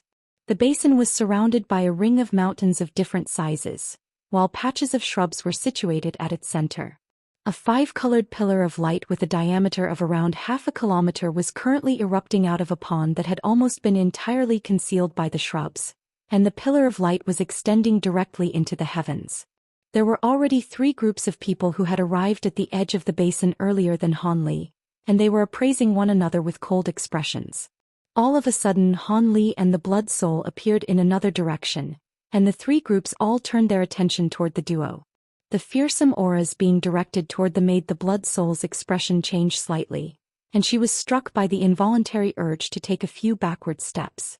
Right at this moment Han Li strode forward and positioned himself in front of the Blood Soul from an incredible angle while simultaneously releasing some of his own spiritual pressure. The formidable auras being directed toward the Blood Soul were instantly scattered, and her expression eased slightly as she cast her gaze toward the 3 groups of people nearby. As for Han Li, he took a glance at the 5-colored pillar of light first before inspecting everyone else present. The group with the fewest people was comprised of a middle-aged man and woman, who appeared to be a couple. The man had thick brows with a dark complexion and was quite ordinary in appearance. In contrast, the woman was extremely seductive and was giving off an astonishing allure. The 2 vastly differing figures standing side by side created a very peculiar contrast. Among the 2, the woman was giving off a grand ascension stage aura, while the man's aura was undetectable even to Han Li. Furthermore, his body was enshrouded under a layer of invisible energy fluctuations, so it was clear that he was carrying some type of treasure that could keep out the spiritual sense of others. Han Li was rather surprised by this, but he then cast his gaze toward another group, which was comprised of 5 young men who were identical in both appearance and attire. They all appeared to around 20 years of age, and even their expressions and mannerisms were extremely similar. There were icy cold looks in their eyes that were completely devoid of warmth, and they were all at the late body integration stage. A contemplative look appeared on Han Li's face as he examined the auras of those 5 young men, but he then cast his gaze toward the final group. This was the group with the most people, numbering over 100 in total. Most of these people were at the spatial tempering stage with only a few body integration stage beings among them, but they had set a profound formation around an authoritative-looking brocade-robed man. This man's aura indicated that he was a grand ascension stage being. Han Li only took a brief glance at the brocade-robed man before directing his attention to the people beside the man, seemingly rather interested in the formation they had set up. The other 3 groups had naturally also already identified Han Li as a grand ascension stage being, and they were all appraising him with different expressions, but no one paid any heed to the Blood Soul. It was clear that a spatial tempering stage being like her wasn't worthy of attention in their eyes. In contrast, Han Li was completely unfamiliar to all of them, and his aura was quite unfathomable, evoking a sense of wariness in their hearts. The 4 groups had each taken up a side of the basin, but they were merely hovering in silence in mid-air, displaying no intention to talk. All of a sudden 2 more groups of people shot forth toward the basin from a distance. The 2 groups arrived near the basin at the same time, then drew to an abrupt halt. Upon identifying one of the groups, Han Li's expression changed slightly, but quickly reverted back to normal again. That group of people was comprised of none other than Xiao Ming, Daoist Qing Ping, and Mistress Wan Hua. As for the other group, it contained 3 thin and hideous elderly men wearing different expressions. Their auras were extremely powerful, and they were also all Grand Ascension stage beings. Everyone's expressions aside from that of Han Li changed slightly at the sight of the 6 new Grand Ascension stage arrivals. Xiao Ming swept his gaze over the surrounding area, and he immediately spotted Han Li, upon which his pupils contracted slightly, but he still put on a smile and said, "What a coincidence that you're here as well, fellow Daoist Han. If I had known you were coming here, I would have invited you to come with us." Didn't you say you had other important matters to attend to? Were you referring to this heavenly cauldron palace? That's right, I didn't think that we were pursuing the same target. Otherwise, I would have also been happy to join you, Han Li replied in a calm manner. I'm sure you wouldn't lie about something like this. What a pity, I felt like we had formed a close bond, and I would have loved to have communicated with you further. Xiaoming sighed as if he really were feeling quite forlorn and disappointed. The Grand Ascension stage middle-aged woman suddenly chuckled. Hee, since when did the vastly renowned deranged devil of the Blood-Bone Sect become so mellow? Did you undergo a drastic personality change as you were in seclusion for too long? It's a pleasure to meet you here, Patriarch Wu Go and Fairy Huaxi. I heard Brother Wu Go sustained some injuries in a battle against a sin dragon some years ago. Have you already recovered? Xiaoming's question was directed toward the man accompanying the seductive woman. Thank you for your concern, fellow Daoist Xiao. Not only has my Dao companion already recovered, he encountered some opportunities recently, and his powers have been even further enhanced compared to before. Fairy Huaxi replied before the man could say anything. Patriarch Wu Go merely gave a faint smile, displaying no intention to say anything. Xiaoming's brows furrowed slightly as he appraised this renowned Grand Ascension stage couple with a slightly peculiar look, but then directed his attention toward the brocade-robed man instead. Brother Feng, I didn't think that a sect master like you would venture into such a perilous place with so many of your sect's disciples. Aren't you afraid that all of the elite members of your sect will perish here, leaving your sect to fall into complete decline? A hint of enmity crept into Xiaoming's voice as he spoke, and it was clear that they weren't on good terms. You came here, so why couldn't I come? Did Daoist Tian Ding hail from your Blood-Bone Sect? Besides, our sect was founded on the foundation of the art of formations. If I want to secure the treasures in the Heavenly Cauldron Palace, I naturally have to bring enough subordinates to set up my formations. As for the condition of our sect, that's not something that warrants your concern, Brother Xiao, the brocade-robed man harumphed coldly in response. A cold look flashed through Xiaoming's eyes upon seeing this, and he didn't say anything further as he turned toward the 5 identical young men. The 5 Shuehe clones pay their respects to fellow Daoist Xiao. The 5 young men greeted Xiaoming as they each cupped a fist in a salute, and their actions were completely synchronized.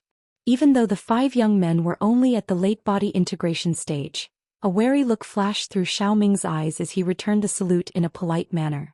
I've heard much about you, fellow Daoist Shuehe. It's very remarkable that you were willing to sacrifice your Grand Ascension stage cultivation base to split your nascent soul up into 5 clones to cultivate all of them to the Grand Ascension stage. I must concede that my willpower is inferior to yours. You're far too kind, fellow Daoist Xiao. We had no choice but to do this in a bid for survival. The 5 young men replied in a cold and wooden manner, as if they really had lost all emotions. A faint smile appeared on Xiaoming's face, and he was just about to say something further when his expression changed drastically, and he immediately cast his gaze toward the 5-colored pillar of light. In the next instant, the massive pillar of light began to emit a loud buzzing sound while expanding outward at a rate that was discernible to the naked eye. In the blink of an eye, the pillar of light had formed a bright 5-colored light barrier that enshrouded the entire basin. Han Li and the others didn't require any instructions as they sprang back to retreat out of the basin as they looked on with serious expressions. A burst of loud rumbling rang out within the 5-colored light barrier, following which violent spatial fluctuations surged through the entire area in a radius of hundreds of kilometers. A white spatial rift appeared up above, and it was rapidly torn open further and further, revealing a series of intricate palatial projections. The rumbling suddenly ceased, and the 5-colored light barrier began to surge toward the rift as countless rays of light, instantly sealing the entire rift. Immediately thereafter, the air above the basin began to tremor violently, and a massive 5-colored gate that was over 100,000 feet tall suddenly appeared. Its surface was riddled with countless golden and silver runes, giving it an otherworldly appearance. Han Li's pupils immediately contracted slightly at the sight of these runes. These were none other than beveled silver text and golden sealed text of the true immortal realm. As expected of someone who had successfully ascended, this Daoist Tian Ding was a master in these 2 types of immortal spirit texts. This is the gate of the Heavenly Cauldron Palace. Anyone who can open it will be able to use a key to break through the seal beyond it in order to enter the Heavenly Cauldron Palace. Fairy Hua, she said as she stared at the giant gate with a slightly entranced look in her eyes. Humph, now that this gate has appeared, everyone else is going to arrive soon, so I'm going to take the initiative and enter it first, the brocade-robed man said as a hint of greed flashed through his eyes. Chapter 2354. Two Cauldrons. As soon as his voice trailed off, he issued an order, and all of the sect members around him immediately summoned formation treasures of different descriptions, then began to chant in unison. All of a sudden, a yellow light formation began to take shape above their heads, and it released around a dozen pillars of white light, all of which instantly formed a straight line to strike the giant gate. A burst of loud rumbling rang out as countless white runes were repelled by the gate, which remained completely still and displayed no sign of opening. Everyone was quite stunned to see this, but as opposed to being alarmed, a faint smile appeared on the brocade-robed man's face. I didn't think that just this gate would be so difficult to open. It looks like I'll have to display some of my true power. As soon as his voice trailed off, he made a hand seal while chanting something before pointing a finger up toward the light formation in the air. The light formation immediately turned a silver color, and thousands of small silver swords surfaced within it amid flashes of spiritual light. Go! The brocade-robed man commanded as he swept a sleeve toward the massive gate. All of the small silver swords surged out of the light formation in a ferocious torrent, then combined as one mid-flight to form a giant silver sword that was over 10,000 feet in length before slashing toward the gate with devastating force. A sharp ringing sound erupted as a silver line appeared on the surface of the gate. The entire sky tremored violently, and the golden and silver runes on the gate's surface flashed as a gap slowly opened up where the silver line was. The gap wasn't very wide, but it was enough to grant everyone access. The brocade-robed man was ecstatic to see this, and he released a burst of light to sweep up all of his subordinates before flying into the gate in a flash as a streak of silver light. At the same time, Fairy Hua Shi and Patriarch Wu Go also sprang into action, flying toward the gap on the giant gate as a unified streak of azure light. However, the streak of azure light was repelled by a burst of invisible force when it was still over 1,000 feet away from the gate. Immediately thereafter, the gash that had been sliced onto the surface of the gate instantly vanished amid a flash of golden and silver light. Meanwhile, the repelled streak of light faded to reveal Fairy Hua Shi and Patriarch Wu Go again. Fairy Hua Shi had a surprised look on her face, while Patriarch Wu Go's expression was as wooden as ever. I had thought that we'd be able to save some energy and get into the gate on the back of Sect Master Feng's efforts, but it looks like I was too optimistic. Go ahead and open this gate for us, my Dao companion, Fairy Hua Shi said with a faint smile.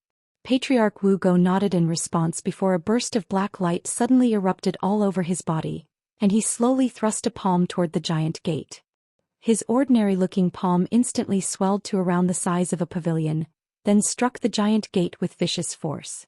A dull thump rang out, and scintillating light radiated from the gate as a hole with a diameter of around 10 feet appeared on its surface.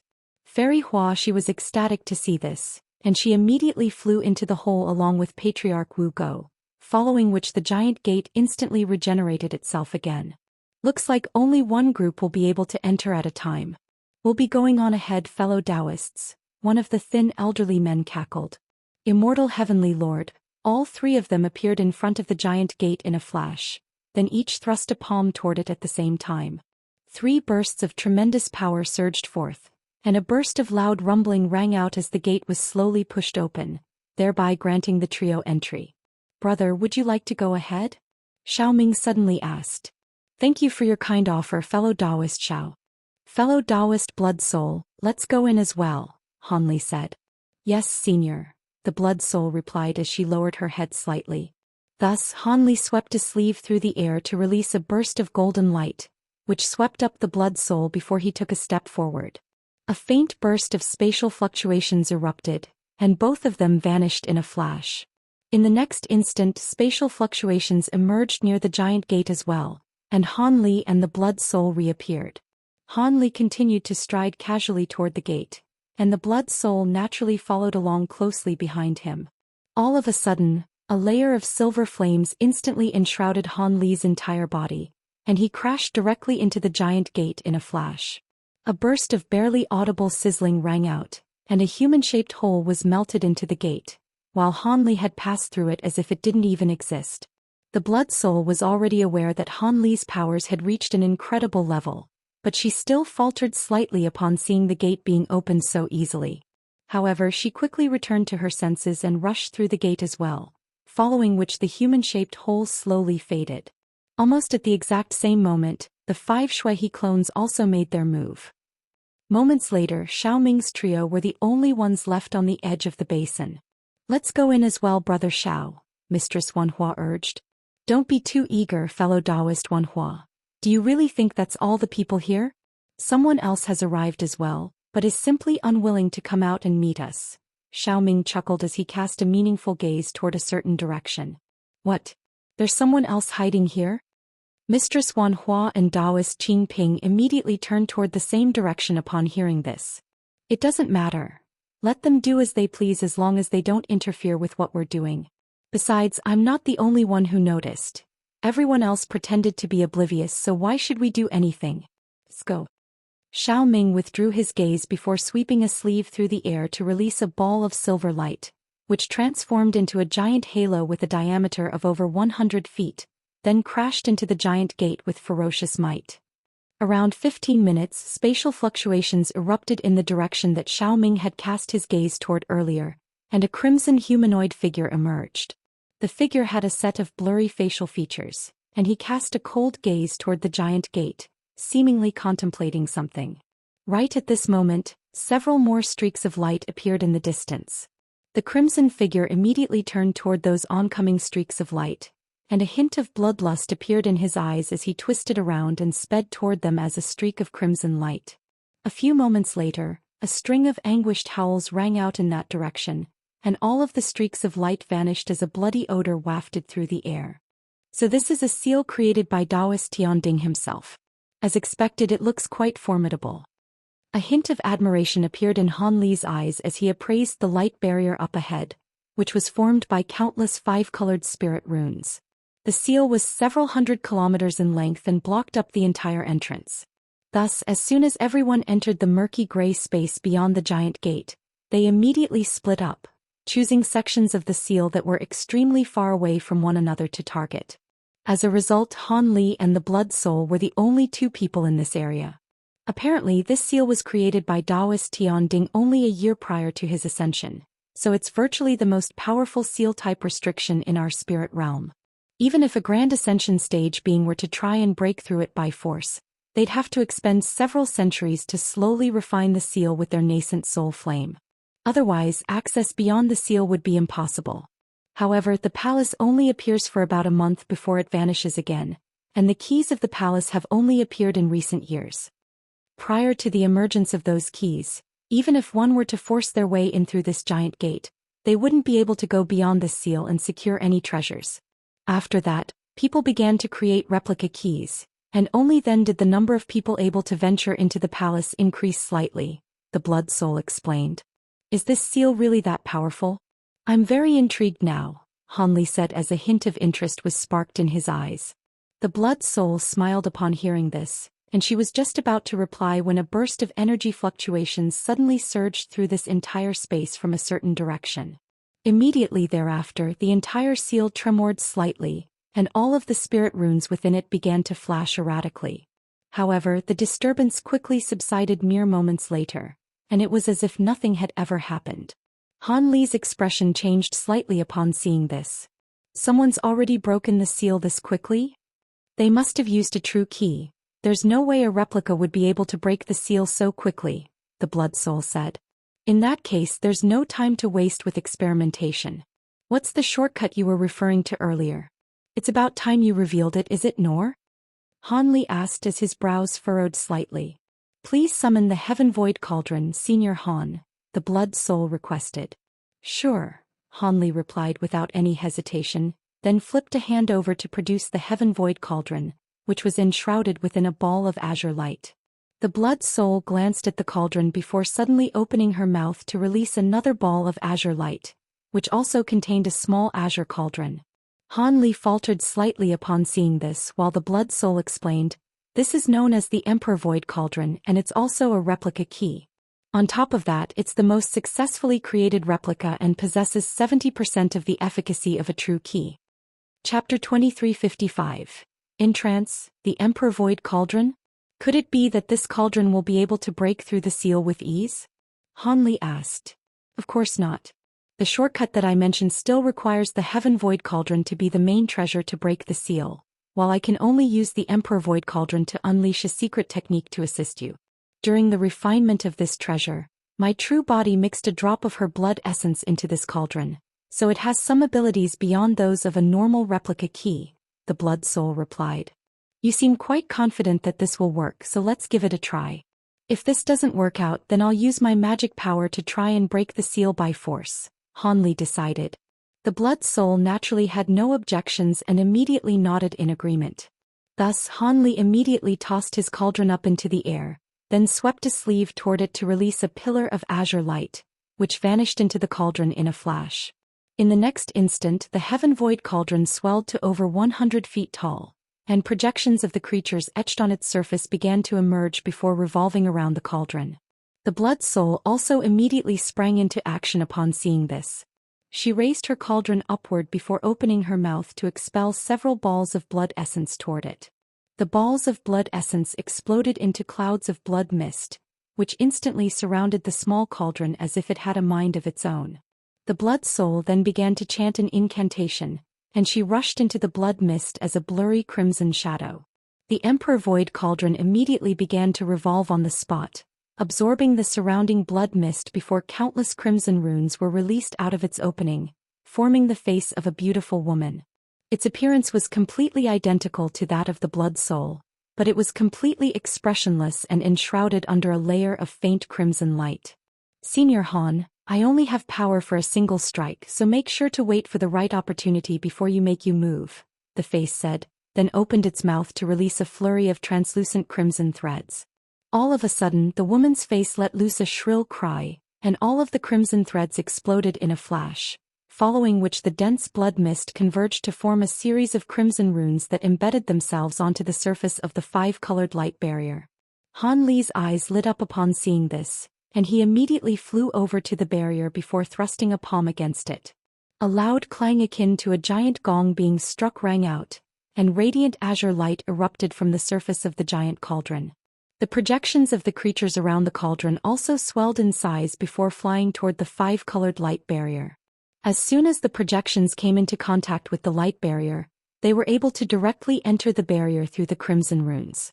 In the next instant, the surface of the Heaven Void Cauldron began to flash erratically, and the five-colored light barrier within a radius of several kilometers began to emit a loud buzzing sound.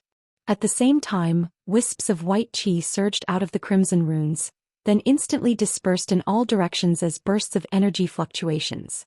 A hint of elation appeared on Han Li's face upon seeing this, and it seemed that their strategy was working. However, right at this moment, a muffled groan suddenly rang out, and the crimson light over the woman's face faded as it threw up a mouthful of black blood. At the same time, the entire face began to warp and blur. You're suffering from backlash. Leave the rest to me, Han Li said as his brows furrowed slightly, following which he swept a sleeve behind him to release a burst of azure light, which vanished into the woman's face in a flash. The face immediately shattered, then returned to the Emperor Void Cauldron as countless crimson runes. Crimson light flashed within the cauldron, and a projection flew out of the cauldron before transforming into the Blood Soul again. At this moment, her face was very pale, and she was appraising Han Li with a complex look in her eyes. In contrast, Han Li paid no heed to what was going on behind him as he made a hand seal, and the Provenance True Devil projection appeared behind him amid a flash of golden light. The projection opened its 6 eyes in unison, then reached out to place all 6 of its palms onto the giant cauldron. A burst of loud rumbling rang out as scintillating azure light began to radiate from the cauldron's surface, making it appear as if an incandescent azure sun had appeared. The crimson runes on the surface of the five-colored light barrier also began to glow brightly, as if to resonate with the cauldron, and more white qi began to emerge. Finally, a dull thump rang out as the entire seal was shattered, and a black passageway was revealed. Let's go. Han Li instructed with an elated expression as he withdrew his Provenance True Devil projection, then pointed a finger toward the Heaven Void Cauldron. 2 bursts of azure light immediately erupted from the surface of the cauldron, Sweeping up both Han Li and the Blood Soul before it sped into the passageway was a ball of azure light. Almost at the exact same moment that the cauldron flew into the passageway, the entire seal began to rapidly regenerate amid a flurry of 5-colored runes. As soon as the cauldron emerged from the black passageway, the surrounding area immediately brightened, and a lush lawn that was bathed in warm sunlight appeared up ahead.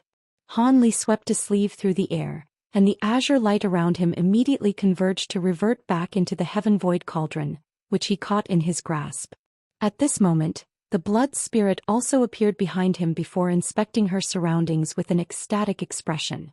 This was a space that was virtually no different from the outside world, complete with undulating mountain peaks and lush forests, and there was no end to this landscape in sight in any direction. Han Li's eyes narrowed slightly upon seeing this, and he immediately released his enormous spiritual sense, upon which an enlightened look quickly appeared on his face. So this is only an illusion. What an advanced illusion. It's quite rare to see an illusion that was almost able to fool even me, Han Li praised before sweeping a finger through the air, releasing a streak of azure sword chi that instantly extended to several thousand feet in length before slashing down from above. The space several kilometers up ahead immediately began to warp and blur, following which the entire illusion fell away to reveal a cluster of giant palaces. There were giant pillars of light situated between the palaces, and each pillar of light was supporting a light barrier that enshrouded the buildings nearby, dividing the clusters of palaces into over 100 areas. Blue light flashed through Han Li's eyes, and he was able to quickly make sense of the scene before him. It turned out that each area had a main palace that was accompanied by around a dozen other buildings of different sizes. But as Han Li attempted to inspect his buildings using his spiritual sense, it was instantly repelled. It seemed that some type of spiritual sense restriction had been set up on these buildings. However, as he swept his spiritual sense over these areas, he discovered that the closer a palace cluster was to the center, the thicker the pillar of light supporting the light barrier above the cluster would be, and the more difficult spiritual sense detection became. Han Li swept his spiritual sense toward the largest of the light barriers at the very center of the palace clusters, and he discovered that he could only sense the rough outlines of the buildings inside. Furthermore, this was only possible as his spiritual sense was far more powerful than other cultivators of the same caliber. If a normal Grand Ascension stage beings were in his place, their spiritual sense most likely wouldn't even be able to pierce through some of the light barriers here. It seems that the most important treasures are all in those areas, Han Li murmured to himself in a contemplative manner as he withdrew his spiritual sense. The Blood Soul's face was still rather pale, and a hint of concern appeared on her face as she swept her spiritual sense toward the palace clusters. Indeed, but it looks like the further in we go, the more dangerous it'll be.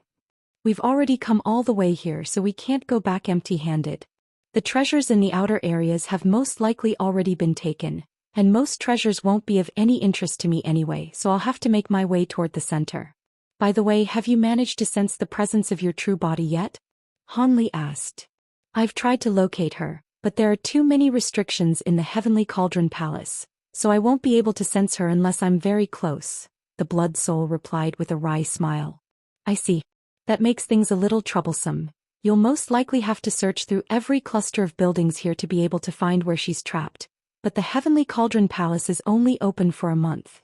Even I can't guarantee that I would be able to explore all of the restrictions here, Han Li said as his brows furrowed slightly.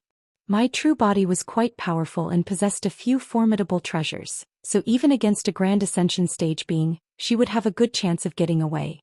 If she were trapped somewhere, then it would most likely be in the inner areas. However, just in case we miss her, I'll start searching from the outskirts. You can take a drop of blood essence of mine that's had a secret technique applied to it. If my true body is trapped nearby, the blood essence will alert you. That way, you'll be able to search for treasures and my true body simultaneously, the Blood Soul suggested. That's a good idea, and it would be viable if we were the only ones in here, but what if the other Grand Ascension stage beings in here decide to target you? Han Li asked. The Blood Soul's expression changed slightly upon hearing this, but she then replied, Rest assured, Senior Han, with the body integration stage puppet you gave me, I should be able to hold my own against a Grand Ascension stage being. Those two body integration stage puppets would be somewhat effective against normal Grand Ascension stage beings, but all of the Grand Ascension stage beings who have entered this place are most likely quite formidable. As a safety precaution, you can take Jin Tong with you, Han Li decided after a brief moment of contemplation. Chapter 2356. Ghostly Face, Giant Flower, Puppet. As soon as his voice trailed off, Han Li swept a sleeve through the air to release a ball of golden light, which transformed into the featureless miniature figure that was the gold devouring beetles. Jin Tong, follow fellow Daoist blood soul for now and make sure to protect her, Han Li instructed.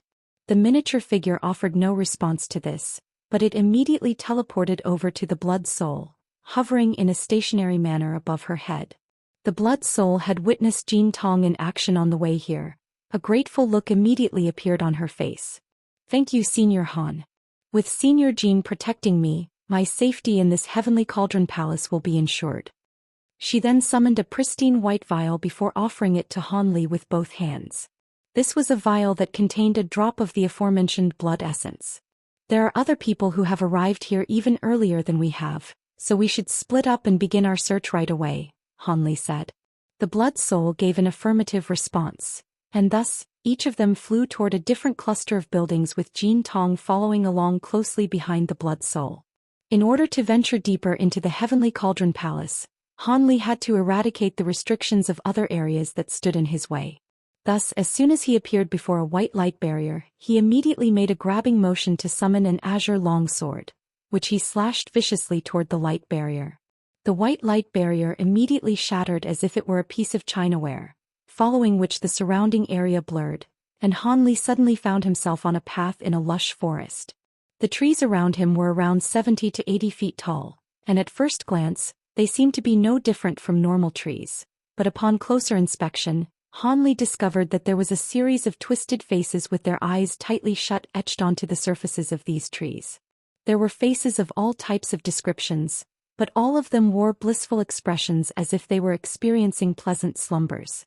Han Li's eyes narrowed slightly upon seeing this, and right at this moment, an intoxicating floral scent suddenly wafted toward him from the other end of the path. With his enormous spiritual sense, the aroma resulted in nothing more than slight mental discomfort following inhalation.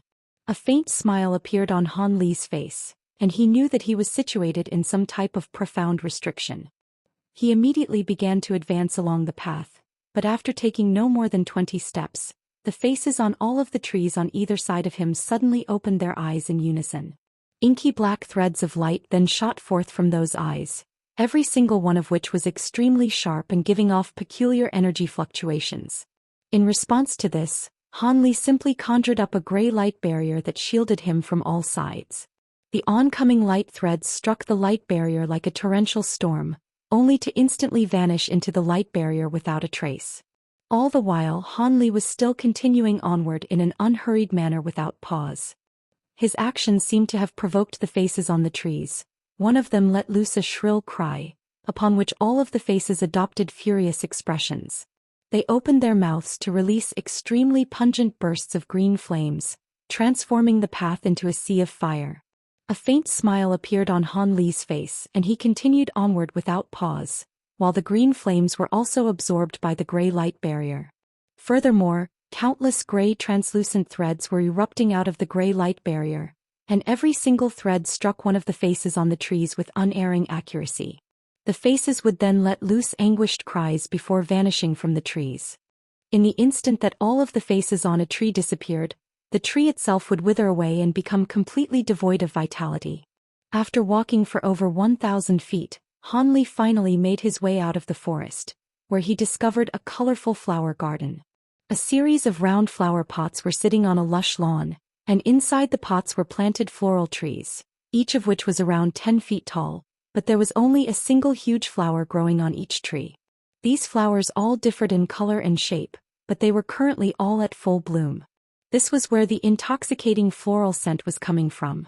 Han Li swept his spiritual sense over the giant flowers, upon which his expression changed slightly, but he continued onward. Right as he was walking past a certain flower pot, the giant flowers nearby suddenly transformed into menacing ghostly heads before cackling as they pounced directly toward Han Li. Humph, how insolent!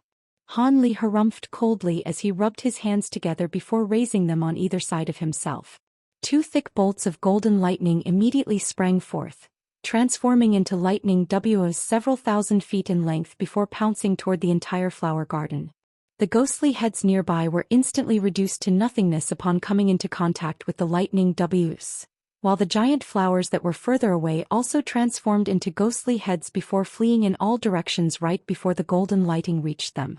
Thus, the scenic and tranquil flower garden suddenly became a devilish realm that was filled with swirling devilish qi. However, these devilish beings naturally weren't going to actually be able to escape from Han Li's divine devilbane lightning. The two lightning WEs immediately exploded at Han Li's behest, sending countless arcs of lightning erupting in all directions to form two golden nets that enshrouded the entire flower garden beneath them.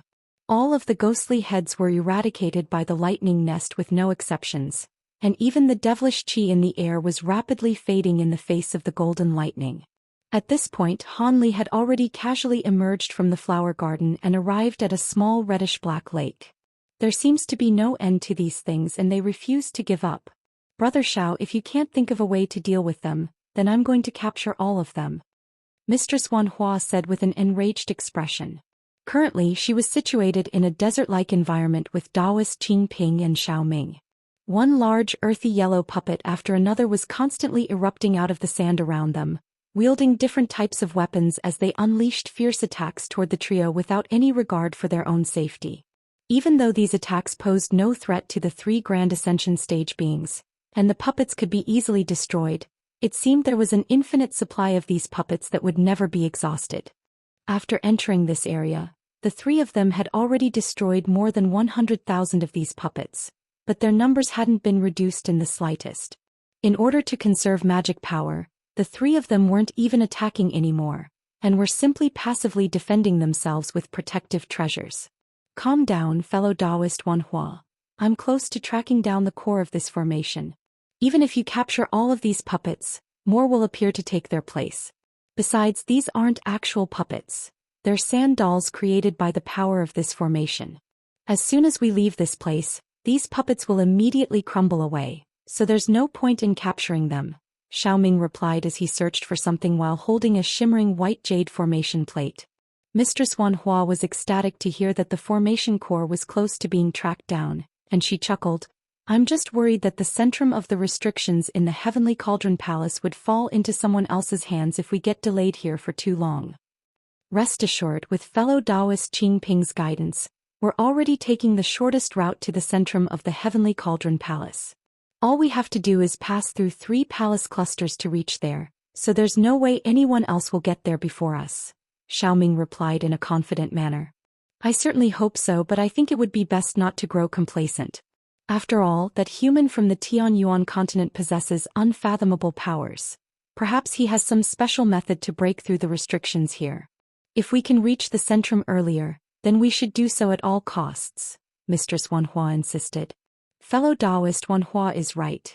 Brother Xiao, I also think it would be best to reach the center of the Heavenly Cauldron Palace as soon as possible, even if doing so would result in some expenditure of power, Daoist Qing Ping agreed. Xiao Ming's brows furrowed slightly upon hearing this, but he nodded in response in the end. All right, in that case I'll use some brute force methods to find the location of the formation core. Immediately thereafter he made a hand seal, and the projection of a nine-eyed blood toad instantly appeared behind him amid a flash of crimson light. At the same time his body swelled drastically to over 100 feet in size, and his aura also became significantly more formidable. Go! Xiao Ming let loose a low cry as he flipped a hand over to produce a formation plate, then opened his mouth to release several balls of energy into the treasure. The formation plate immediately began to release countless white runes amid a loud buzzing sound, and the runes formed a small light formation, which released a thick pillar of light that struck a certain point in space in a flash. That section of space immediately began to tremor and warp, but it then quickly returned to normal. That's not it. I'll try the next place, Xiao Ming said as he pointed a finger toward the light formation. The light formation immediately swiveled around to target another direction at his behest. Another thick pillar of white light was then released in that direction, and on this occasion, the space there tremored violently before a giant silver rune that was around the size of a house emerged amid a burst of spatial fluctuations. We're in luck, Xiao Ming said with a smile, then injected his magic power into the giant toad projection behind himself. The projection slowly opened its 9 golden eyes, directing its gaze toward the massive silver rune. A resounding boom rang out as a thin shimmering golden thread erupted out of each eye, piercing through the silver rune in a flash before slicing it into pieces. Chapter 2357, Shui Yingxi and PatriarChapter Qi lay. Once the silver rune completely disintegrated into specks of spiritual light, the surrounding scenery and puppets also disappeared. The space up ahead twisted and blurred, and a cluster of buildings appeared up ahead. The restriction's been broken. Well done, brother Xiao. Mistress Wanhua was ecstatic to see this. The restriction here is quite profound, so it might really be the case that no one has visited this place before.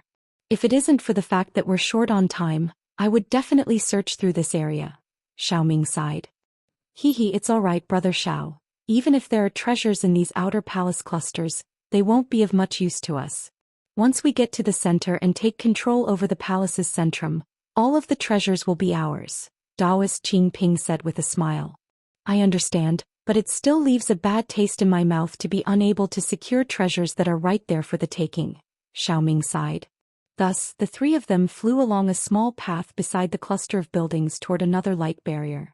In another restriction on the outskirts of the heavenly Cauldron Palace, the brocade-robed man was appraising a giant 2-headed ape before him with a cold expression.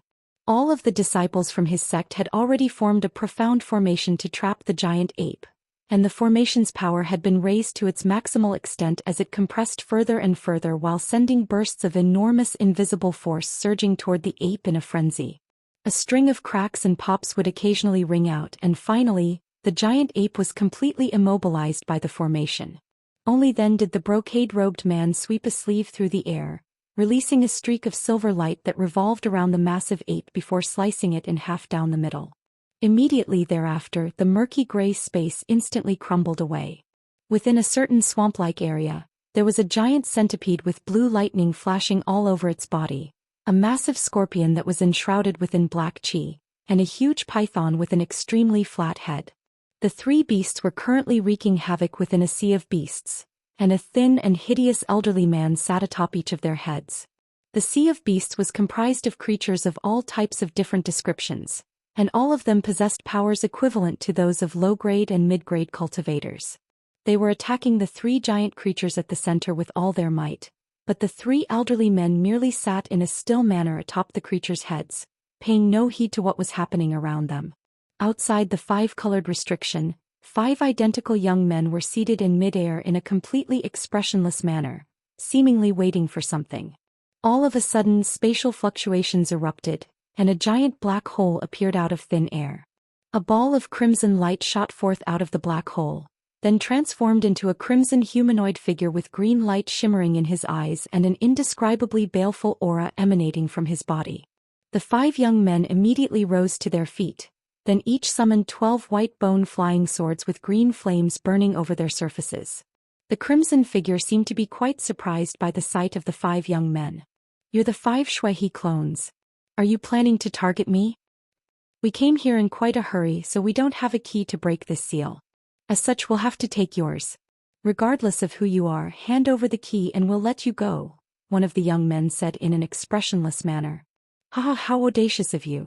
I just so happen to require some blood essence to nurture this body of mine. How about I take yours? The crimson figure chortled as he transformed into 5 streaks of crimson light that surged directly toward the 5 Shui clones. Your blood shadow arts are indeed quite formidable, but there's a way to counter it. One of the young men chuckled as white light suddenly erupted from his body before surging toward the oncoming streak of crimson light. Meanwhile, the other 4 young men abruptly vanished on the spot in unison. In the next instant, a string of rumbling booms rang out and a fierce battle commenced. There were already close to 1,000 high-grade cultivators gathered outside the giant gate, most of whom were at the body integration stage or spatial tempering stage.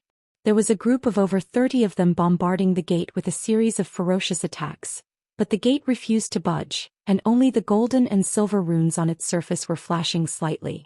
Everyone else was looking on from nearby, displaying no intention to assist or disrupt them. Useless idiots. You think you have what it takes to enter the heavenly Cauldron Palace? Piss off. Right at this moment, A thunderous boom suddenly rang out up above, causing everyone's ears to ring incessantly, and some of the weaker cultivators present plummeted straight out of the sky. A ball of crimson lightning that was around an acre in size then tore its way out of thin air before crashing down upon the giant gate. Countless bolts of thick crimson lightning began to surge all over the gate, sending scorching heat waves spreading in all directions. The dozens of cultivators situated nearby immediately shot back in retreat as their expressions changed drastically. Several of them acted too late, and they were swept up by the heat waves amid agonized howls, but their cries of pain quickly drew to an abrupt halt, seemingly indicating that they had already perished. The giant gate was forced open slightly by the attack, and the bolts of crimson lightning immediately converged to form a ball again, then instantly entered through the gap that had opened up. The massive gate then slowly swung shut again amid a rumbling boom. That was PatriarChapter. That had to have been him. Someone exclaimed. In contrast with the previous opening of the Heavenly Cauldron Palace, where most of the entrants were body integration stage beings, there were clearly far more Grand Ascension stage beings who had arrived on this occasion. It seemed that the keys of the palace had finally attracted all of these formidable beings. 3 days later, Hanli was situated in a long corridor in the Heavenly Cauldron Palace with 2 puppets, one golden and one silver, standing in his way. The puppets were around 70 to 80 feet tall, and they were each holding 2 giant hammers of different colors, but their bodies were riddled with wounds, indicating that they had already endured battles in the past. Hanli only took an indifferent glance at the 2 puppets before directing his attention toward the red wooden door behind them, and he immediately began to make his way toward that door. In the instant that Hanli began to approach them, the 2 puppets raised their hammers before sending them crashing viciously down toward him. Countless azure threads erupted out of Hanli's body amid a flash of azure light, and the 2 puppets were instantly reduced to countless scraps along with the hammers they were wielding. Hanli strode calmly past the remains of the puppets before sweeping a sleeve toward the red door, releasing a burst of invisible force that pushed the door open. A large hall was revealed beyond the door, and within the hall were rows of rectangular stone platforms that were laden with all types of treasures. Some of these treasures were glowing brightly while others were very dim, and there were over 1,000 of them in total. A faint smile appeared on Hanli's face as he strode into the hall. Meanwhile, Mistress Wanhua and Daoist Qingping were hovering in midair with dark expressions above a boundless sea. Not far in front of the 2 of them was Xiao Ming, who was seated with his legs crossed and his eyes tightly shut. He was holding a formation plate in one hand, while the fingers on his other hand were trembling incessantly, seemingly calculating something. Who would have thought that just this second area would have such a formidable illusion? We've already been trapped here for over 2 days, right? Mistress Wanhua asked. Indeed, I also didn't think that this area would have such a powerful illusionary restriction that even Brother Xiao can't eradicate in a short time. Having said that, this is only to be expected. This is only the second area to us, but due to the route we chose, we're already quite deep in the Heavenly Cauldron Palace. Once we break through this area, we shouldn't be too far away from the center, Daoist Qingping replied with slightly furrowed brows. I certainly hope that that's the case, Mistress Wanhua sighed. Meanwhile, Xiao Ming continued to sit still on the spot, as if he were completely oblivious to what was happening around him. 7 days later, the Blood Soul emerged from a hall in a certain area of the Heavenly Cauldron Palace, and judging from her brooding expression, it seemed that she hadn't reaped any rewards. Right at this moment, a ball of crimson lightning suddenly shot forth toward her before transforming into a tall crimson-robed elderly man with golden lightning patterns on his face. The Blood Soul was quite alarmed to see this, and she immediately swept a sleeve through the air, releasing 2 balls of azure light that transformed into a pair of armored puppets. One puppet was wearing azure armor while wielding a huge bow that was as tall as a grown man, while the other was clad in black armor, wielding a long blue spear. The elderly man was rather surprised to see these puppets before a cold look appeared on his face. Oh, body integration stage puppets? How rare. Who are you and who did you accompany into this palace? The Blood Soul immediately identified the elderly man as a Grand Ascension stage, and her heart sank upon making this discovery. I am Blood Soul and I accompanied a certain Senior Han into this palace. May I ask your name, Senior? I've never heard of a Grand Ascension stage with the Han surname. Is this a fellow Daoist who only made his breakthrough recently? That doesn't matter anyway. Hand over your key and everything you obtained in there. Don't try to fool me either. I'll know if you're telling the truth once I use a soul search technique on you, the elderly man said in a menacing manner. The blood soul was naturally very alarmed to hear this, but she forced a smile onto her own face as she replied, I didn't manage to find anything in there, and the key is being carried by Senior Han. Isn't it unbecoming of someone of your status to be threatening a junior like me? If you're not going to hand it over, then I'll have to take it by force, the elderly man said as a cold smile appeared on his face. Chapter 2358. Bloodlight Snake. The elderly man stepped forward and covered a distance of several hundred feet in a flash, instantly arriving before the blood soul. The blood soul hurriedly shot back in retreat, while the azure-armored puppet pulled back the string of its bow before releasing countless streaks of golden light. Meanwhile, the black-armored puppet thrust its spear through the air, and a giant blue flower with a diameter of around 10 feet was manifested at the tip of the spear before descending toward the elderly man. As the flower descended from above, it released a glacial aura, threatening to freeze the space around the elderly man. At the same time, the streaks of golden light were converging from all directions. The two puppets were displaying seamless teamwork. The elderly man harumphed coldly as a layer of crimson lightning flashed all over his body, tearing the surrounding glacial chi apart and repelling all of the oncoming streaks of golden light with ease. He then made a grabbing motion toward the blue flower, and it immediately vanished amid a dull thump, revealing the tip of the blue spear, which the elderly man caught with his bare hand with ease. The spear-wielding puppet tried to wrench its spear out of the man's grasp, but the weapon refused to budge as if it had taken root on the man's hand. Meanwhile, a hint of light flashed through the bow-wielding puppet's eyes, and it began to emit an astonishing aura as it released a long streak of golden light from its bow, which hurtled directly toward the elderly man. The elderly man chuckled coldly as he opened his mouth to release a ball of crimson lightning, which instantly swelled to the size of a water tank. The two immediately exploded on contact, and the crimson lighting completely inundated the streak of golden light before surging toward the bow-wielding puppet with unerring accuracy, instantly reducing it to ashes. At the same time, the spear-wielding puppet was also destroyed by a giant crimson hand that had suddenly appeared out of thin air. Immediately thereafter, the elderly man appeared right in front of the blood soul before reaching a hand out toward her. Hand over your key and treasure and I'll grant you a quick and painless death. Otherwise, hee. A sinister look appeared on his face as he spoke. You were able to enter this place, so you clearly have a key of your own. Why are you so intent on taking mine? The blood soul asked as she retreated with a fearful expression. Do you think I don't know that there are some special places in the Heavenly Cauldron Palace that can only be accessed using the corresponding keys? I only have a replica key, so I naturally have to collect other keys as backups. If you're not willing to hand over your key, then I'll have to take it by force. The elderly man harumphed coldly as he made a grabbing motion toward the blood soul.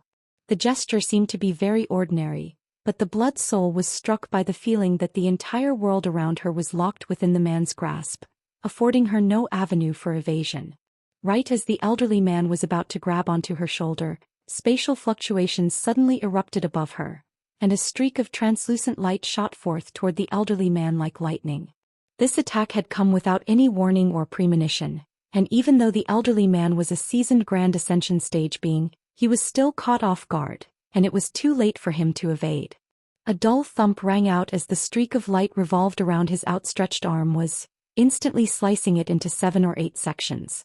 However, the elderly man's body blurred, and he instantly appeared several hundred feet away as he appraised the blood soul with a furious expression. Who's there? A burst of blood mist erupted out of his wound as he spoke. Countless crimson threads writhed and intertwined as a brand new arm quickly took shape. For a cultivator primarily using a blood Dao cultivation art, regeneration of dismembered limbs was a simple task.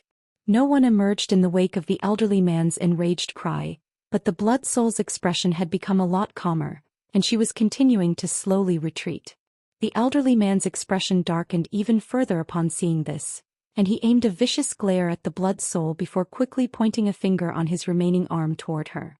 In the next instant, a rumbling boom rang out around 10 feet in front of the blood soul, and the streak of crimson light reappeared before transforming into a short crimson spear that plunged directly toward her chest. This sequence of events had taken place in nothing more than the blink of an eye, and it was too late for the Blood Soul to evade or adopt defensive measures. Despite her steadfast nature, a hint of panic had crept into her eyes. Right at this moment, golden light flashed in front of her, and the purplish-golden Jin Tong appeared before waving a hand through the air to swat the crimson spear away. The elderly man's pupils contracted slightly at the sight of Jin Tong, and a puzzled look appeared on his face. "Who are you and how are you related to her?" he asked. Jin Tong merely appraised the elderly man with a wooden expression, displaying no intention to provide an answer. It quickly made a grabbing motion with one hand, conjuring up a series of translucent golden threads that formed a giant net, which enshrouded the entire surrounding space. The elderly man was furious to see this. "Seeing as you're intent on battling me, then allow me to examine your abilities." As soon as his voice trailed off, he made a hand seal and countless bolts of crimson lightning erupted out of his body. He then opened his mouth to release an antiquated mirror that was enshrouded within a ball of silver light. As soon as the mirror appeared, countless silver runes surged out of its surface in a frenzy before transforming into balls of silver lightning. "Go!" the elderly man yelled before sweeping a sleeve through the air, and the crimson and silver lighting intertwined to form a massive lightning cloud with a diameter of around half a kilometer before surging toward Jin Tong. Jin Tong remained completely expressionless upon seeing this, and it extended a finger forward, upon which the translucent golden threads instantly shot forth toward the lightning cloud in a torrential barrage. Bursts of loud crackling rang out within the lightning cloud, and translucent threads instantly punched countless holes into the cloud, causing it to shrink rapidly in size. The elderly man was completely astonished by what he was seeing. This attack wasn't his ultimate trump card, but it was definitely an ability that he relied heavily upon. That silver mirror was an incomplete profound heavenly treasure, and in conjunction with his crimson lightning, it had felled countless powerful opponents, yet the attack had been dispelled by his opponent with ease. What exactly were those translucent threads and how were they completely unaffected by his lightning? Right as the elderly man was looking on in a stunned manner, Jin Tong flicked his fingers through the air, and a chill ran down the elderly man's spine as countless streaks of invisible sword qi appeared out of thin air before surging toward him. His expression changed drastically as he immediately swept a sleeve through the air, releasing an azure wooden bowl that appeared above him in a flash, then transformed into an azure light barrier that shielded him from all sides. At the same time he made a hand seal with his other hand, and a giant crimson Devouring projection emerged behind him. As soon as the Devouring appeared, it opened its mouth to release a vast expanse of crimson lighting, which swept forth in all directions as a barrier of lightning. A string of dull thumps rang out as the lightning came into contact with the invisible sword qi, only to be torn apart like rotten wood. However, the azure light barrier seemed to possess some type of profound power that allowed it to keep the oncoming sword qi at bay. Even so, the elderly man was very alarmed to see this, and his face paled slightly as he hurriedly summoned a strange curved crimson sword out of his storage bracelet. He immediately grabbed onto the sword before opening his mouth to release several balls of blood essence onto it. The blood essence was instantly absorbed upon contact, following which the sword suddenly sprang to life, transforming into a crimson snake. A sinister smile appeared on the elderly man as he hurled the snake forward, and it tumbled through the air before abruptly disappearing on the spot. In the next instant, a burst of crimson mist suddenly emerged near Jin Tong. A pair of translucent threads immediately shot out of Jin Tong's eyes to pierce the crimson mist, but it seemed that there was nothing inside it. Just as Jin Tong was wondering what was happening, the crimson mist suddenly transformed into that snake again before it instantly bit viciously into Jin Tong's shoulder. The elderly man immediately began to chortle with glee upon seeing this. "Ah, your fate is sealed now. That snake is the Bloodlight snake, one of the 10 most poisonous snakes on the Blood Sky continent. Even if you possess an immortal body, you'll be reduced to a puddle of blood within mere moments." "Bloodlight snake? Does it taste good?" Jin Tong finally spoke for the first time as it appraised the snake on its shoulder with a curious expression. Its voice was very high-pitched and it struck the listener with a chilling sensation. The elderly man faltered slightly upon hearing this, and he was then greeted by an astonishing sight. Jin Tong suddenly grabbed onto the Bloodlight snake's throat, forcibly tearing the snake off its shoulder, then opened its mouth to bite off the snake's head. Chapter 2359. Might of the Spirit engulfing heavenly flames. This so-called mouth was a thin rift that was lined with sharp fangs, which had opened up below Jin Tong's face. The Bloodlight snake's headless body was writhing violently in Jin Tong's mouth, sending a geyser of black poisonous blood spraying up several feet into the air. A layer of translucent light surged over Jin Tong's body, and all of the poisonous blood was kept at bay. The elderly man was truly astonished to see this. Before he had a chance to do anything, Jin Tong suddenly cast a cold gaze toward him. A chill immediately ran down the elderly man's spine, following which 2 streaks of translucent sword chi abruptly appeared out of thin air right in front of him. The 2 streaks of sword chi didn't appear to be remarkable in any way, but they struck the light barrier before him at an incredible speed. A crisp crack rang out, and the azure light barrier shuddered before shattering on contact. The chilling sensation that the elderly man was experiencing became even more pronounced as the streaks of sword chi continued on toward him, and he knew that he could no longer hold back. 5-colored light flashed from his glabella, and a 5-colored shield instantly appeared before swelling to several tens of feet in size, shielding his entire body behind it. The shield's surface was riddled with layers of intricate spirit patterns, as well as countless dazzling runes. The 2 streaks of sword chi struck the giant shield one after another amid a pair of dull thumps. As the shield clashed with the first streak of sword chi, a burst of piercing light and violent energy fluctuations erupted forth. The sword chi was eradicated, but a huge crack had also appeared on the shield. The second streak of sword chi then instantly struck the same part of the shield, and it was immediately sliced in half, no longer able to offer any further resistance. All of this had happened in the blink of an eye, and from the elderly man's perspective, he had only just summoned the 5-colored shield before it was sliced in half. A flash of light then appeared before his eyes, following which his vision turned completely dark. From a third-person perspective, the second streak of sword chi had revolved around his neck, instantly decapitating him. Almost at the exact same moment, the giant crimson Devouring projection behind him suddenly exploded, sending arcs of crimson lightning surging violently in all directions. A ball of crimson light flew out of the elderly man's headless body, then sped toward a certain direction with a miniature crimson figure within it. All of a sudden, Jin Tong vanished on the spot amid a flash of golden light, then abruptly appeared right in front of the ball of crimson light amid a burst of spatial fluctuations. It then raised an arm and slammed the ball of light viciously onto the ground down below. The crimson light faded within the crater on the ground, and the nascent soul was revealed with its expression twisted with fury and horror. The nascent soul suddenly gritted its teeth before making a hand seal, and a crimson mist began to pour out of its body, indicating that it was about to unleash some type of secret technique. But right at this moment, a streak of translucent sword chi appeared behind it without any warning before slashing toward it in a flash. The crimson mist was parted, and the nascent soul was sliced in half with an incredulous look still etched on its face, and it disintegrated into specks of spiritual light amid an anguished howl. Thus, the vastly renowned PatriarChapter was slain by the gold devouring beetle monarch with ease. At this point, the blood soul had already retreated far away, and an ecstatic look appeared on her face as she approached Jin Tong before extending a curtsy toward it. "Thank you for saving me, Senior Jin. Otherwise I would have most likely perished here. I was only following my master's orders. You can continue with what you're doing. I'll be watching from the shadows," Jin Tong replied before waving a hand toward the elderly man's body to recover his storage bracelet, then abruptly vanished on the spot. It was clear that Jin Tong possessed far more intelligence than it did when it had first evolved into a gold-devouring beetle monarch. The blood soul extended another bow toward the spot where Jin Tong had just disappeared, then cast a forlorn glance at the 2 body integration stage puppets before departing from this place.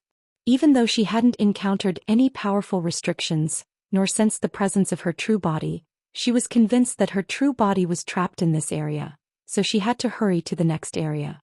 Having witnessed Jin Tong's incredible powers, she was instilled with more courage to venture deeper into the palace. 10 days later, the thousands of high-grade cultivators gathered near the giant gate in the myriad Moon Mountain range had all retreated to close to 10 kilometers away, appraising the gate from afar while occasionally discussing and commenting on something.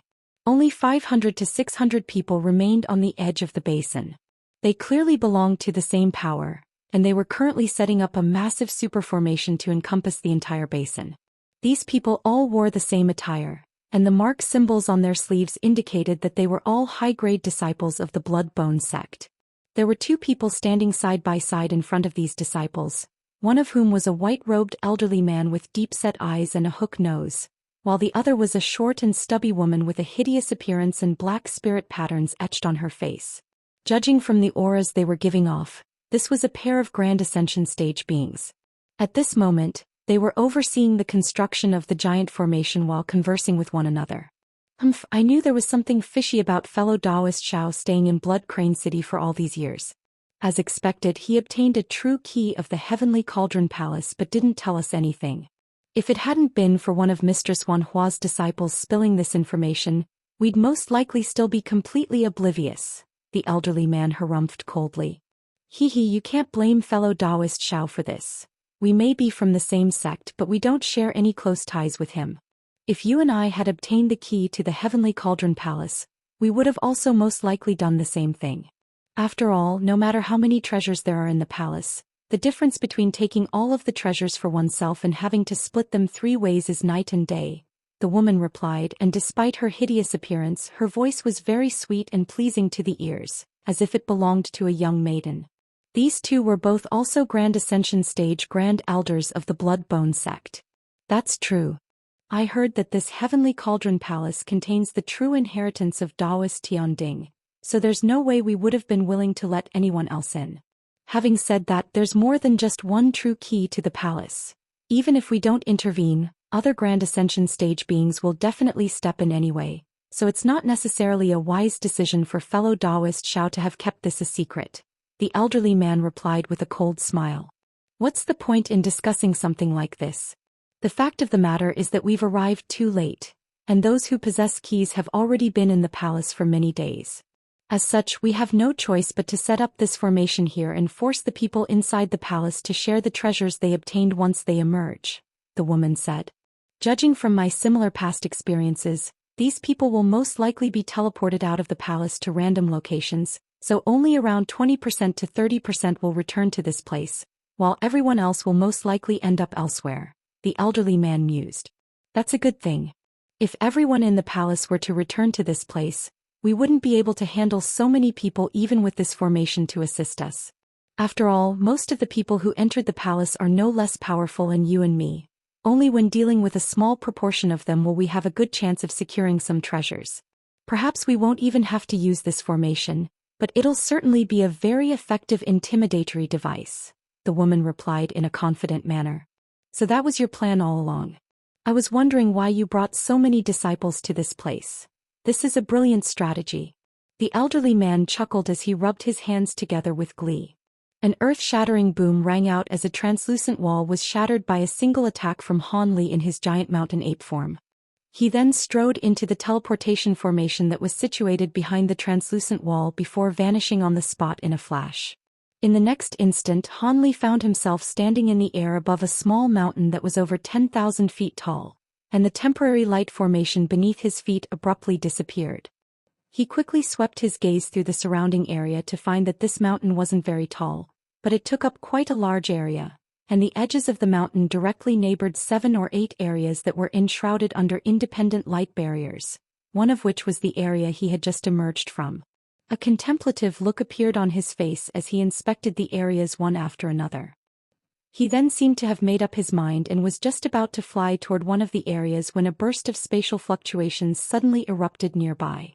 Immediately thereafter, another light formation emerged, and 3 people appeared atop the formation amid a flash of light. Han Li cast his gaze toward the 3 people and a cold look appeared in his eyes.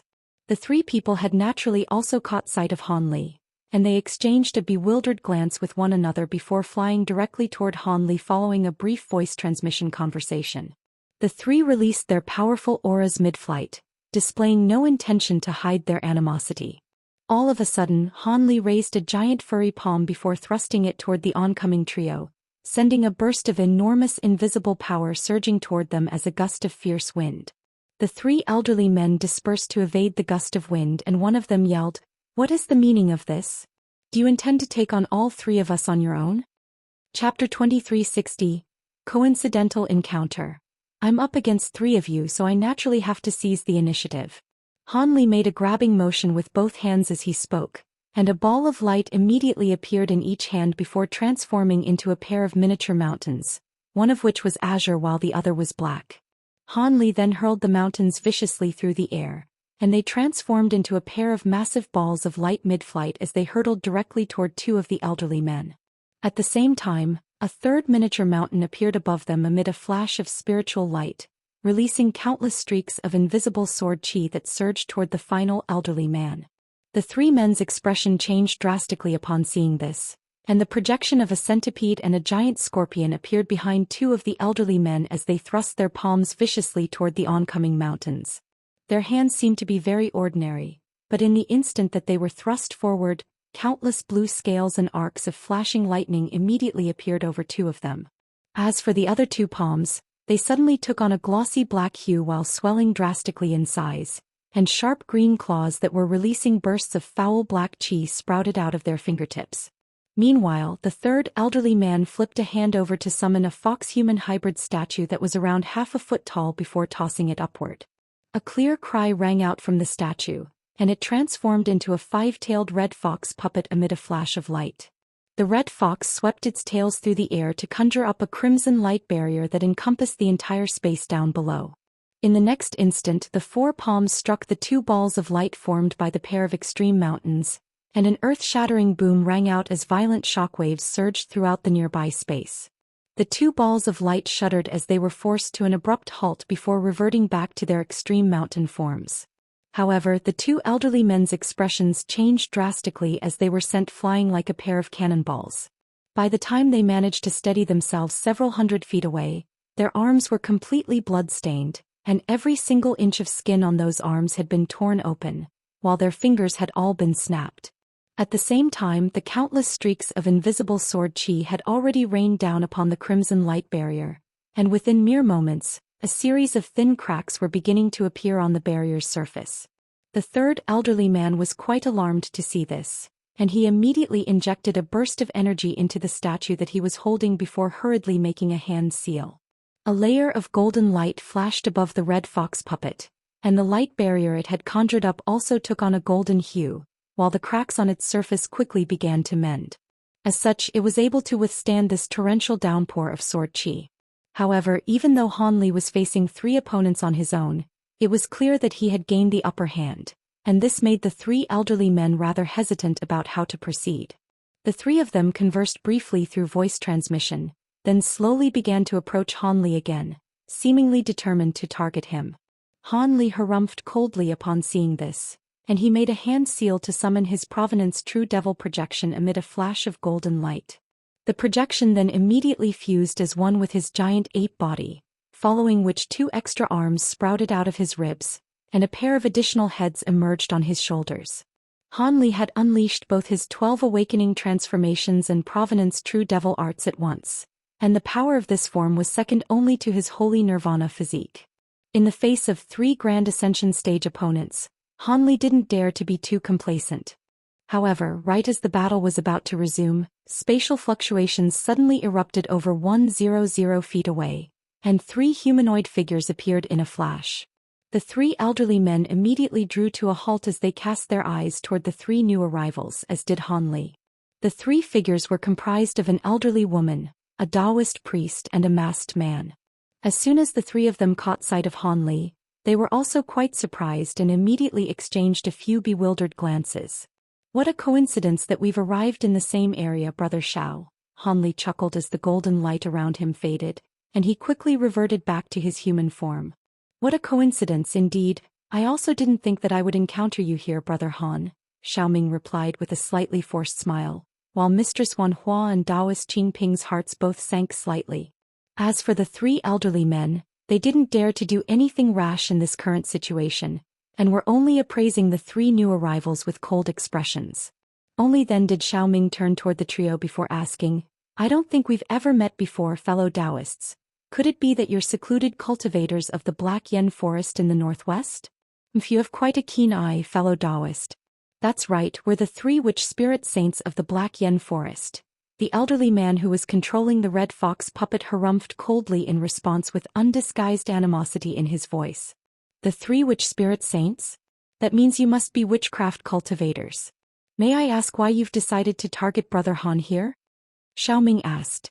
He hadn't witnessed the earlier clash between Han Li and the trio, but the residual spiritual chi fluctuations in the air and the confrontational stances they had adopted were clear indications of what had just happened. There are only a limited number of treasures in this heavenly cauldron palace, so everyone in here is our enemy. Why do we need a reason to target anyone? The elderly man replied. A cold look appeared on Xiaoming's face upon hearing this. In that case you must also view the 3 of us as enemies. What do you think, Brother Han? I don't mind either way. If it's a battle they want, then I'd be glad to entertain them, Han Li replied in a nonchalant manner. Xiaoming's wariness toward Han Li only grew more pronounced upon seeing this. He then turned toward the 3 witch spirit saints with slightly furrowed brows. According to his original plan, he should have already reached the center of the heavenly cauldron palace or found the centrum of the restrictions here.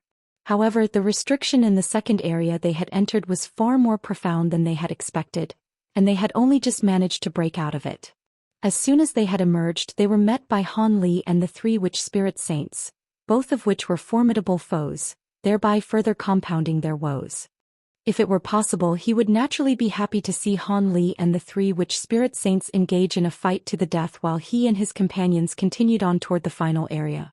However, in this current situation, there was no way that Han Li and the 3 witch spirit saints would be foolish enough to do something like that.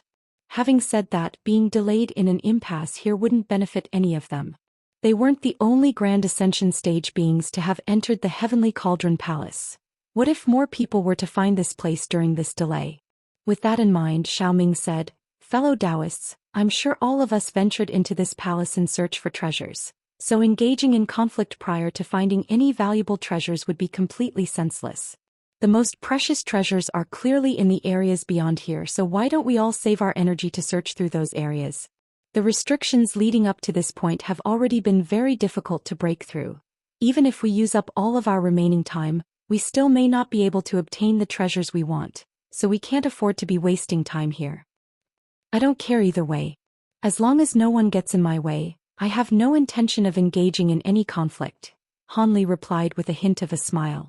The elderly man wielding the red fox puppet contemplated the situation momentarily before also nodding in response. "All right, in that case, let's end things here."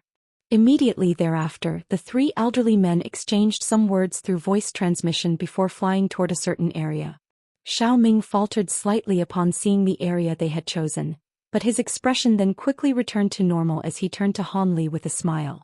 "Have you also already decided on a target, Brother Han? If not, then we'll be going on ahead." "I think I'll go too. That area."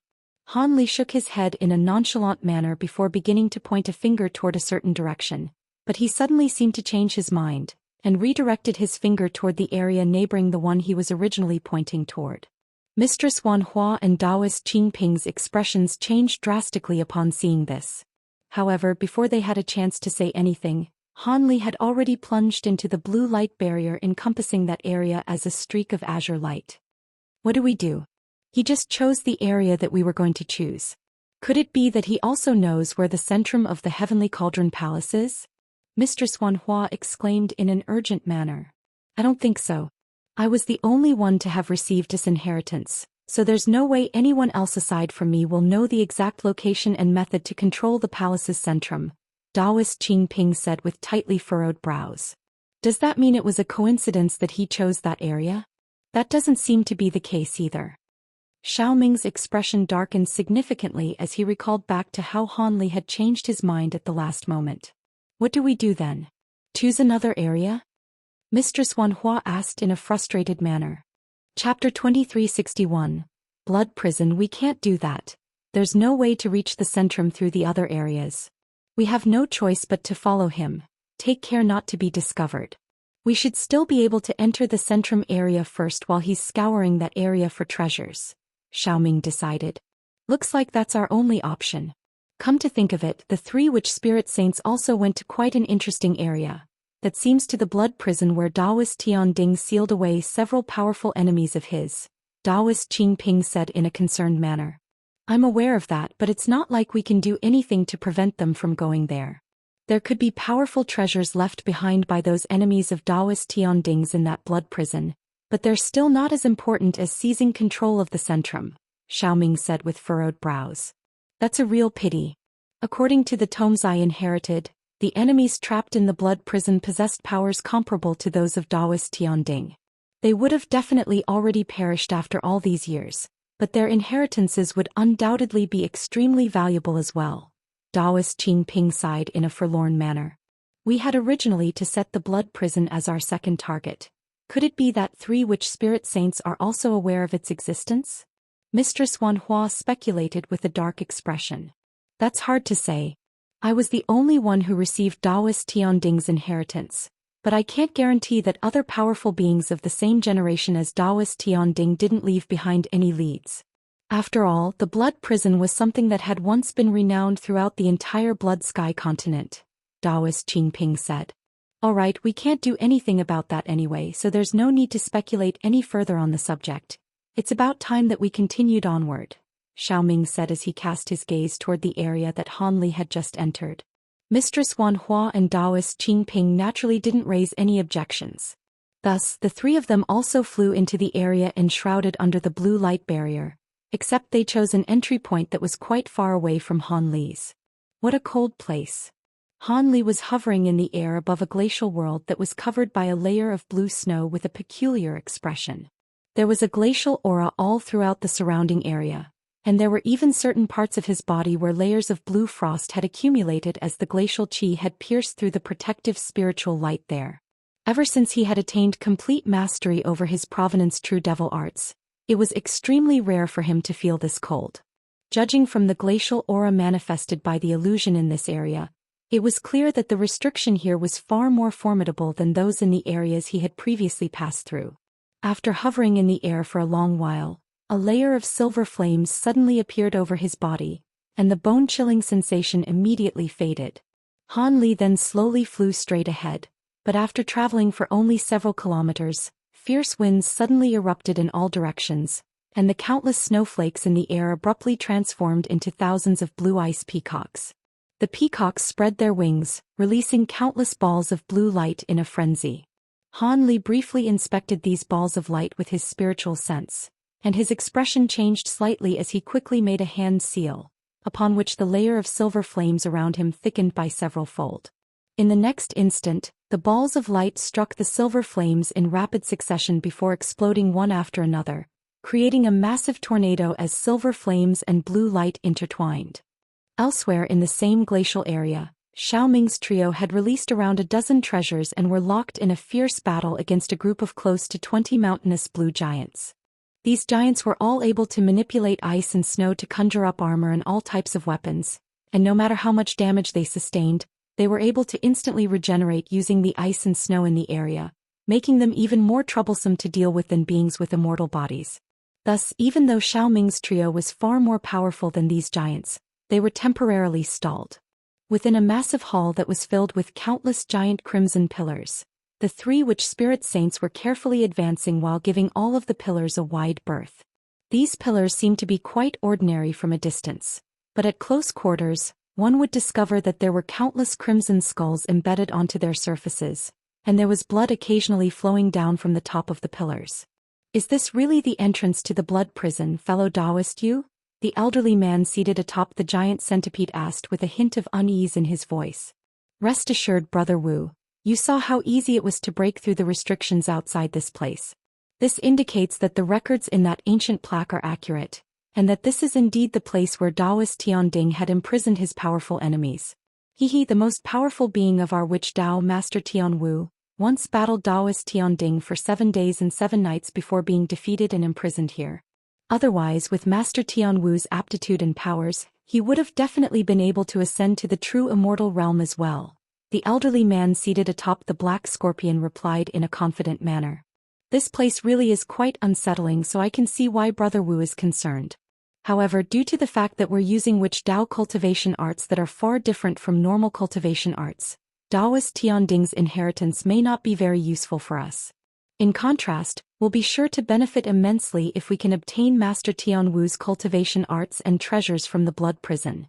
Perhaps we'll even have a chance of ascending to the true immortal realm in the future.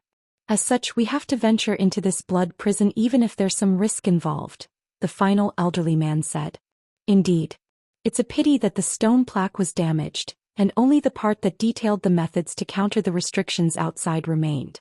If we knew how to counter the restrictions in here as well, then we'd have nothing to worry about, the elderly man with the username sighed.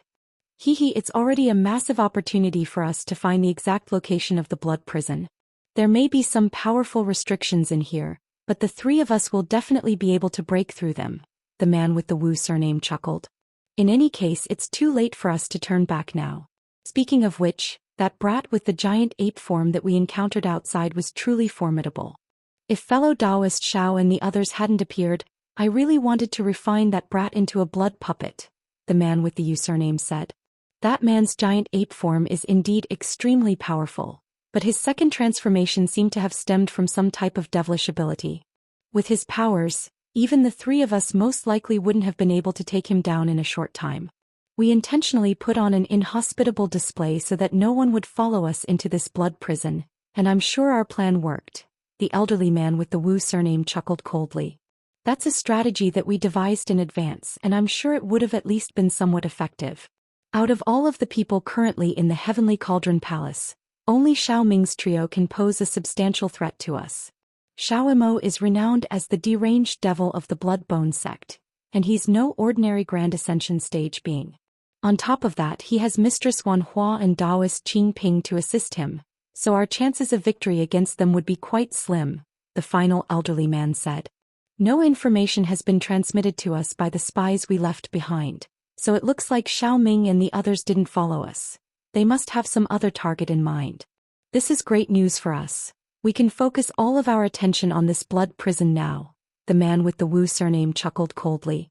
Just as his companions were about to respond, their three giant steeds suddenly drew to an abrupt halt as they let loose a string of sharp cries while adopting wary stances. The three elderly men's expressions changed slightly upon seeing this, and they immediately released a series of treasures to defend themselves. The trio then cast their eyes up ahead with cautious expressions. What they failed to notice was that the blood pouring down the crimson pillars in the hall was gradually becoming more and more viscous while also taking on a reddish-black color. A burst of rustling suddenly rang out up ahead, and moments later, specks of green flames appeared in the dark space up ahead, following which a series of thumb-sized skeletal butterflies emerged. These butterflies had flames burning all over their skeletal bodies, creating a very unsettling sight to behold, and there were over 10,000 of them in total. Those are bone-engulfing butterflies. Get back.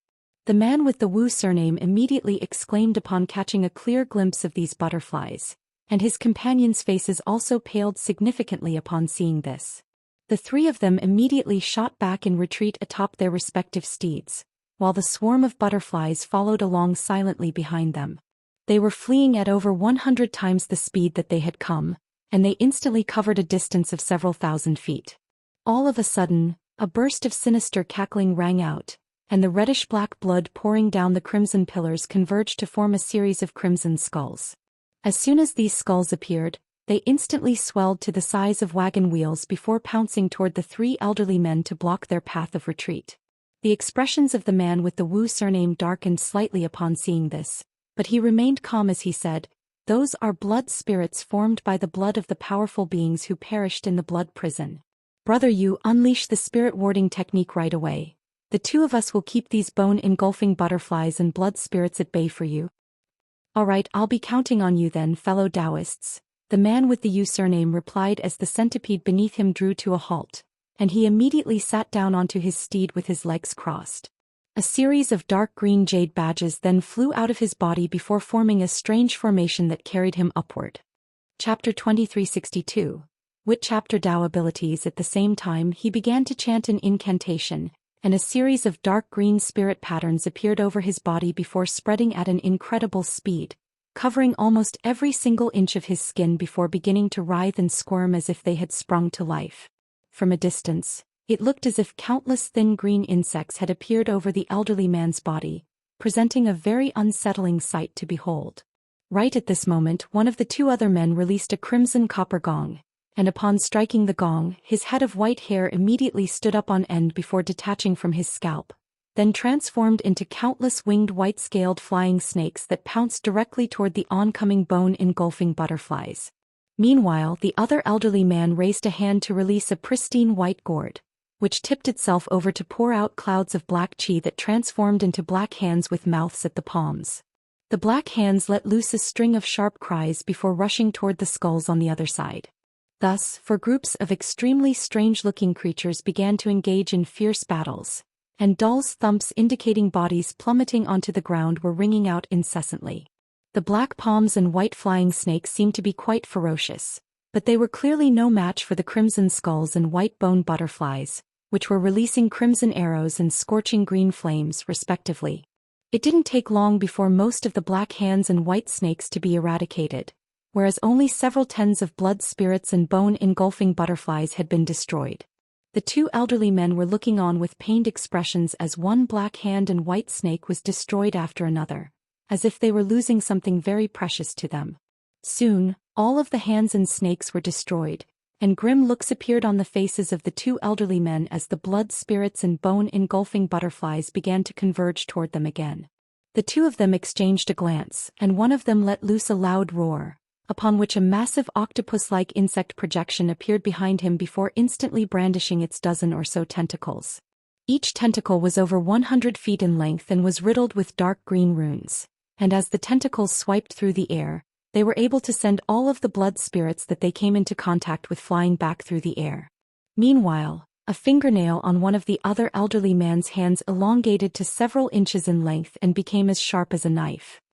He then swept the fingernail toward his other shoulder, instantly dismembering his own arm, which exploded into a pile of flesh that hovered before him. Immediately thereafter he tore off his own robes to reveal 7 or 8 fierce-looking insect tattoos on his chest.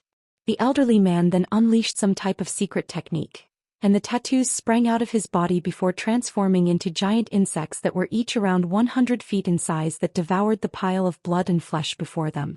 A cold look flashed through his eyes, and the bodies of the giant insects twisted and warped as they began to sprout a series of silver spikes. At the same time, they began to shimmer with golden light as if they had attained Vajra bodies, and they pounced toward the bone-engulfing butterflies amid a burst of loud hissing. Every time the tentacles lashed out, the runes on their surfaces would flash incessantly, and loud thunderclaps that threatened to shatter even the space around them would ring out one after another. It was clear that these two abilities were the two elderly men's trump cards, and they were able to keep the blood spirits and bone-engulfing butterflies at bay. Meanwhile, the dark green patterns on the body of the man with the Yu surname converged to form an image of an 8-armed devilish creature. The image encompassed every single inch of his body, presenting a very unsettling sight to behold, as if he were wearing the skin of an azure devil. All of a sudden he let loose a loud roar and countless green threads erupted out of his body to form a giant cocoon all around him. The cocoon then began to revolve at a rapid speed, and a string of ghostly howls rang out from within it.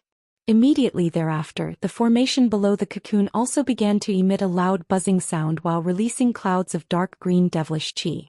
A dull thump rang out as the giant cocoon exploded, and a menacing 8-armed devil emerged. The devilish creature was extremely burly and imposing with azure skin, and it slowly opened its gleaming green eyes. At this point, the other two elderly were beginning to struggle in the face of the blood spirits and bone-engulfing butterflies.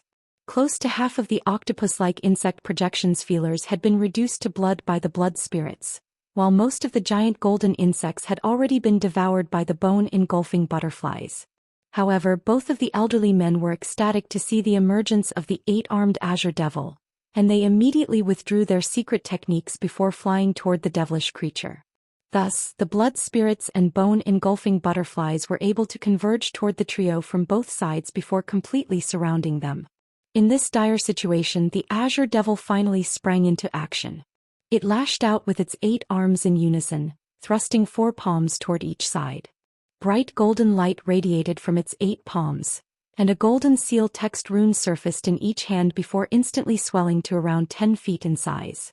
The golden runes then each released a vast expanse of rainbow light, which immediately immobilized all of the blood spirits and bone engulfing butterflies upon contact. Moments later, the rainbow light flashed, and the blood spirits and bone engulfing butterflies were all reduced to dust as if they had encountered the bane of their existence. Within the span of just a few breaths, all of the blood spirits and bone engulfing butterflies were completely wiped out. Immediately thereafter, the 8 armored azure devils' aura subsided along with the rainbow light it had released, and it slowly withdrew its 8 arms. A dull thump suddenly rang out as the azure devil's skin fell away from head to toe, revealing the elderly man with the Yu surname again. However, his face was very pale and his aura had abated significantly, indicating that he had expended a lot of energy. It's a good thing that the 3 of us came together. Otherwise, we would have been in huge trouble, the man with the Yu surname said with a hint of lingering fear in his eyes. Indeed. We already knew that the restrictions leading up to the blood prison would be extremely difficult to deal with, but I didn't think that we'd encounter creatures as fearsome as blood spirits and bone-engulfing butterflies. If any one of us had come here alone, then we'd be in grave peril, the elderly man with the Wu surname agreed. Seeing as 2 types of creatures have already appeared, we should be quite close to the true entrance of the blood prison, so this is good news, the final elderly man said with a smile. I certainly hope so. Let's continue, the man with Wu surname replied with a nod. Thus the 3 of them began to advance onward again. Several days later, a giant golden ape with 3 heads and 6 arms was wielding a massive golden blade in each hand while engaged in a fierce battle against 2 blue ice Ws. The giant ape was over 1,000 feet tall, while the ice Ws were around 5,000 to 6,000 feet in length. Their bodies were covered by translucent blue scales, and they were conjuring up violent snowstorms while releasing bursts of glacial chi that was threatening to freeze this entire space solid. The massive ape was completely unfazed by the glacial conditions, but it was clearly rather wary of the 2 ice W's huge claws. After a few more exchanges, the giant ape suddenly let loose a thunderous roar before combining its 6 massive golden blades into one enormous blade that was over 10,000 feet in length, then sliced the 2 ice W's in half cleanly down the middle. However, the 4 remains of the 2 ice Ws then transformed into 4 shorter ice Ws before pouncing toward Hanli again. Right at this moment, the gigantic golden blade transformed into a sea of golden light at the giant ape's behest, then swept toward the 4 ice Ws before slicing them into several tens of pieces. Blue light flashed from the remains of the ice Ws, and they were about to transform into dozens of even shorter ice Ws. However, before they could complete their transformation, one wave of golden light surged toward them after another, slicing them into thousands of pieces, and they finally completely disintegrated into specks of blue light. Only then did the massive ape withdraw the golden light, then quickly reverted back into its human form. The restriction here is truly quite troublesome. It's able to manifest close ice attribute creatures with powers infinitely approaching those of Grand Ascension stage beings. However, my calculations tell me that the exit should be just up ahead, Hanli murmured to himself as he flew onward through the snowstorm as a streak of golden light. All of this was only possible as he was a master of formations and possessed incredibly powerful spiritual sense. Otherwise, a normal cultivator would have already gotten completely lost in here. Around an hour later, the streak of golden light appeared in front of a stone platform enshrouded under a golden light barrier after slaying a few more powerful ice beasts.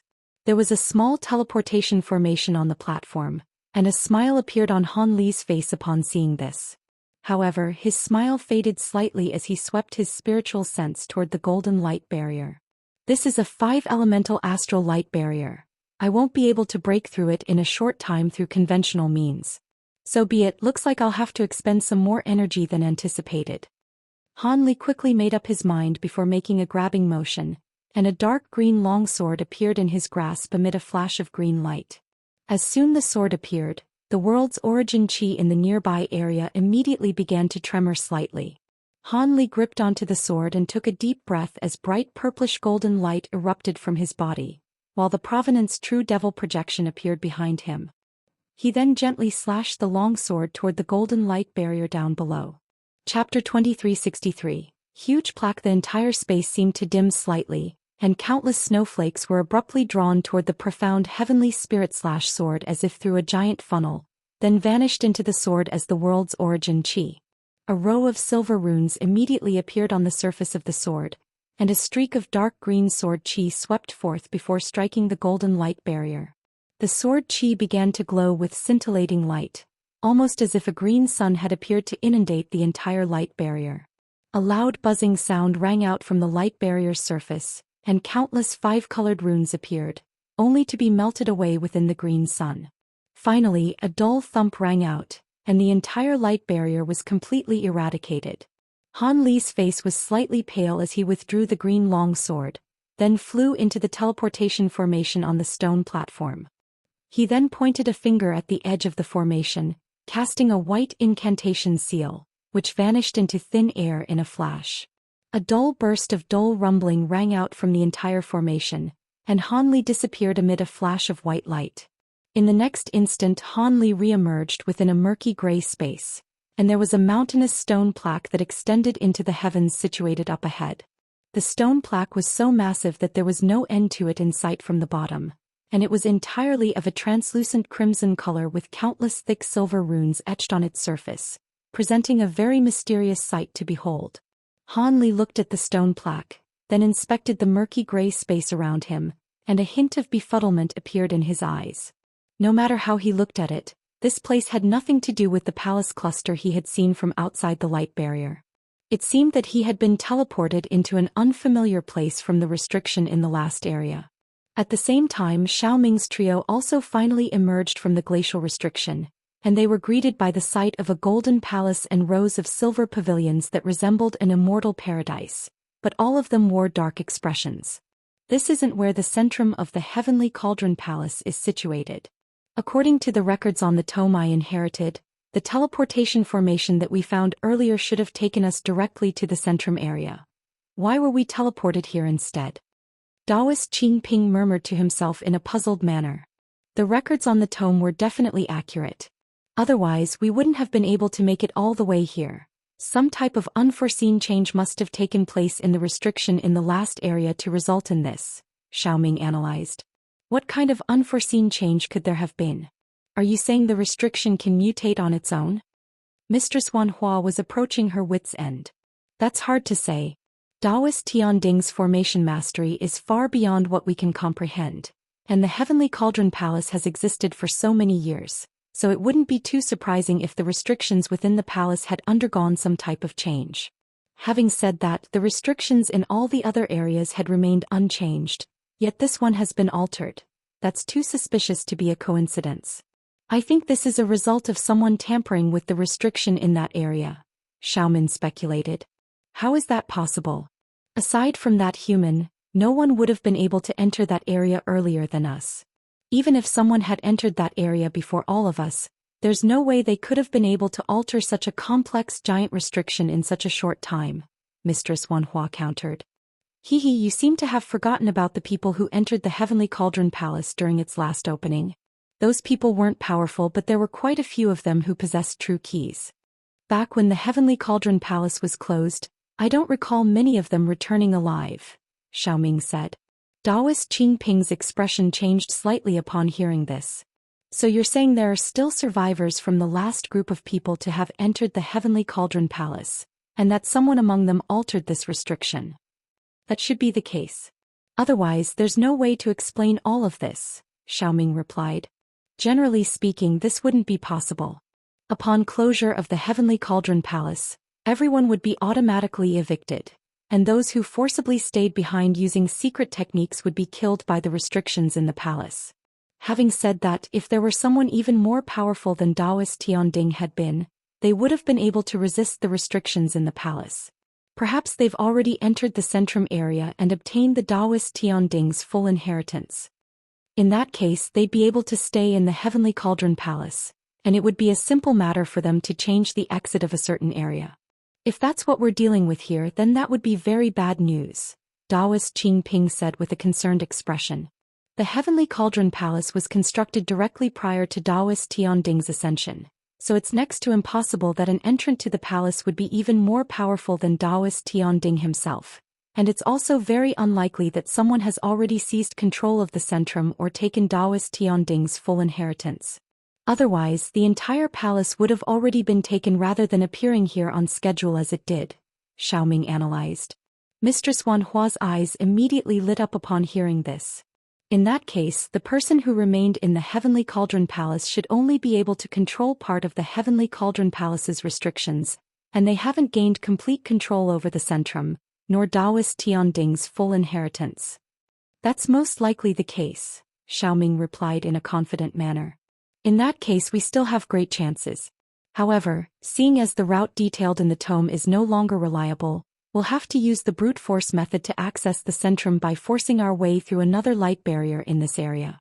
According to the records, the Centrum should be situated in a tall pagoda that resembles a giant stone plaque. Daoist Qing Ping revealed as a hint of elation appeared on his face. The restriction in the last area already took us so long to break through. Will we have enough time to go through it again? Won't the delay be too significant? Mistress Wanhua asked in a hesitant manner. We're already familiar with the restriction, so it should take us far less time to traverse through it the second time around. If worse comes to worst, we'll just have to employ some special methods to conserve as much time as possible, Xiaoming said. Mistress Wanhua and Daoist Qing Ping both nodded in agreement.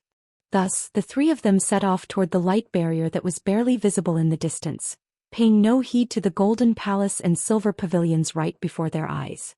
Han Li flew a lap around the giant stone plaque, but was unable to find any entrance, and he returned to his starting point with his brows slightly furrowed. All of a sudden he swept a sleeve through the air to release a small white vial within a ball of white light.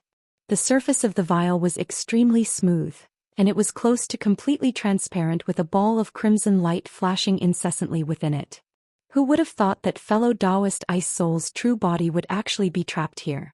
If it weren't for the slight reaction displayed by this vial in the last area, I would have missed her, Han Li murmured to himself, then began to fly up along the side of the stone plaque while continuing to make laps around it. After flying for close to 20 laps, the ball of crimson light within the small vial suddenly brightened ever so slightly. This change was almost undetectable to the naked eye, but Han Li was able to notice it right away. Thus he immediately drew to a halt before flying directly toward the stone plaque before stopping again in front of several lines of huge silver runes. Beveled silver text. This might stump someone else, but to me, hee. A faint smile appeared on Han Li's face as he carefully inspected the lines of runes, then pointed a finger toward them a few times. The silver runes flashed slightly before converging and fusing as one to form an even larger silver rune, which began to revolve on the spot on its own. A black passageway was then suddenly opened up on the seemingly solid surface of the plaque. Han Li immediately flew into the passageway, upon which it quickly closed again. After landing on a patch of smooth ground, Han Li made a grabbing motion before hurling a white ball of light through the air, instantly illuminating the dark passageway so that it was as bright as day. He quickly inspected his surroundings to discover that this was a semicircular passageway, and the floor and walls were all lined with ordinary slabs of blue stone. However, there were some unidentifiable bright red spirit patterns etched onto the surface of this material, and those patterns were giving off a faint bloody odor. Han Li withdrew his gaze before releasing his enormous spiritual sense, and after just a brief moment he heaved a slightly resigned sigh.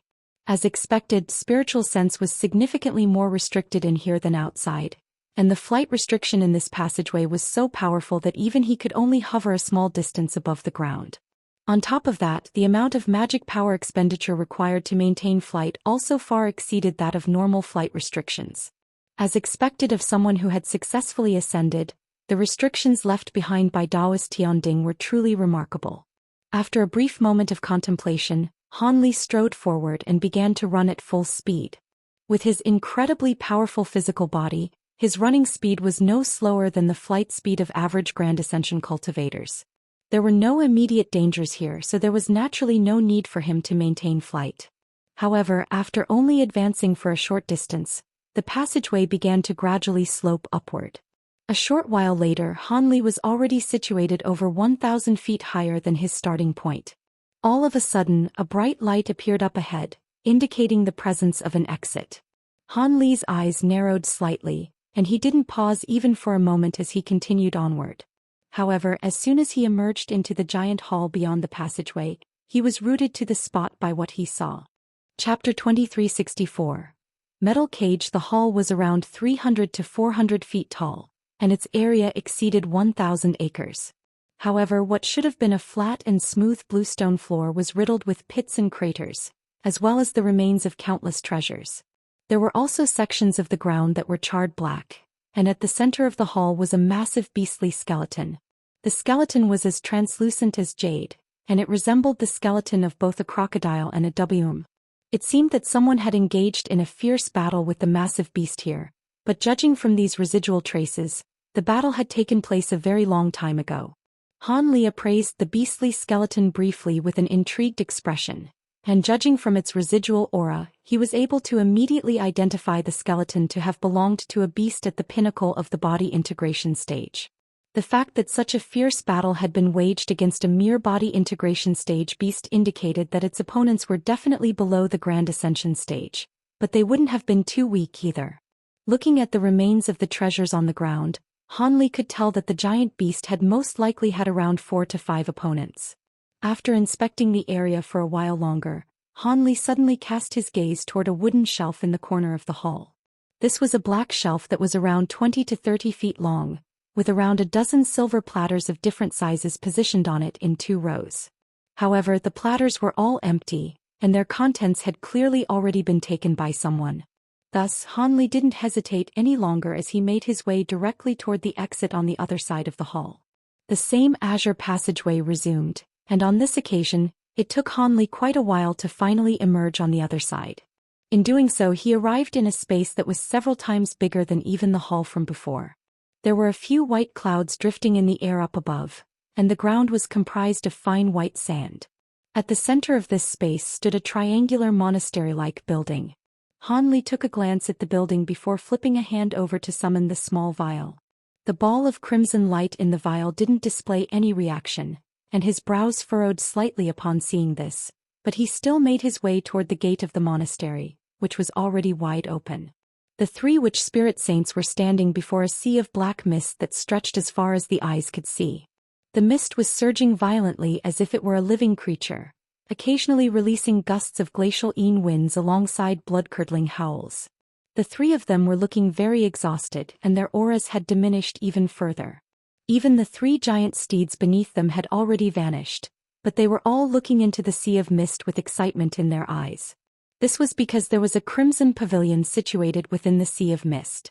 The pavilion was over 1,000 feet tall with countless crimson runes etched onto its surface, and at the very top were the words Blood Prison, in 2 huge silver ancient characters. So this is the Blood Prison. It's a little different from how I envisioned, the elderly man with the username remarked. This is most likely an illusion. Let me try and dispel it, the elderly man with the username replied. Immediately thereafter he swept a sleeve through the air to release an azure wooden badge with a black ghostly head embedded onto it, then made a hand seal before pointing a finger at the badge. The badge instantly swelled to around the size of a human head, and azure runes began to appear on its surface. At the same time, the ghostly head also opened its eyes and mouth. A pillar of azure light erupted out of the ghostly head's mouth before transforming into a massive pillar of azure wind that vanished into the sea of mist in a flash. In the next instant, a burst of loud rumbling rang out, and all of the nearby mist was swept away by the fierce azure winds, opening up a clear passageway. The 3 witch spirit saints peered carefully into the passageway. Upon their expressions all changed slightly. Beneath the passageway was a giant lake filled with viscous crimson water, and there were countless thumb-sized white maggot-like insects swimming along the lake surface, sending chills running down the onlooker's spine. Is this the true appearance of the Blood Prison? Could this be an illusion as well? The elderly man with the username asked in a stunned manner. No illusion could maintain itself in the face of my azure astral winds, the man with the Wu surname replied before opening his mouth to release several balls of energy into the azure wooden badge. The wind surging out of the ghostly head's mouth immediately became over 10 times as powerful, and one pillar of wind was being released after another.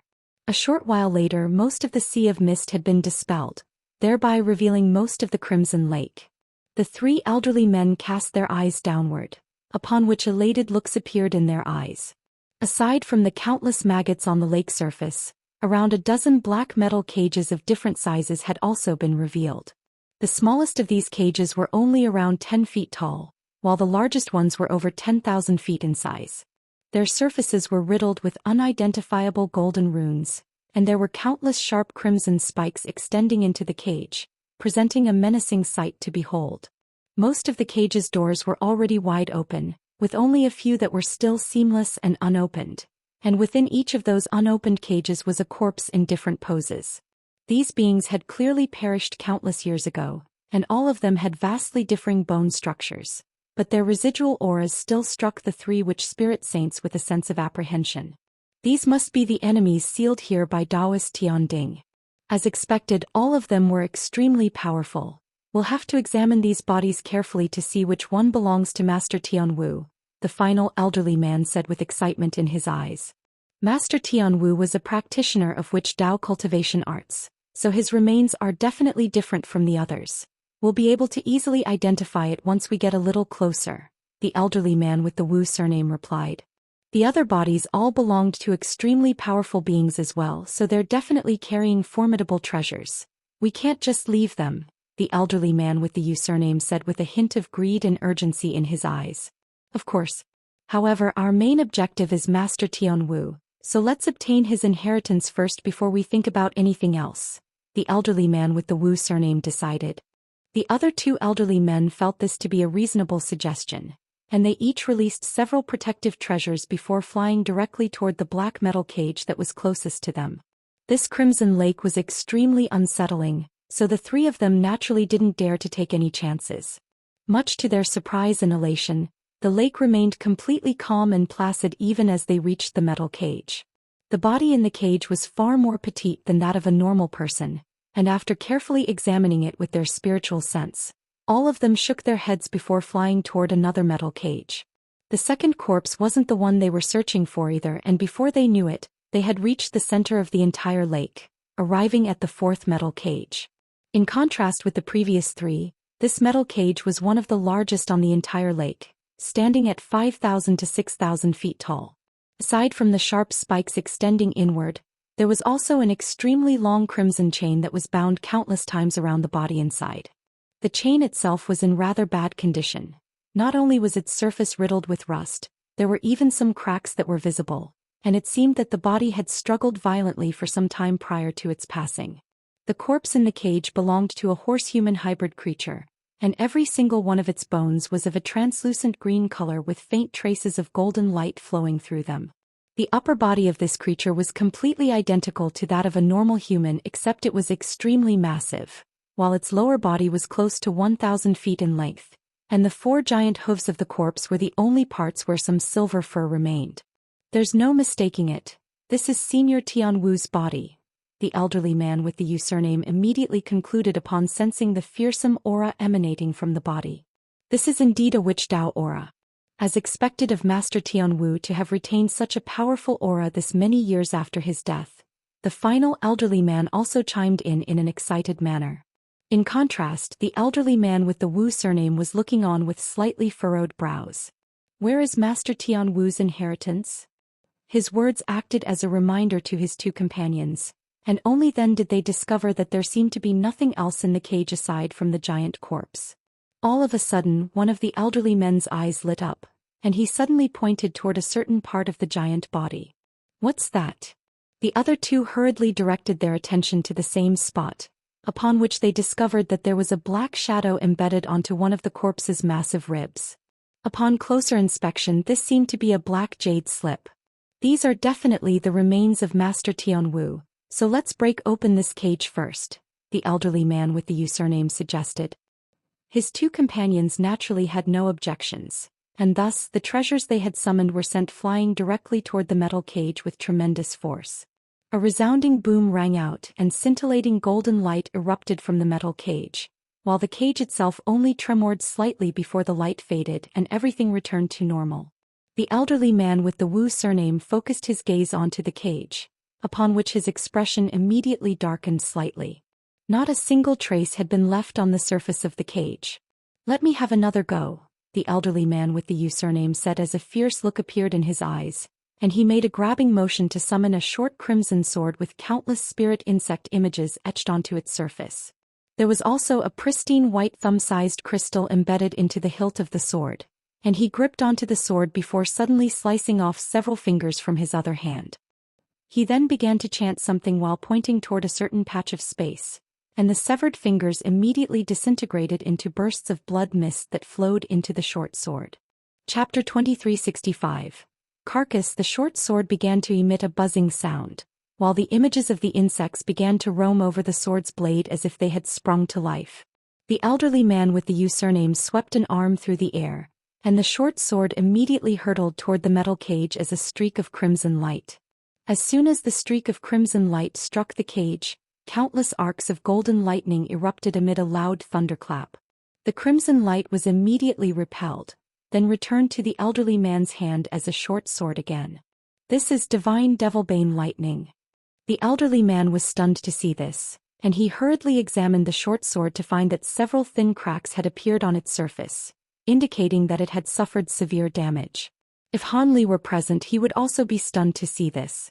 The golden lightning that had erupted from the metal cage did indeed appear to be rather similar to divine Devilbane lightning, but upon closer inspection, one would discover that it was different. The lightning was also of a shimmering golden color, but it was intermingled with purplish golden runes, and it was far more powerful than Han Li's divine Devilbane lightning. It really is divine Devilbane lightning. Wait, no, it doesn't seem to be ordinary divine Devilbane lightning.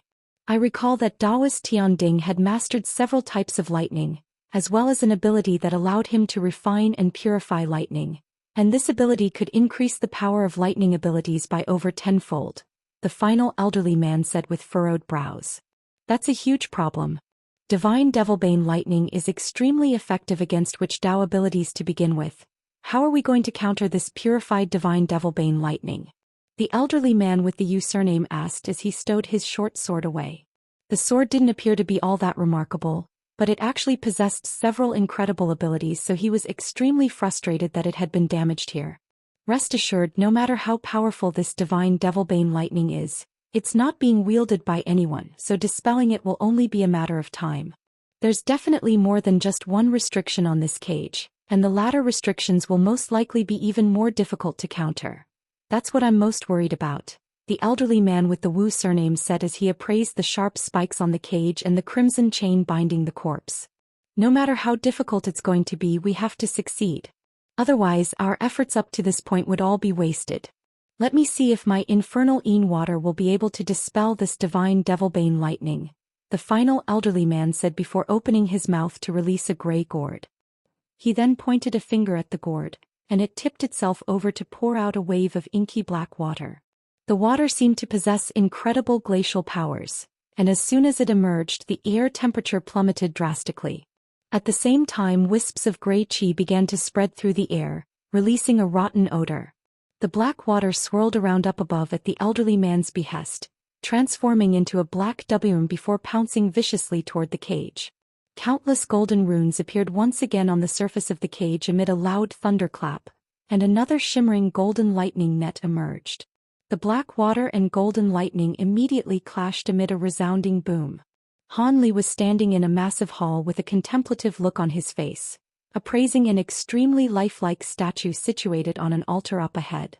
The statue was around the same size as an actual person, and it depicted a middle-aged Daoist priest in a set of white Daoist robes with a crimson longsword slung diagonally across his back. The statue's gaze was directed diagonally forward, and it wore an indifferent expression. On either side of this statue was a giant azure falcon statue, and a silver praying mantis statue, both of which were also extremely lifelike and menacing to behold. This should be Daoist Tian Ding. I can't think of anyone else with such a graceful bearing, Han Li murmured to himself before inspecting his surroundings to find 4 crimson-armored puppets, each of which was around 20 feet tall, lying on the ground in a lopsided manner, as well as 2 unidentifiable corpses.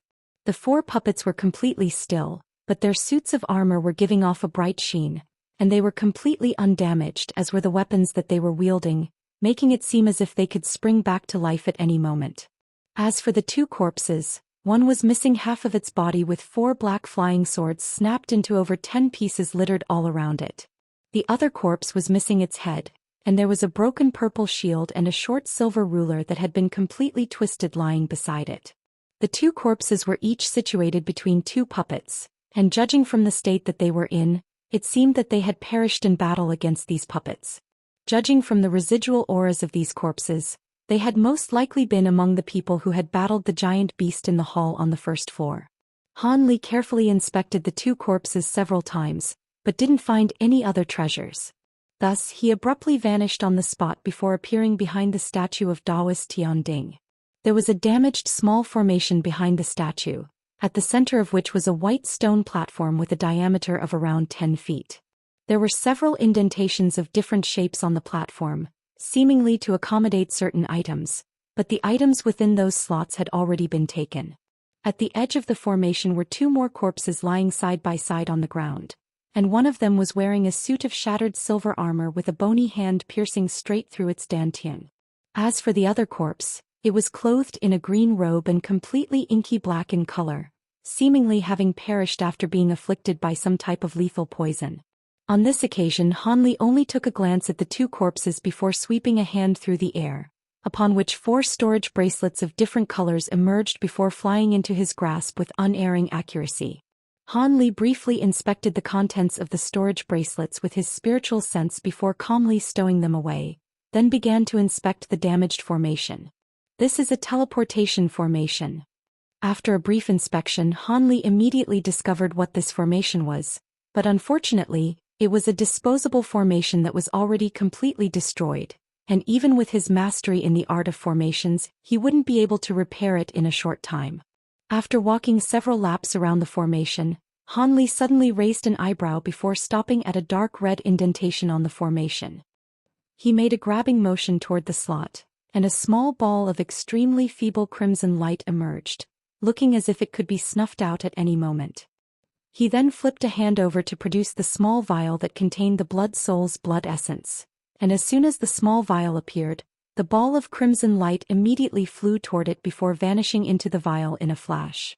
As a result, the crimson light within the small vial glowed slightly brighter than before. As expected, this is a drop of fellow Daoist Ice Soul's blood essence. It seems that she passed through here and used this teleportation formation, Han Li murmured to himself as a faint smile appeared on his face, and he cast his gaze toward the damaged formation again.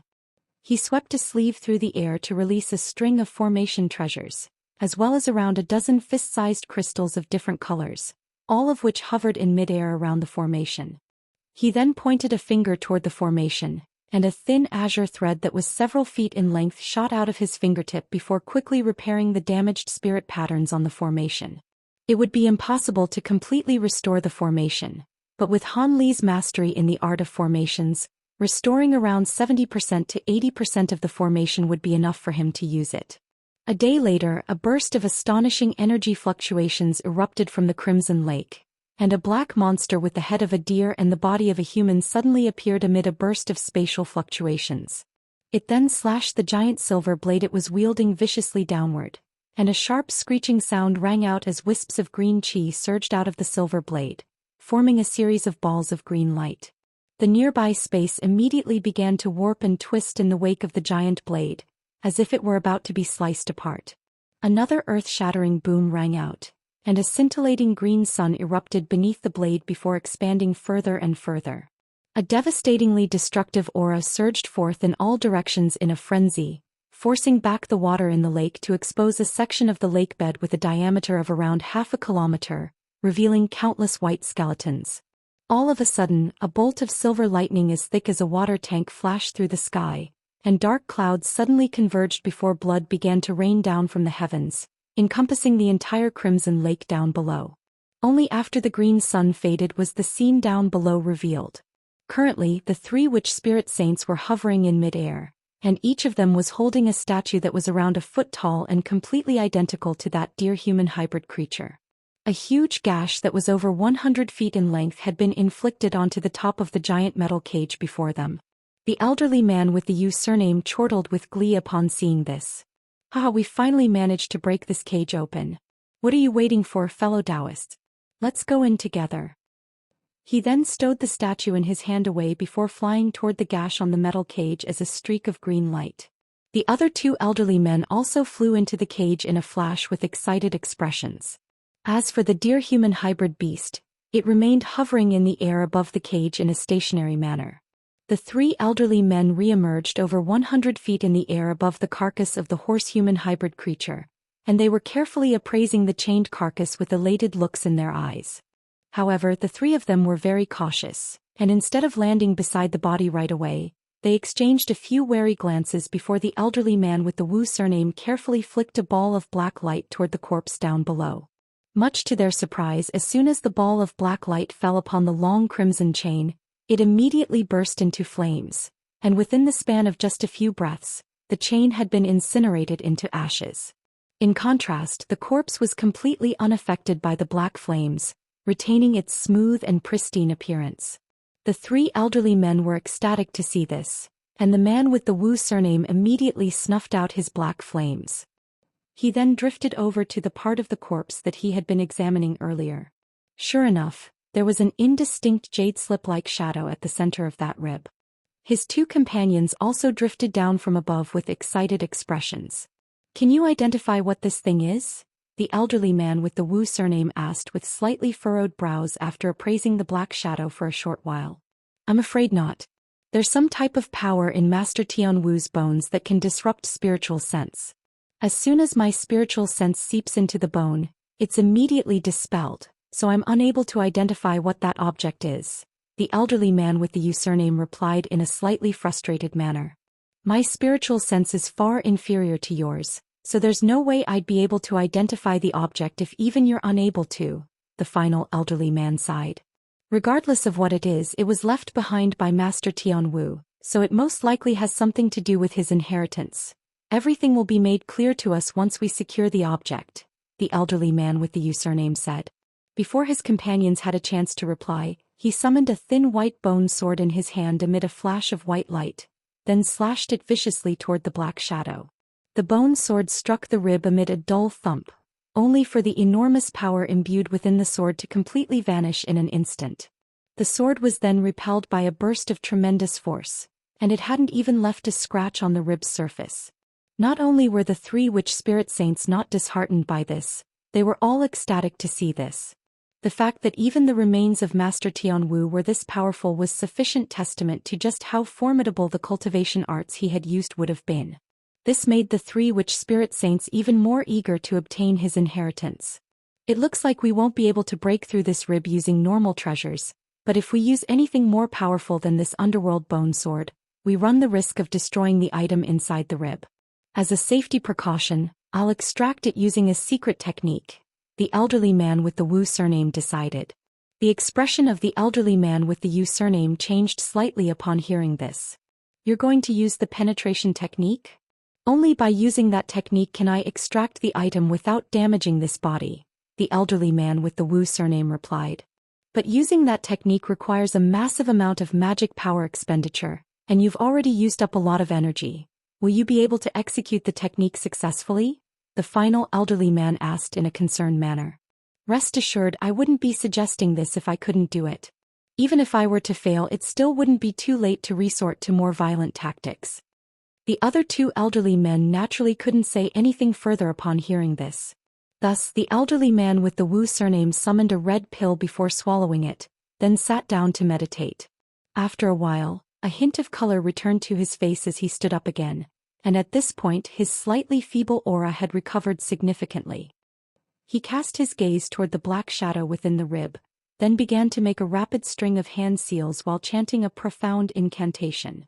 The other two elderly men looked on from the side with solemn expressions as the chanting grew louder and louder, and the world's origin Qi nearby began to tremor and pulse in a peculiar rhythmic manner. Immediately thereafter, a series of unidentifiable white runes appeared around the elderly man with the Wu surname, and they also began to tremor rhythmically while emitting a faint buzzing sound.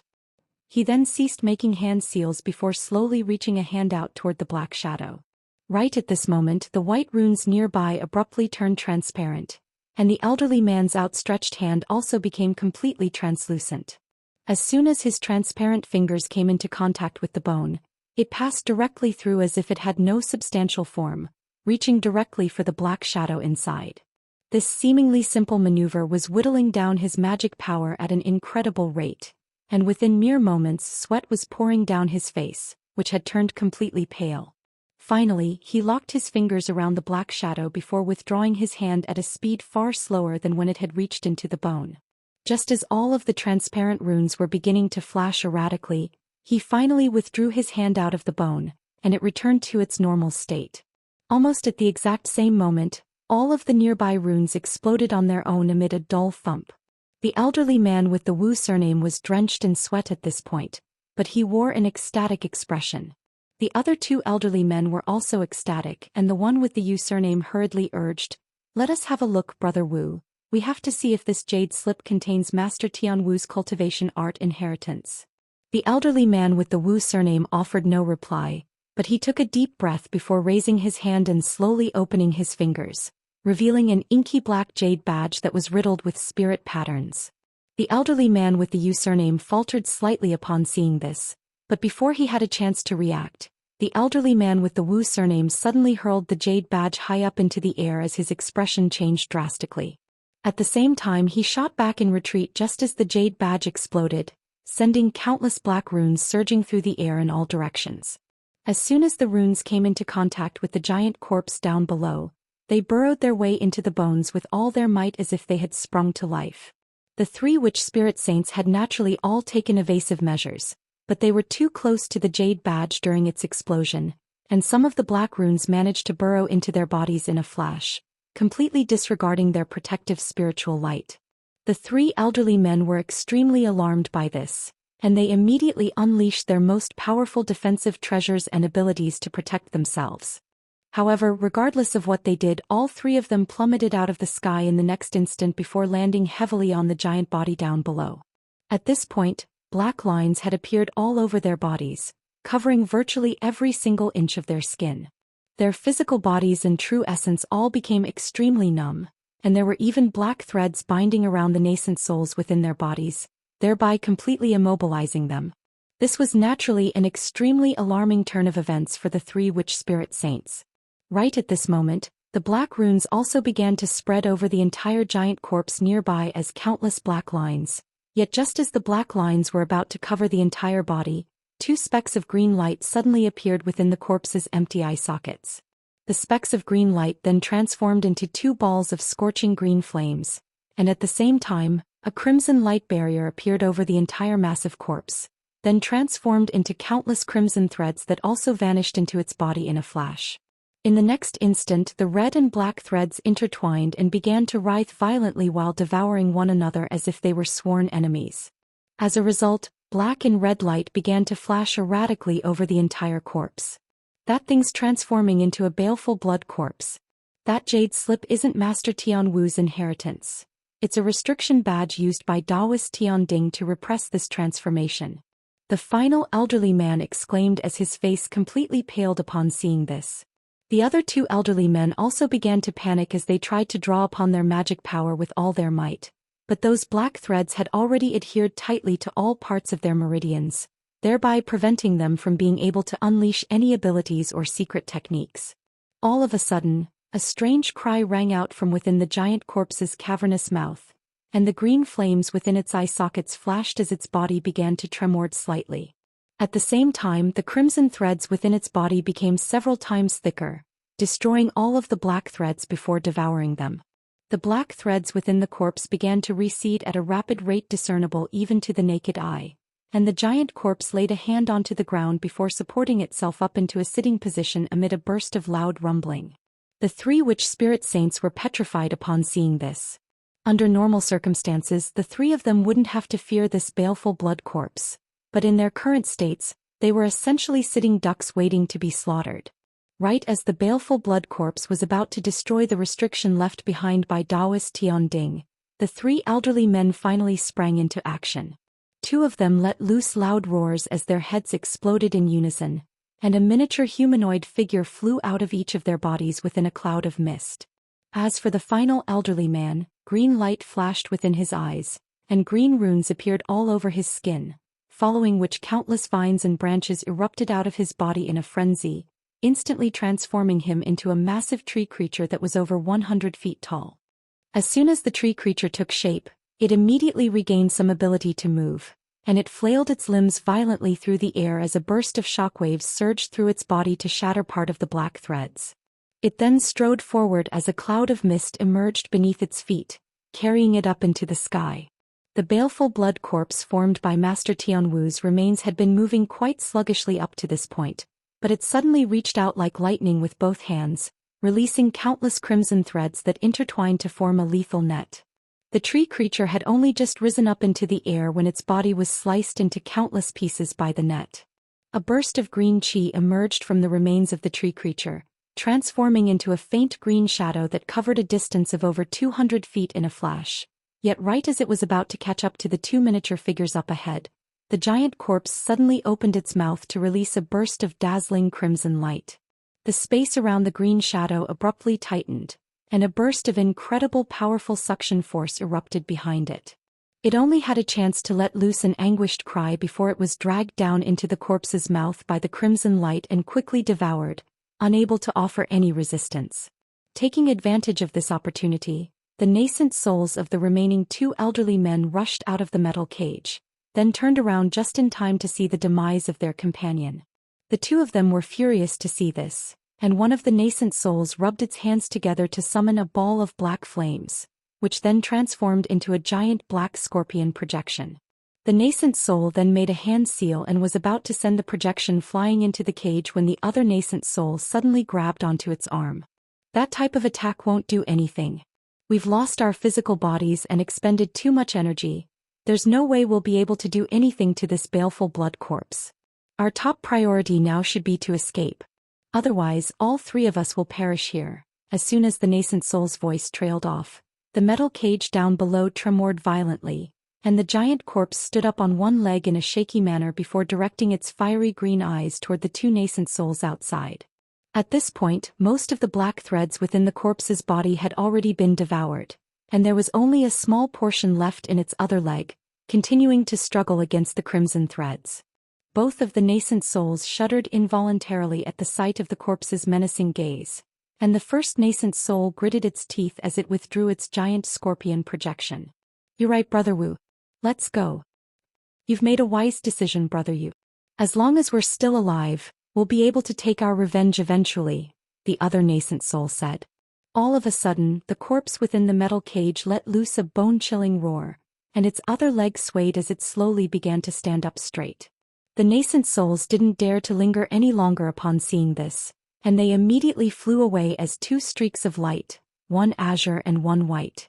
The two nascent souls quickly rushed all the way to the edge of the Crimson Lake, and they were just about to escape from this area when a burst of rumbling suddenly rang out up ahead, following which a vast expanse of crimson light surged toward them without any warning. The two nascent souls were quite alarmed to see this, and they hurriedly drew to a halt before exchanging a quick glance. One of them then made a hand seal to summon its black scorpion projection again, while the other opened its mouth to release a small azure bell and a white bone shield.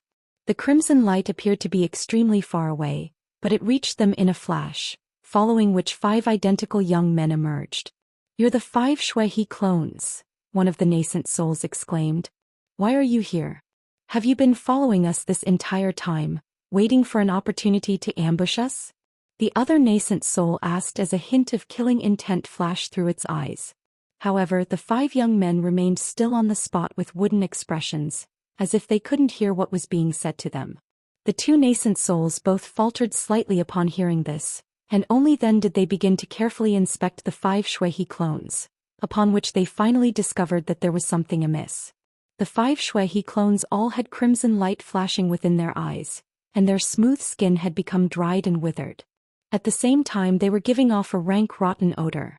A thought immediately occurred to the 2 nascent souls upon seeing this, and their expressions darkened significantly. After exchanging a brief glance with one another, the 2 nascent souls immediately began to slowly retreat, opening up some distance between themselves and the 5 Shuehe clones. "Where are you going, fellow Daoists? You've already lost your physical bodies, so why not hand over your nascent souls for my consumption?" A sinister voice suddenly rang out nearby, following which a murky crimson figure emerged above the 5 Shuehe clones amid a burst of spatial fluctuations. Do you really think we're completely at your mercy just because we've lost our physical bodies? One of the nascent souls replied in an enraged voice. Perhaps I wouldn't be able to capture the two of you on my own, but with these 5 blood puppets it'll be a simple task. The crimson figure chuckled coldly before making a hand seal, and a burst of loud rumbling rang out from all directions as countless crimson clouds suddenly took shape without any warning, surrounding the pair of nascent souls as well as the Crimson Shadow and the 5 Shuehe clones. The mysterious crimson figure then pounced toward the 2 nascent souls with a triumphant smile on his face. Meanwhile, the 5 Shuehe clones each released a streak of sword chi that was over 100 feet in length, which swept toward the 2 nascent souls with ferocious might. The pair of nascent souls naturally unleashed different treasures and abilities to defend themselves, but they were immediately forced onto the back foot, and a hint of despair appeared in their eyes. Having lost their physical bodies, they definitely wouldn't be able to last too long, and being captured was only a matter of time. Sure enough, a short while later, the crimson figure was examining several new treasures that he was holding with a pleased expression, and the crimson light emanating from his body had become noticeably denser. All of a sudden, a thunderous roar rang out from the center of the crimson lake. That's a baleful blood corpse. I only intended to obtain Daoist Tian Ding's inheritance. Who would have thought that I would encounter a baleful blood corpse instead? On top of that, this is a baleful blood corpse of someone who is considered to be extremely powerful even among Grand Ascension stage beings. Once I refine this corpse, it'll be extremely effective both in battle as well as for resisting heavenly tribulations. The crimson figure murmured to himself with an elated expression before stowing his new treasure away as he cast a cold gaze toward the direction where the roar had come from. He then swept a sleeve through the air, releasing a burst of crimson light to sweep up the 5 Shuehe clones before flying directly toward the center of the crimson lake. At this point, the baleful blood corpse had finally completely devoured the black threads within its body and risen to its feet. In the face of the crimson light surging toward it, the corpse let loose another thunderous roar before flying out of the cage with a ferocious look in its eyes. Moments later, a fierce battle ensued in the air above the lake. I've finally repaired the formation. It should be able to support 2 or 3 more teleportations now, Hanli murmured to himself with a faint smile on his face as he appraised the repaired formation. During the past half a day he had repaired and even slightly altered the formation with the materials he was carrying, thereby restoring its teleportation ability. He quickly made a hand seal, and the formation was easily activated amid a faint buzzing sound, upon which he immediately strode into the formation before vanishing on the spot amid a flash of white light. In the next instant he arrived in a dark space. Blue light flashed within his eyes, and he was able to quickly take in his surroundings. At this moment he was situated on the summit of a small mountain with several giant pine trees around him that were over 100 feet tall, while a small teleportation formation laid beneath his feet. There were even more mountains and trees in the distance, and it seemed that he was situated in a mountain range. After only a brief inspection of the surrounding area, Hanli suddenly swept a sleeve through the air to release an azure flying sword, which instantly swelled to over 1,000 feet in size before circling around in the air while releasing bright azure light. He then uttered the word, slash, and the giant blade released massive sword projections over 10,000 feet in length in all directions. The space before the sword projections was instantly sliced apart, and the surrounding area immediately brightened as the mountain range twisted and warped before transforming into pristine white stone walls that were over 100 feet tall. The walls surrounded the small mountain and the trees around him in all directions, and it was revealed that he was situated in a massive courtyard. Hanli's eyes narrowed slightly as he inspected the white stone wall in the distance, and a peculiar look suddenly appeared on his face as he turned toward a certain tree on the small mountain. You've been hiding there for quite some time now. Are you going to come out and meet me, or do I have to make you reveal yourself? It sounds like you've been aware of my presence for quite some time already. A pleasant voice rang out as spatial fluctuations erupted behind the tree, following which a yellow-robed beauty emerged before appraising Hanli with a wary expression. This woman was completely identical in appearance to the Blood Soul, and a faint smile appeared on his face upon seeing this. However, his expression then changed slightly as he swept his spiritual sense toward the woman. I didn't think I would encounter you as soon as I entered this space, fellow Daoist Ice Soul. On top of that, it looks like you've already progressed to the Grand Ascension stage, Hanli said. Indeed, this woman was also releasing a Grand Ascension stage aura, but it was still slightly unstable, indicating that she had only made the breakthrough recently. The yellow-robed woman was quite surprised to hear this, and she asked in a cautious manner, "How do you know of me? Isn't this the first time we've met?" Even though she was also a Grand Ascension cultivator, her cultivation base hadn't been consolidated yet, so she was naturally quite wary of the other Grand Ascension stage beings to have entered this heavenly cauldron palace. "Rest assured, fellow Daoist, I am also a human cultivator, and I was asked to come and rescue you by your blood soul clone. As for how I managed to find you, that's all thanks to this," Hanli replied as he made a grabbing motion to summon a small translucent vial that was flashing with faint crimson light, then tossed it toward the woman. Fairy Ice Soul caught the small vial before examining its contents, upon which an elated look appeared on her face. "So you're also a human Grand Ascension cultivator and you're carrying a drop of my blood soul clone's blood essence. It's no wonder I was struck by the feeling that you were carrying something familiar to me as soon as you arrived here. Have you been trapped here this entire time? Haven't you thought of any ways to leave this place?"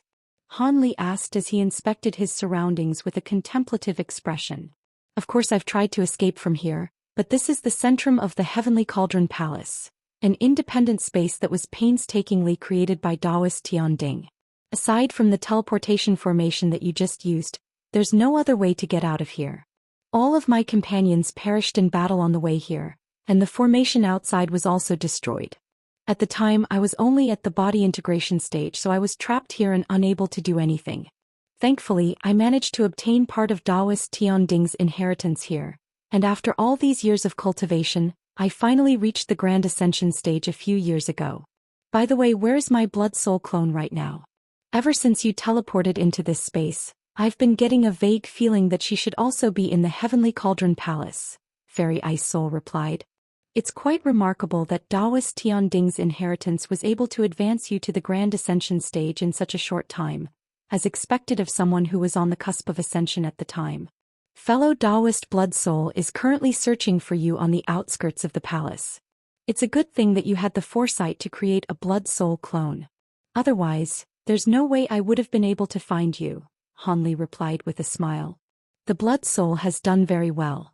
I'm extremely surprised that she was about to recruit the assistance of such a powerful being in our human race. Initially, I had created her so that she could find some of my good friends from foreign races to help me," Fairy Ice Soul said. "Hee, perhaps the Blood Soul was of the opinion that I was a more reliable option," Hanli chuckled in response. "It's no surprise that the Blood Soul would think that, considering you're a Grand Ascension stage being. Back when I left our human race, I recall that only Senior Ao Shao and Senior Mo Jinli were Grand Ascension stage beings. You must have only recently reached the Grand Ascension stage. I'm familiar with some of the other renowned body integration stage fellow Daoists of our human race, but you don't seem to be one of them. Could it be that you're one of the cultivators who's constantly been cultivating in seclusion in our race?" Fairy Ice Soul asked with a puzzled expression. "I did indeed only recently reach the Grand Ascension stage, and it's no surprise that you don't recognize me. Truth be told, I came from the same human world as you did, and only after your disappearance did I ascend to the spirit realm. Come to think of it, we have quite a bit of affinity with one another. Back when I was in the human world, I once entered the Heaven Void Palace and obtained your Heaven Void Cauldron as well as some other treasures," Hanli replied with a faint smile. "What? You obtained the Heaven Void Cauldron I left in the human world? If you only ascended after my disappearance, wouldn't that mean that it only took you a few thousand years to progress from the deity transformation stage to the Grand Ascension stage?" Fairy Ice Soul was completely stunned upon hearing this. It was no wonder that she was so surprised. Even if the likes of Daoist Tian Ding had heard about Han Li's insane rate of progression, they would most likely also be rooted to the spot. "I was quite fortunate and encountered many opportunities that allowed me to progress so quickly. It's a good thing I obtained the Heaven Void Cauldron you left behind in the human world. Otherwise, it wouldn't have been so easy for the Blood Soul and me to enter this Heavenly Cauldron Palace. Speaking of which, I'm not the only Grand Ascension stage being to have entered this palace, so we should leave this place as soon as possible. I took some measures to conceal the teleportation formation outside, but I can't guarantee that it won't be discovered by others. If you still have any questions, I'm sure the Blood Soul will be able to answer them once we reunited with her," Han Li said with a serious expression. Much to his surprise, a hesitant look appeared on Fairy Ice Soul's face upon hearing this. What is it? Is there still some unfinished business for you here? Han Li asked. Fairy Ice Soul hesitated momentarily before revealing. Seeing as you're a Grand Ascension stage being from the same race as myself, I won't keep any secrets from you. Even though I obtained Daoist Tian Ding's cultivations and many of the treasures here, there's one place that I haven't been able to access, and several of Daoist Tian Ding's most powerful treasures are situated there. Those treasures have a symbiotic effect with Daoist Tian Ding's cultivation arts, so they're extremely important to me. It was naturally in her best interest to keep this a secret, but if they were to leave now, there would be no chance for her to obtain those treasures. Where is this place? If it won't result in too much of a delay, then I can go and take a look. If it's within my capabilities, I'll be sure to help you secure the treasures, Han Li said. Fairy Ice Soul was ecstatic to hear this. Rest assured, Brother Han, it's not far away at all. If you can help me break the restriction, you can have all of the treasures aside from the few that are related to my cultivation arts. A faint smile appeared on Han Li's face, but he offered no reply. Thus he was quickly led over to a section of the stone wall by Fairy Ice Soul, who reached out to gently press her palm against the wall. A huge hole instantly appeared on the stone wall amid a flash of light, and the two of them flew into the hole. Around 15 minutes later, they appeared in a massive hall that was entirely constructed from giant white stone slabs, presenting an antiquated and mysterious appearance. At the center of the hall stood another statue of Daoist Tian Ding, but this one was shimmering with faint silver light. This statue also had a sword slung across its back, but it was also holding a miniature shimmering golden pagoda in one hand. The treasures are all in that pagoda. Unfortunately, even though I've remained in this place for so many years, I've still been unable to break the restriction on the pagoda. Do take care, Brother Han. The restriction has an extremely powerful reflective ability. I was once struck by my own attack after it was reflected back at me, and it took me over 10 years of recuperation to recover, Fairy Ice Soul said with a solemn expression. Han Li raised an eyebrow upon hearing this, and he replied, "All right, let me give it a try." He then swept a finger through the air to release a streak of azure sword chi that slashed directly toward the small golden pagoda. A burst of light swept over the surface of the pagoda, and it conjured up a translucent light barrier that was as smooth as a mirror. The sword chi struck the light barrier before instantly vanishing into, following which an identical streak of azure sword chi shot out of the light barrier, hurtling directly toward Han Li. Han Li immediately swept his finger through the air again to unleash another streak of azure sword chi to nullify the one sweeping toward him. In the next instant, countless arcs of golden lightning erupted over his body amid a loud thunderclap, then pounced toward the small pagoda as several golden lightning snakes. As soon as the lightning snakes came into contact with the light barrier, they also vanished before the same number of lightning snakes shot back out of the light barrier toward Han Li. This reflective restriction is quite interesting, but generally speaking, restrictions of this nature all have a tolerance limit, so what if I were to use a more powerful attack? A faint smile appeared on Han Li's face as he made a grabbing motion to eradicate all of the oncoming lightning snakes, then flipped a hand over to summon a miniature azure mountain. At the same time, bright golden light erupted from his body, and a layer of golden scales surfaced over his skin, while his arms thickened significantly. He grabbed onto the miniature azure mountain before hurling it viciously forward, and it disappeared into thin air in a flash. In the next instant, spatial fluctuations suddenly erupted in front of the small golden pagoda, and the miniature azure mountain reappeared before crashing into the light barrier with a resounding boom, causing the barrier to ripple violently. An earth-shattering boom rang out, and the entire light barrier caved in as white cracks appeared all over its surface, looking as if it were going to shatter at any moment. Right at this moment, the small pagoda that the statue of Daoist Tian Ding was holding began to release wisps of white light that rapidly vanished into the light barrier to repair the cracks that had just appeared. The caved-in section of the light barrier also returned to normal, and the miniature azure mountain was repelled. Han Li's brows furrowed slightly upon seeing this, and he swept a hand through the air to draw the miniature mountain back up his sleeve. Fairy Ice Soul was quite stunned that Han Li was almost able to shatter the light barrier with just a casual attack, and she quickly explained, "That statue of Daoist Tian Ding is no ordinary statue, Brother Han. It can assist the small pagoda, and I exhausted every method I could think of, but still couldn't break through their combined restriction. In that case, I'll destroy this statue first, Han Li said as a cold look flashed through his eyes. All of a sudden, his body began to swell drastically in size, and he transformed into a giant golden ape that was over 100 feet tall amid a flash of golden light. At the same time, the Provenance True Devil projection emerged behind him. Immediately thereafter, he flipped his hands over to summon a pair of miniature mountains, one black and one azure, both of which instantly swelled to several tens of feet tall. Han Li then hurled the pair of extreme mountains through the air with incredible force, targeting the statue of Daoist Tian on this occasion.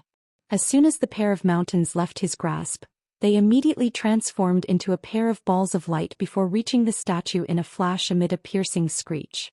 The light barrier that was originally only protecting the pagoda immediately swelled to encompass the entire statue, and at the same time, the long sword slung across the statue's back also tremored slightly. 2 streaks of azure sword chi were unleashed by the statue before striking the pair of oncoming mountains like lightning amid a thunderous boom. The 2 small mountains only shuddered slightly before eradicating the 2 streaks of sword chi with their fearsome power, but their momentum was also significantly diminished as a result. The pair of mountains then struck the light barrier, and bright white light erupted from the statue's body again, threatening to repel the pair of small mountains.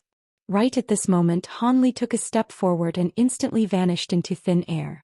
In the next instant, he appeared above the light barrier before clenching his huge furry fists, then thrust them violently downward, unleashing countless purplish golden fist projections that rained down upon the light barrier in a torrential barrage.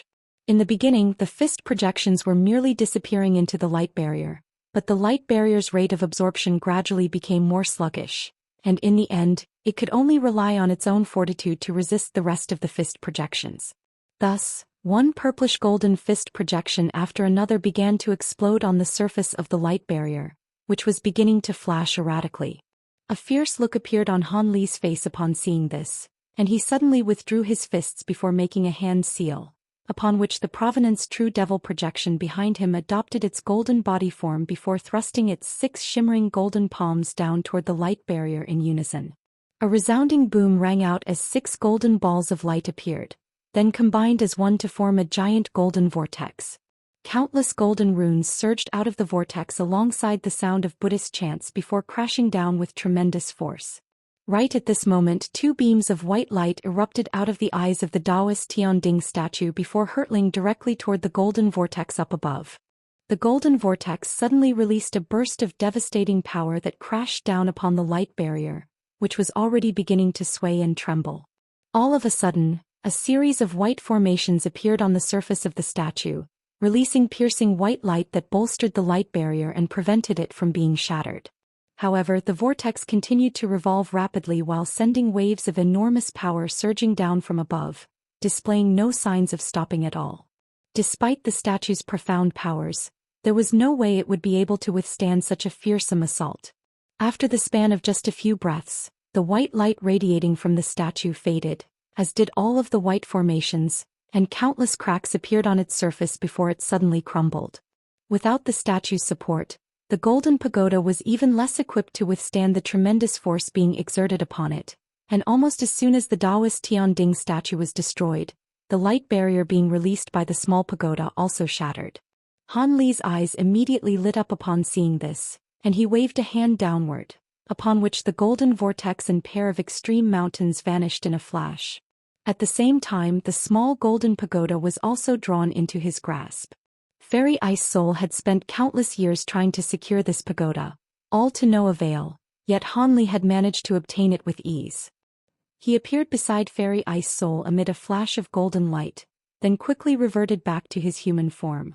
After briefly inspecting the contents of the pagoda with his spiritual sense, he handed the treasure over to Fairy Ice Soul in an unhurried manner. Fellow Daoist Ice Soul, take a look and see if this pagoda contains the treasures you need.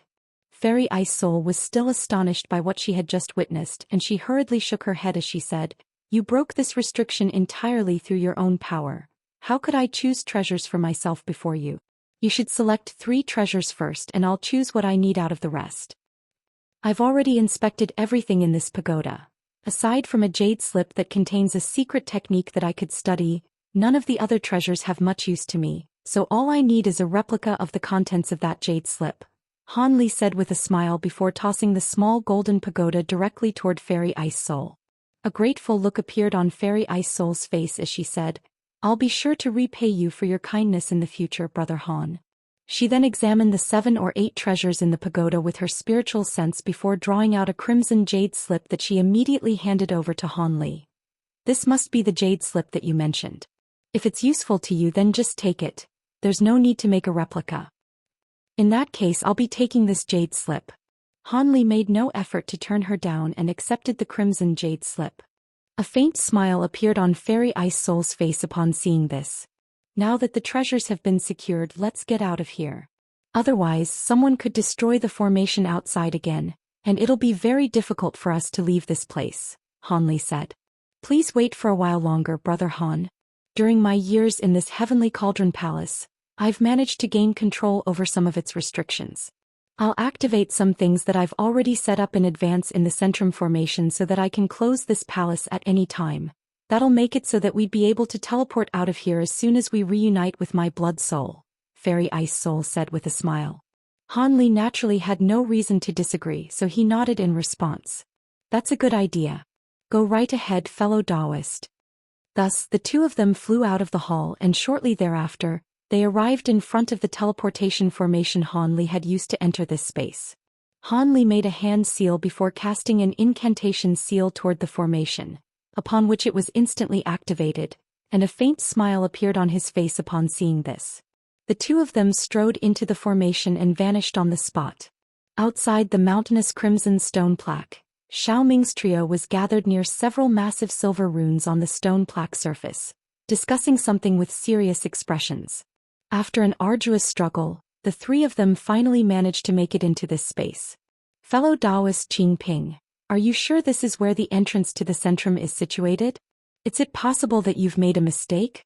Why is it that we've tried everything but have still been unable to open this plaque?" Xiaoming asked. "It's definitely the right place, but the original entry method seems to have been tampered with and rendered ineffective. I know some beveled silver text, but I'm far from an expert. I'll give this another try, and if it still doesn't work we'll have to break in using brute force. Doing so may trigger some other restrictions, but we don't have any other choice," Daoist Qing replied with a dark expression. "Alright, do your best, fellow Daoist Qing. If worse comes to worst we'll just have to break this restriction with our combined powers," Xiaoming replied with a nod, and Mistress Wanhua didn't have any objections either. Thus, Daoist Qing took a deep breath before making a rapid string of hand seals while chanting an incantation. The 4 giant silver runes on the stone plaque before him began to glow brightly, and they slowly began to move along a certain trajectory, but the rate at which they were moving was extremely slow. Around 15 minutes later, Daoist Qing suddenly pointed a finger toward a certain part of the stone plaque and yelled, "Open!" The 4 silver runes blurred before instantly combining as one to form a huge ball of silver light. Daoist Qing's chanting became more urgent, and the silver ball of light began to rapidly revolve on the spot, but after the span of just a few breaths, the ball of light exploded before reverting back into 4 silver runes that returned to their original positions. It seemed that his efforts had gone to waste, and the trio's expressions darkened even further upon seeing this. After a brief silence, Xiaoming cleared his throat, yet just as he was about to say something, a faint buzzing sound rang out from the silver runes before them, and they converged again to form a silver formation. The entire formation lit up and spatial fluctuations erupted from its center, following which a massive hole appeared. A man and a woman then flew out of the hole, and the man faltered slightly at the sight of Xiaoming's trio before a hint of a smile appeared on his face. "What a coincidence, I didn't expect to see you here, fellow Daoists." Meanwhile, the woman beside him was appraising Xiaoming's duo with a hint of surprise and wariness in her eyes. This duo was comprised of none other than Han Li and Fairy Ice Soul. The expressions of Xiaoming's trio changed drastically upon seeing this, and they quickly exchanged a glance with one another. Among all of the potential situations they had anticipated, this was the worst one. "Have you already obtained Daoist Tian Ding's inheritance, Brother Han?" Xiaoming asked with a dark expression. "No, but my companion did. Is there a problem?" Han Li replied with a nonchalant smile. Even if he were to deny this, There was no way Xiaoming would believe him, so he decided to admit it instead. Xiaoming's trio was quite surprised to hear this, and they immediately turned their attention toward Fairy Ice Soul, upon which a flash of recognition and astonishment surfaced in Xiaoming's eyes. It was clear that he had mistaken Fairy Ice Soul for the Blood Soul, and he was stunned that her cultivation base had increased so drastically in such a short time.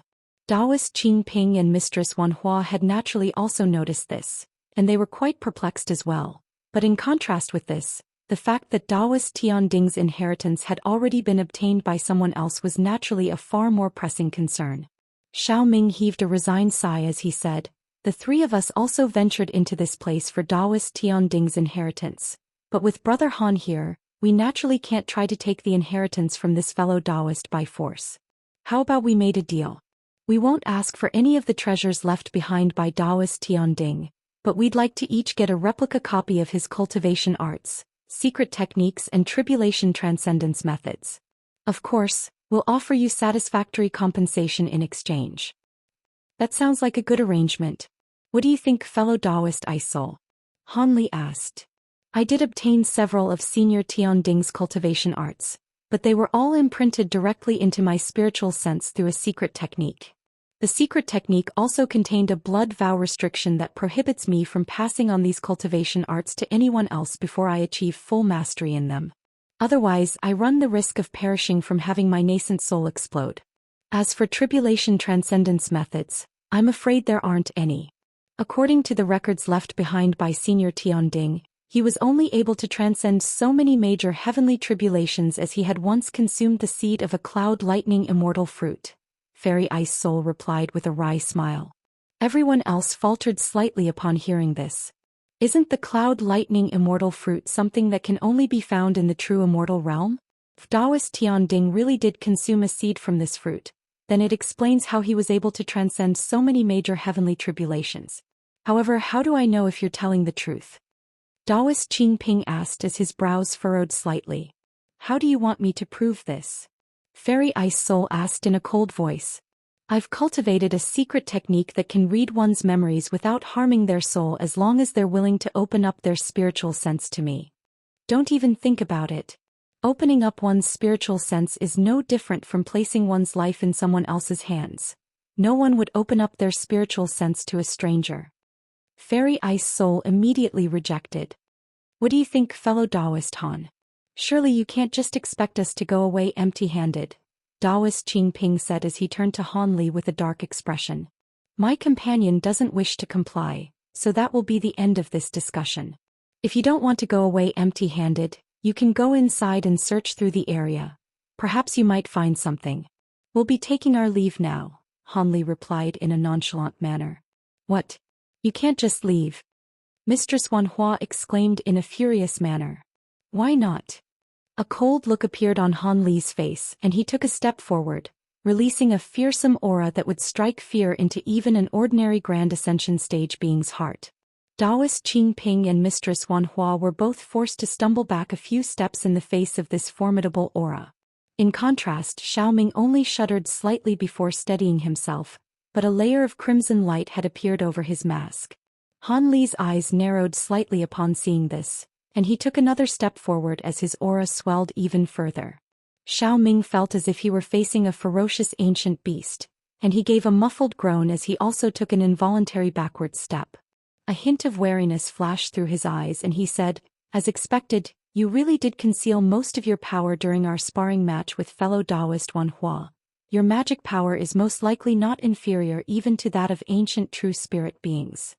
Han Li offered no reply as he clasped his hands behind his back, and his aura didn't abate in the slightest as he appraised the trio in silence.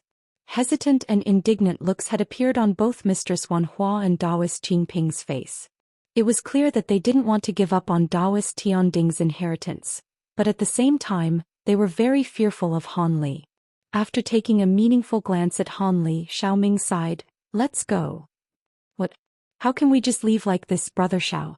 Daoist Qing Ping's expression changed drastically upon hearing this. "Even the three of us combined most likely wouldn't be a match for fellow Daoist Han, so why not spare ourselves the embarrassment? Do you have something up your sleeve that can allow us to oppose Brother Han?" Xiaoming asked in a calm manner. Daoist Qing faltered slightly upon hearing this before shaking his head with a wry smile. Right at this moment, a seductive female voice suddenly rang out in the distance. Then how about the two of us join you as well? Immediately thereafter, spatial fluctuations erupted in the distant sky, and two streaks of light shot forth at an incredible speed, arriving on the scene in the blink of an eye. The two streaks of light then faded to reveal Patriarch Wu Go and Fairy Hua Shi. Fairy Ice Soul's heart immediately sank upon seeing this, while Han Li's expression remained completely unchanged as he cast his gaze toward the duo. Why are you two here? Daoist Qing was stunned by this sudden turn of events. I'm afraid that's a secret, Fairy Hua Shi replied with a mysterious smile.